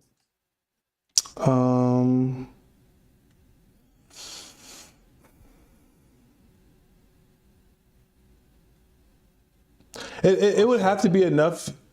It would have to be enough to like to change society. Like if all of these people's deaths have a large difference on the way that society runs, then I would die before I let them die. So like 1 billion people, would you kill yourself for 1 billion? Yeah, definitely for 1 billion people, bro. It's a lot less than that. How about 1 million? I'd definitely die for 1 million people. Yeah. How about 1,000? No, not 1,000. Yeah, so I guess my threshold is just a bit lower than yours. I would go for 50, or something like even. That's a lot lower. Yeah. I don't know. And like, obviously, if I started thinking more about it, like, oh, all of these people are like, their family members, their children, they have people they care about. Would that affect my answer somewhat? Maybe somewhat, but I think in general, no, I don't think I care that much for such a small amount of people. Would you agree with me that like teleologically, it makes sense for people to care about their fellow human beings, right? And maybe sacrifice themselves at some point because it outweighs the worth, right? How though? Does Aristotle ever say anything about this? I'm not sure actually. I could search for it. By the way, you need to keep in mind that these morals, right? They are universal rules. So even if you wouldn't care, the way the morals work is that it needs to be a rule that's for everyone, right? It's not like this ego thing that's like whatever you, from your perspective, care about. No, this is like a societal thing, right? You get me or no? Yeah, I don't think that. Morally, should everyone care about other people's death? Of course. Well, I think that the problem with answering that is like, if it comes to murder, like, no, I don't think that most people should go around murdering people because that's bad for everyone.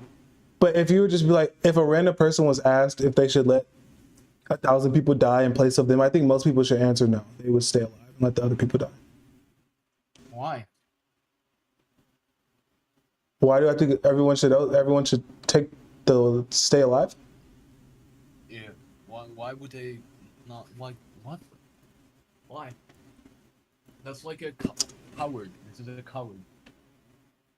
I think that people should stay alive mostly because like their lived experience is probably more important than, and I not just for me, but for anyone. I think that people's lived experience is probably more important than what people might be able to experience. If you're In the first making a place. moral system, shouldn't you be looking at it from like an outside perspective? Yeah, I think this should track for everybody.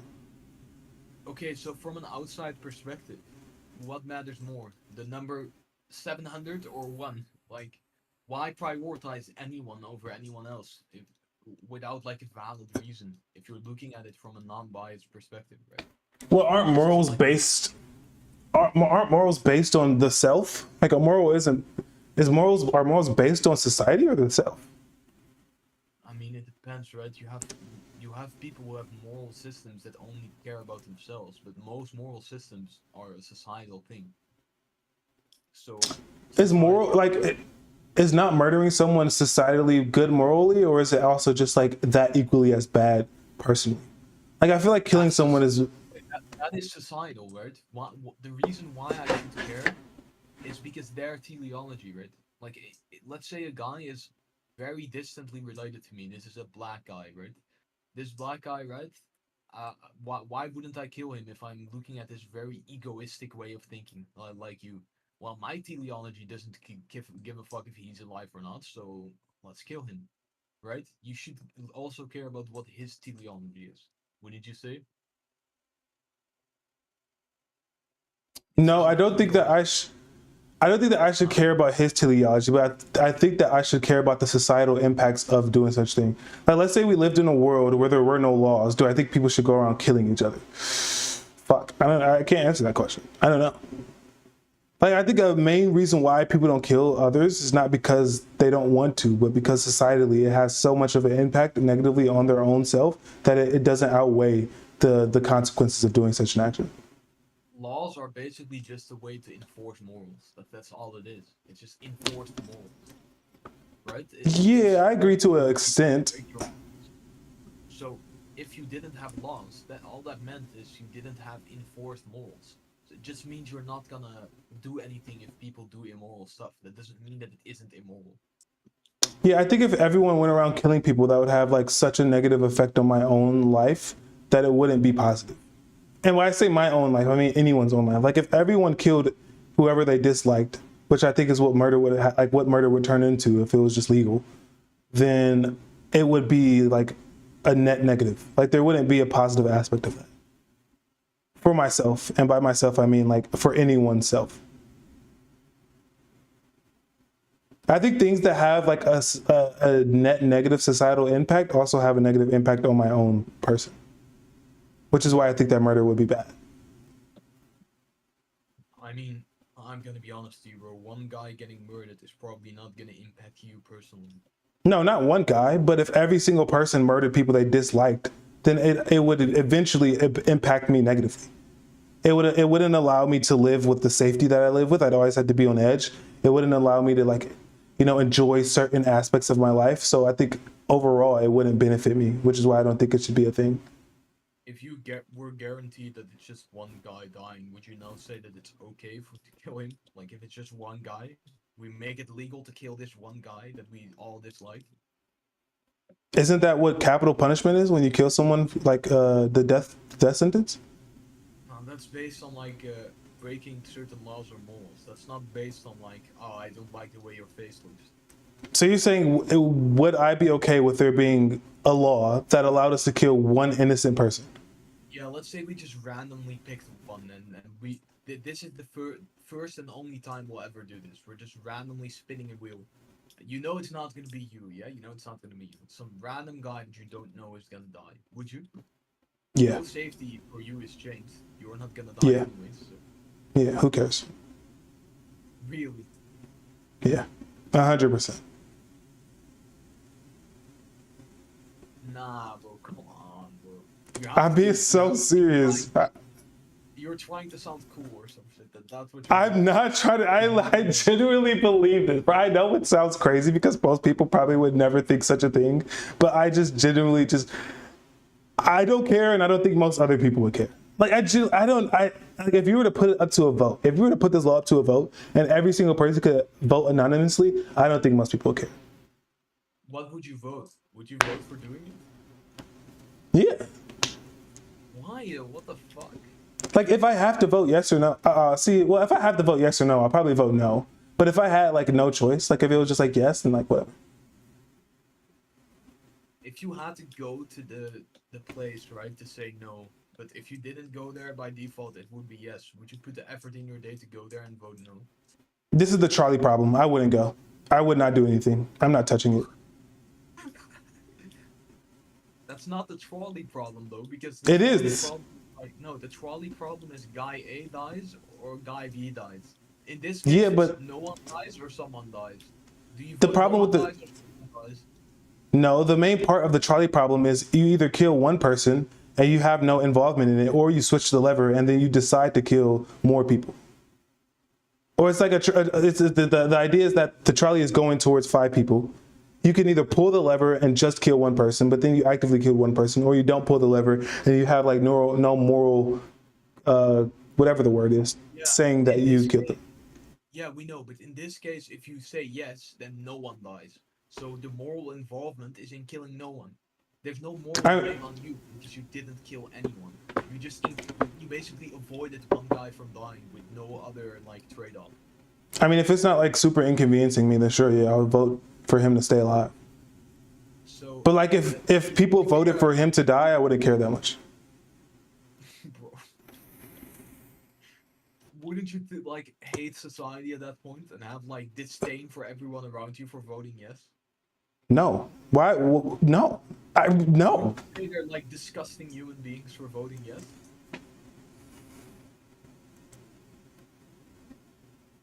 Like, isn't there some urge inside of you that's kind of like, if you knew someone voted yes, you kind of want to fucking stab them or some shit to like avenge this random innocent guy?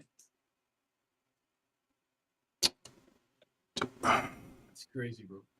It's crazy. I'm trying to think about how much I would care if someone else voted yes. Like if I didn't vote yes, but someone else you did. found out your own mother's voted yes. Now what?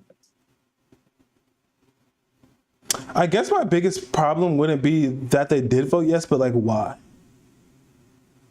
Well, let's Like say if they weren't voted forced to. because they just felt like it for no reason. They just didn't give a fuck and thought it would be funny. Now what? Well, I think it's fucked up to just take people's lives for no reason. So I would probably say that that's morally pretty wrong to vote yes. Would you kill them for it? If you No. could get away with No. I personally would never kill anyone. So, you wouldn't kill a murderer? If they murdered someone that I don't know, then no. If someone murdered someone that you didn't know and you also there was also like no logical reason for it. They just killed them for fun. And you were alone with them in the room. You were armed, let's say. Wouldn't you just shoot them through the skull and kill them? Like what? No. Why not? Because I don't decide who lives or dies.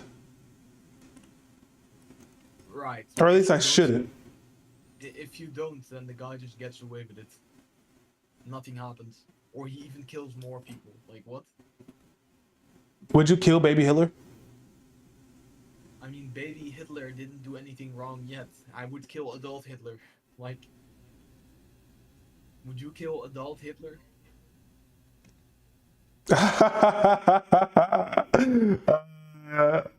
Fuck, I just don't believe in killing people. Like unless my life or someone I love's life is in danger. Would I kill Hitler? Not- Fuck. So, you don't know anyone who's Jewish and old, so I'd assume at least. So would you kill Hitler? Yeah, I would. Okay, why? You're not gonna like the answer. Okay, tell me. The only reason I would do it is for like the notoriety of doing so. Oh my god.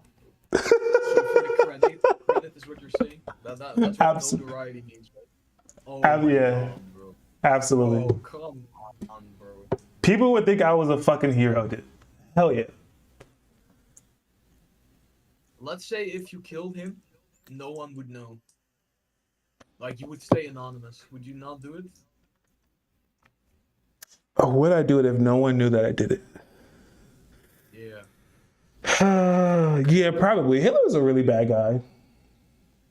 So why wouldn't you kill some guy who randomly killed, like, I don't know, 3 people? Because that's just one person, not like 3 million. Okay, so what's the threshold? Why wouldn't you kill it for even one person? I don't understand that.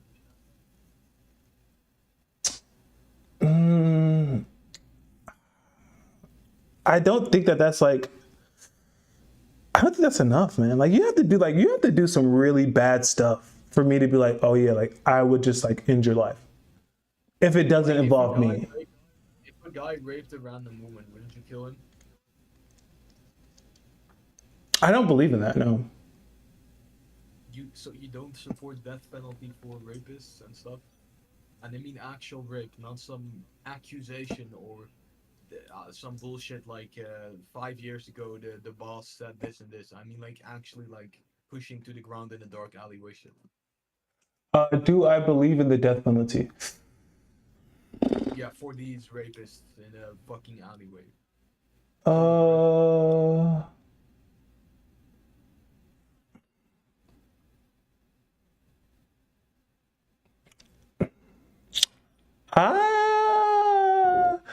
Do I believe in the death penalty in this situation? Do I believe in the death penalty? I would believe in the death penalty if it was democratic. What do you mean democratic? Like if every single person within the country voted on this, then I would agree with whatever the answer is. Well, why do you even give a fuck about democracy? Democracy is important. I don't give a fuck about democracy. Kill him either way. I don't care what other people think. Bad person, kill. I think that matters. This is a rapist, bro. Why does he deserve the air in his fucking nostrils? Why? I mean, like, if you're asking that question and you're taking away the death penalty thing, then I think people can, like, do really terrible things and still repent. Like, if you're a man of God, then you also agree that even though somebody might do something really, really bad, they can still, God still gives them the ability to, like, repent for their sins. Yeah, but you believe in grave sins, right? Hmm? By the way, I don't see how you're a Christian but pro-LGBTQ. You know that... I'm not a Christian. No? What are you then?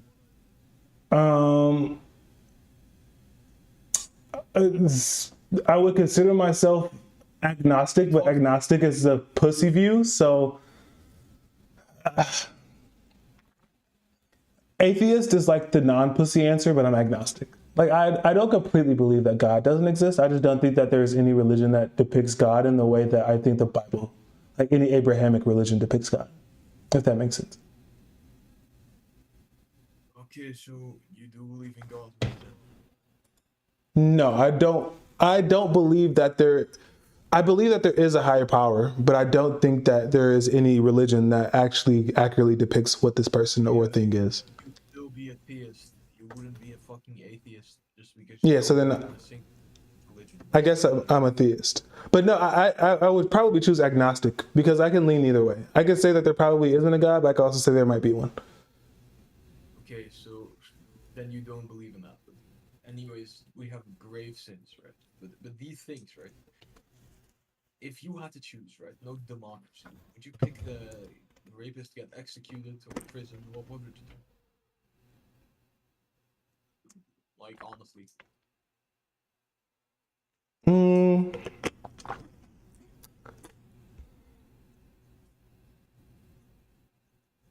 Probably prison. I think prison is a worse fate than death. That's a pussy answer, bro. People who say this are just lying. I genuinely believe that. people every time someone says like prison is worse than death, and you say okay, kill this person for this, then they're like, oh, why are you being so extreme? This that. I thought prison was a worse sentence than death. Wouldn't you call me extreme as I said prison instead? Why are you asking for it as a less extreme alternative and then calling it worse? Like, why? How does that make sense? Well, I think life in prison is probably like the worst existence a human can have. It's worse than death, absolutely. Would you give them life in prison and then if they're really old, kill them anyways? Or like skin them alive then if you really want a fucking horrible fucking punishment? Are you asking if I would torture them? No. Would you kill them after life in prison? So they're like 80 and now you kill them anyways. Would you do that? No, I think they have atoned for their sins at that point.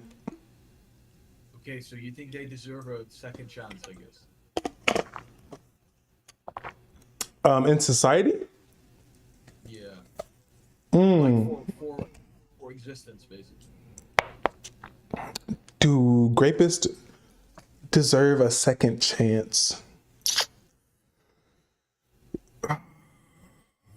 See, I think the problem with if I answer, and I'm not saying this for like optics, just in my own, like I'm just speaking out loud here.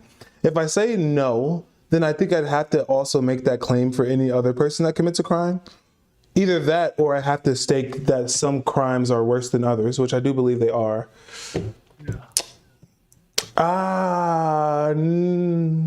If they did it knowingly and willingly, and it wasn't like, how can you not knowingly rape? I mean, it happens. I'm not saying it's common, but it can happen. How is it physically possible?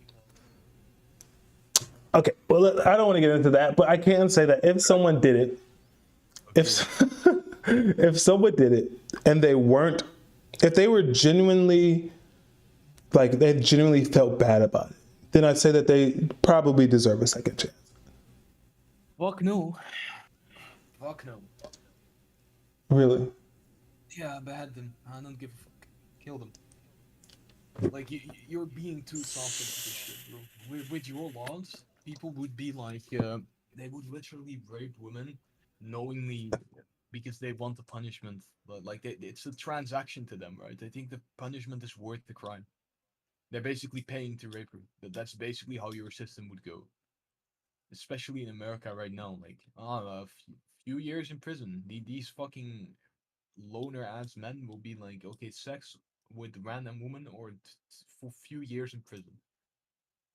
Well, it would be the immediate answer would be life in prison. Isn't so? They'd have to prove without reasonable doubt that they are like they repented. I don't know the right word for that. That's not biblical. But pick life in prison and think it's worth raping women for. Literally. But this is a thing. But you could do that now. Yeah, now in your country maybe. I mean, do they?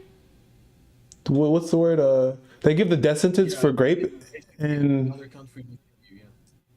So in Saudi Arabia, if you grape someone, you will be killed. Yeah, of course. Wow. If you also get killed. If you cheat on your wife, you also get killed. Bro, being gay and getting killed is crazy, dude. It's some soft American shit to not kill a rapist. That's retarded. If you wait, how is swearing not immoral? What do you mean? Is it a haram? Okay, first of all, what's swearing? Saying words that are societally considered to be vulgar. Retarded swearing? What? How is retarded swearing? I don't think retarded is a swear word. It's just derogatory. But there's a difference between derogatory and vulgar. Just like it basically just means stupid. Like, I think the reason why people who are like American get upset when you say retarded is like they have this culture of like changing words to be different than before. I guess it's like a taboo word. I guess like you can't say retarded anymore. Now you need to say mentally challenged, and you can't say. Well, I guess yeah. Do you think that fuck is a bad word or a swear word or vulgar? I I guess it would be vulgar, yeah, because it's sexual. So how is that not haram? I'm not sure actually. I don't think this is a important thing. Let me search this for you. Do you think that anything that's considered haram is important, or do you think that there are some things that you can do because you don't think they are important? I mean, it's like how do I say? It's a scale, right, of importantness, I guess. Yeah. So you could continuously do something that is less important but still haram, and then you think that that's okay. You have minor sins, right? And you have major sins, right? So if you continually, You ever repeat? if you continuously commit a minor sin, and you're doing it willfully, and you're not repenting or asking God for forgiveness, is that not wrong? Yeah, it would be wrong, but it's not really. It's like a cigarette in comparison to like crystal meth, right? It's a minor thing. It's a minor negative thing. But if you know it's wrong, isn't it your job to prevent yourself from doing it? Yeah. So you're haram is what I'm hearing. Well, yeah. I'm not some fucking perfect robot that follows like a script and shit. Saudi Arabia government, cut his tongue off, bro. We got one. Don't swear swearing, bro. You do get stoned if you're a homosexual, cheater, rapist, murderer. Do they actually throw stones, or is it like much more like humane than that? They execute you. I'm not sure about well, let's see. The method. Let me Google that shit. You don't know? You have to Google it like the rest of us? What do you mean? I've never. Just Where are you try it. from, Bob? I've never watched a homosexual Romania. get executed myself, honestly. If you want my honest opinion, I've never watched it happen.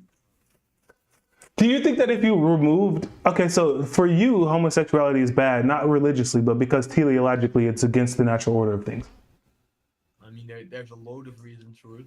There's like a whole list of reasons. Okay, but your main reason is not religious, but instead teleological, philosophical.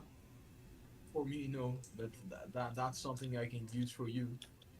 It's one of the reasons, not the main one, but Yeah, I guess I don't have a good argument for why teleologically homosexuality is okay, but just in my own idea that people should live the freedoms they want and they shouldn't be encumbered if they're not harming someone directly, then I think that that's okay. people have the freedom to do stuff with dogs and shit. To like fuck a dog. I don't think that you should be able to do anything that harms someone that doesn't have the conscious ability to consent to it. A dog can give consent. Yeah. Yeah, but like, we don't ask consent. Hey cow, can I kill and eat you? You don't ask consent for that either. But I'm Yeah, pretty but you sure ask you. a woman. Hey Dilbert, are you a vegan? No, I'm not a vegan, but based on that argument, I should be one, but I'm not one. But generally, I think that That's not the conclusion. Cows aren't humans, though. The conclusion you should be getting from it is that we don't societally care about the consent of a cow, because it's not a moral agent. It's a property. dude, I wish you. There's this guy in the server. His name is Smugbug, and he actually has this argument. It's called the dog brothel versus cow cheese, and he basically makes the assertion, and it's very hard to dispute, that if you are willing to eat cheese, then you automatically are saying that having sex with a dog isn't wrong, and it's really, really hard to do. It's really, really hard to refute. It's really hard. From a like Western point of view, I would say yeah, but I will simply say teleologically, I'm not supposed to put my dick inside of a cow, but I am supposed to eat meat because I'm not a fucking herbivore.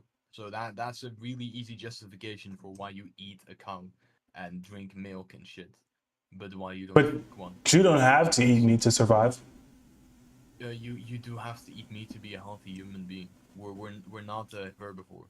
If you There are don't eat vegans meat, that are healthy. No, that's not a thing. That's the breedable. They take Why?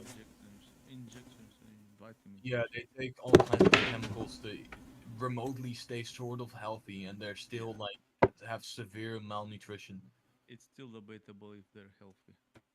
Veganism is the worst fucking diet I can come up with. I'd rather eat only McDonald's every day. Hmm. So we're not herbivores.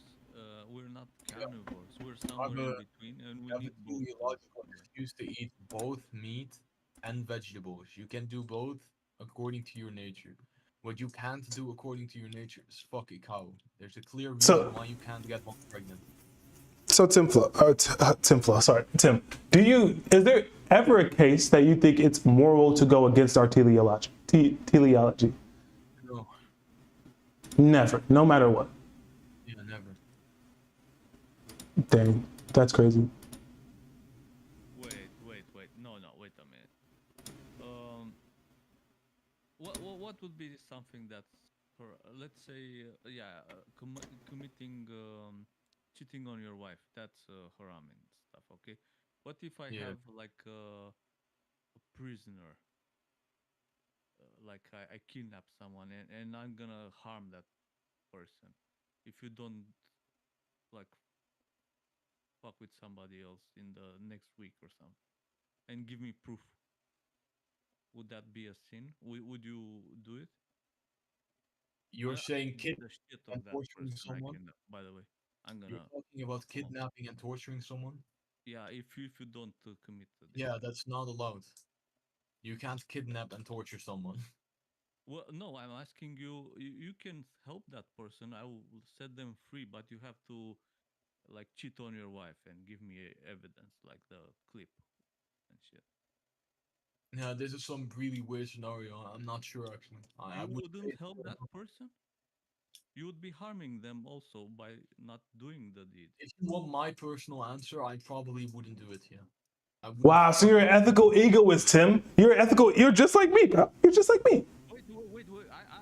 I'll have the stakes here. What if I kidnap like 100 people? I have them. I'm Wow. And He's just like you, Tim. He's doing the same thing you're doing, Tim. I'm gonna chop their heads off if you don't do it. Will you do it then? I would first of all probably report it to the police. No, you can't do that. You can't do that. You can't do that. They don't want to help you. They just tell you, fuck off. It's impossible. That there's nobody like that. But I do have them. I show them to you. I have them. I'm gonna kill them all. And you Yeah, just I have would to go probably to do it a hot lady and fuck her and cheat on your wife. Would you do it? To save Oh, 100 lives. oh, yeah, I probably would. Yeah, You would or you wouldn't? yeah, would probably. Yeah. Wow. Wow. This is one of these like shitty scenarios. Like, You're a if you sinner, Tim. You're a sinner, Like, man. if you had to fuck a dog or I kill your entire family, what do you do? It's one of these fucking questions. Bro, they're killing my family, dude. I'm not having sex with a dog, bro. Wait, really? You're gonna like me much. You would really do that? Let your entire family die for a fucking dog? Well, what can you do? I mean, think of your family. I mean, Yeah, Bro, my family will understand. Nah, bro. I mean, even if they hate me, it's like it's fine. I saved them. I could live with myself. I don't think my mom would be okay with me having sex with a dog just to save her. I honestly believe she would rather me let her die. Does your why though? Well, I don't get that one. Huh? So you would rather your wife have sex with a dog than let you die? Oh, that's a shitty one. Probably no. Exactly. Yeah, but You would rather die? you're talking about your fucking mother, not and your mill. You're not talking about your own fucking wife. What if it's like a really fucking cute dog, like those poodles, like really? Oh my god, dude. This guy has a weird fetish, bro. This guy has a weird fetish. Well, Yeah, no, I can't. it won't be like a big, like a Rottweiler, like a big fucking. It'll like tiny, cute little thing, just. I feel like having sex with a dog is worse than letting someone die. Yeah, No, that's no way. yeah. not really a practical thing to worry about. The gay thing is though, because that's an actual thing that happens and that we can punish or allow. Okay, so wait, going against the teleology thing, Tim Flo, going against the teleology thing. Even if you do you believe that people's personal freedoms are more important than teleology? No.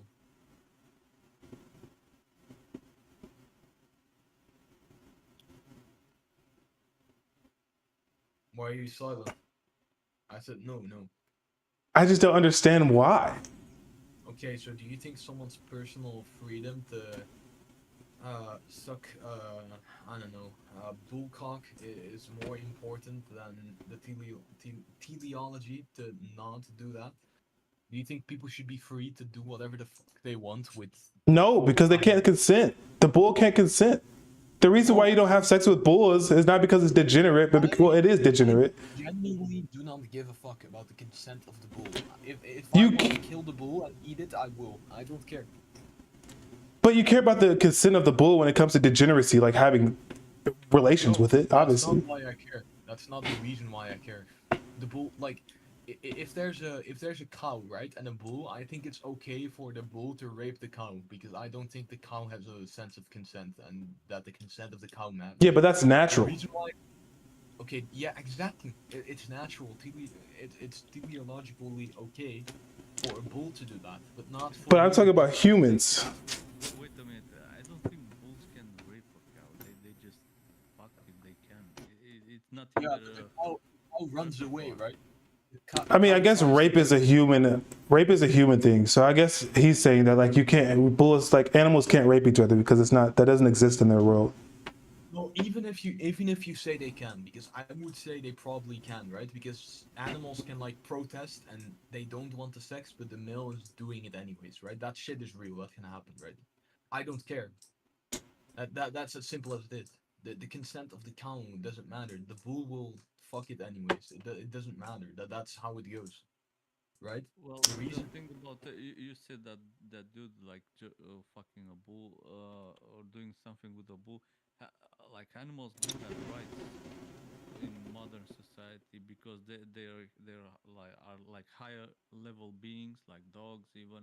They have some basic. You cannot basically You can harm give them or rights. do They this don't stuff have like that. consent, right? It's like they're essentially like the animal version of a slave, right? You own it. You decide for it what it get. It doesn't have consent. You can make the bull breed the cow, so it doesn't have sexual consent either. You can Well, kill it. you're responsible for them. You have So rights, Bob, but like you can't torture it. But that's pretty much it. Bob, his argument is he's arguing on the basis of. Do you know what teleology is, Bob? Yeah, that's his argument for like most of these things. It's not any. It actually has nothing to do with society at all, but only on teleology. I mean, I'm sure that he has other beliefs that aren't specifically teleological, but that's his basis for this argument. Theological argument, I don't think it ever says somewhere you should harm your animals. If you're a shepherd, you should not harm your sheep with no reason or anything like that. We're not saying theology. We're not saying theology, but teleology. Teleo, right? It's a different one. Two different words.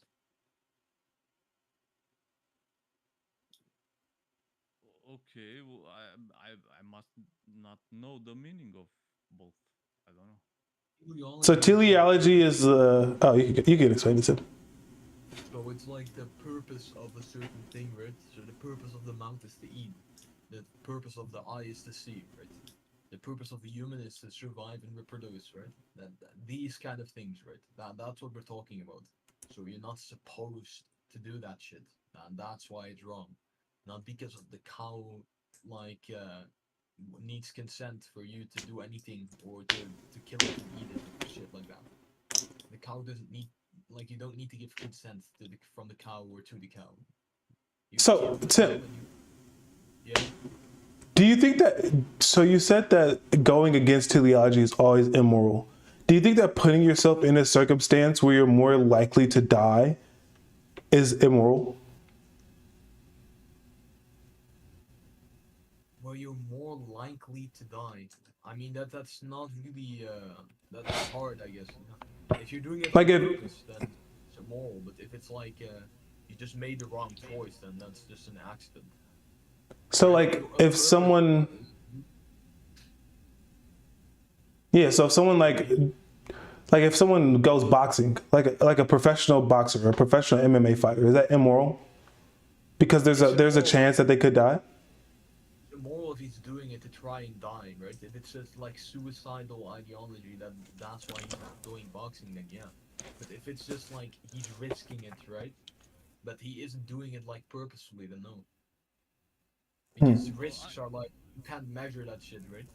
There's always a chance. You can't really like, yeah. I want to test your faith right now. Let's say you have a friend, and he's a Muslim, he's a believer, but he's gay, super fucking gay, and he kind of has an unofficial husband, but he cheats on that husband with a lady. Would you approve of that? You can't have a male husband. It wouldn't be cheating because his marriage isn't valid to begin with. Well, it's in their mind. They just think they unofficially it's like people don't have to. Doesn't matter. The marriage isn't valid. They're not married, so it isn't cheating. That's the thing. Like if you're in a relationship with a man. Okay, fine. You make sense. You made sense. I would report him for the boyfriend. Can you cheat on someone that isn't your marriage partner? No. So in Saudi Arabia, if you are dating someone and you like have sex with someone else, that's not considered immoral. Yeah. Oh well, for you it's immoral because sex before marriage is immoral. Yes, you would get 100 lashes for having sex before marriage instead of getting punished with 10. So you would get 200 lashes for the two women. Dang. What's cheating though? Like, does a BJ count as cheating? Repeat. What if you just kiss someone? What if you just kiss someone? That's cheating. R.I.P. What if you just hold their hand and walk on the street? Yeah. R.I.P. R.I.P. Still cheating? Damn. Yeah, you can't do that shit. What about flirting, like winking and just smiling a lot and? I mean, this is kind of difficult to. That's kind of difficult to prove, I guess. But if you could prove that they were flirting, then yeah, that would be cheating. Ooh. Gilbert, what do you think of that? About the cheating thing? Yeah. I think that's generally. I think most people would consider that to be cheating. Like a lot of this stuff. Like if you're flirting with someone purposefully, then that's cheating. Oh, punish them? Yeah. I have a problem with other people punishing people in general. Why? I think certain actions deserve like punishment and other ones don't. So why the cheating deserves punishment, right? No. Why not? Isn't that like one of the most immoral things you can do? No way. It's nowhere near close to anything very immoral. I would say it's as bad as like rape and stuff. Okay, you're crazy, bro. You're crazy. You're crazy. You're crazy. It's official. With having like consensual, like passionate love with somebody that's really up to it. Cheating. Yeah, cheating. Yeah. Yeah, exactly. Yeah. How? You're breaking marriage with this woman, right? That's Yeah, but one is physical harm. One is physical harm, and the other is emotional. Both are emotional harm. Do you think the woman that is forced You into haven't been raped. do you think the woman that's forced into this shit is like physically bleeding or some shit? No, she isn't. It's an emotional thing, right? Grape is absolutely physical harm. Okay, what if the body isn't damaged? So no bleeding, no scars. You still have to like if someone is being raped, they're physically being harmed because they didn't want it. Even if there is no like sight. Nobody somebody beat the shit out of you.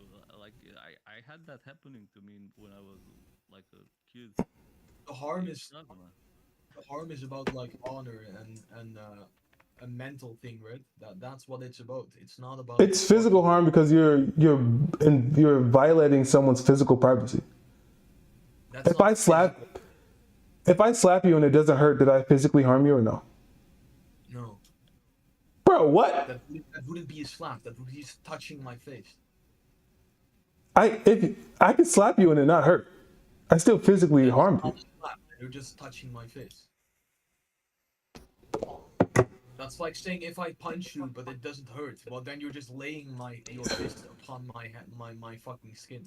You are being so semantic right now, bro. You know for a fact that if you punch someone, even if it doesn't hurt, you still harm them if the intent was to harm. You mean like they don't feel it, but you're still like damaging the body, like the skin? Like there are physiological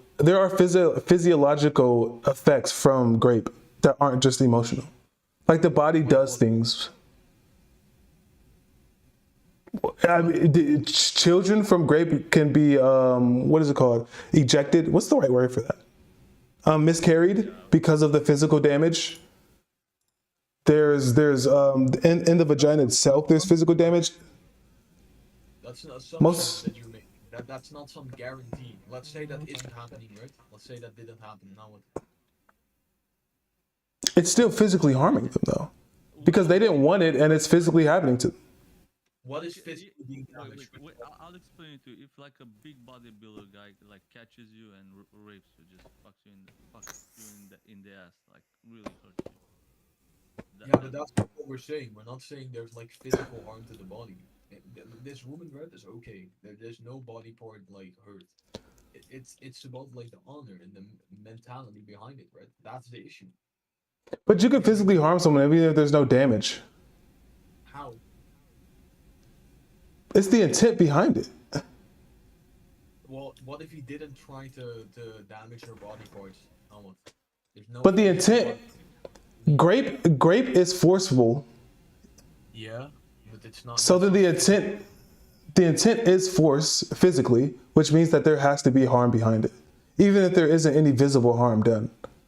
This is a giant stretch, right? That's like saying, well, if I cheat on my wife, that's physical because I'm physically cheating on the wife with my dick in another woman, so it's physical. That's not the same. That's There is physical, no. so- You didn't have to touch your wife physically to cheat on her. No, I touched the other woman. That's the point. Yeah, exactly. So then there is no harm done physically to your wife. But I mean, I guess if you grape the lady, but yeah, there is no physical harm done to the wife. There's no physical harm fit to the woman that got forced into it either because no body part are damaged. You're literally saying that it counts as physical harm because a physical aspect is involved and it's harmful.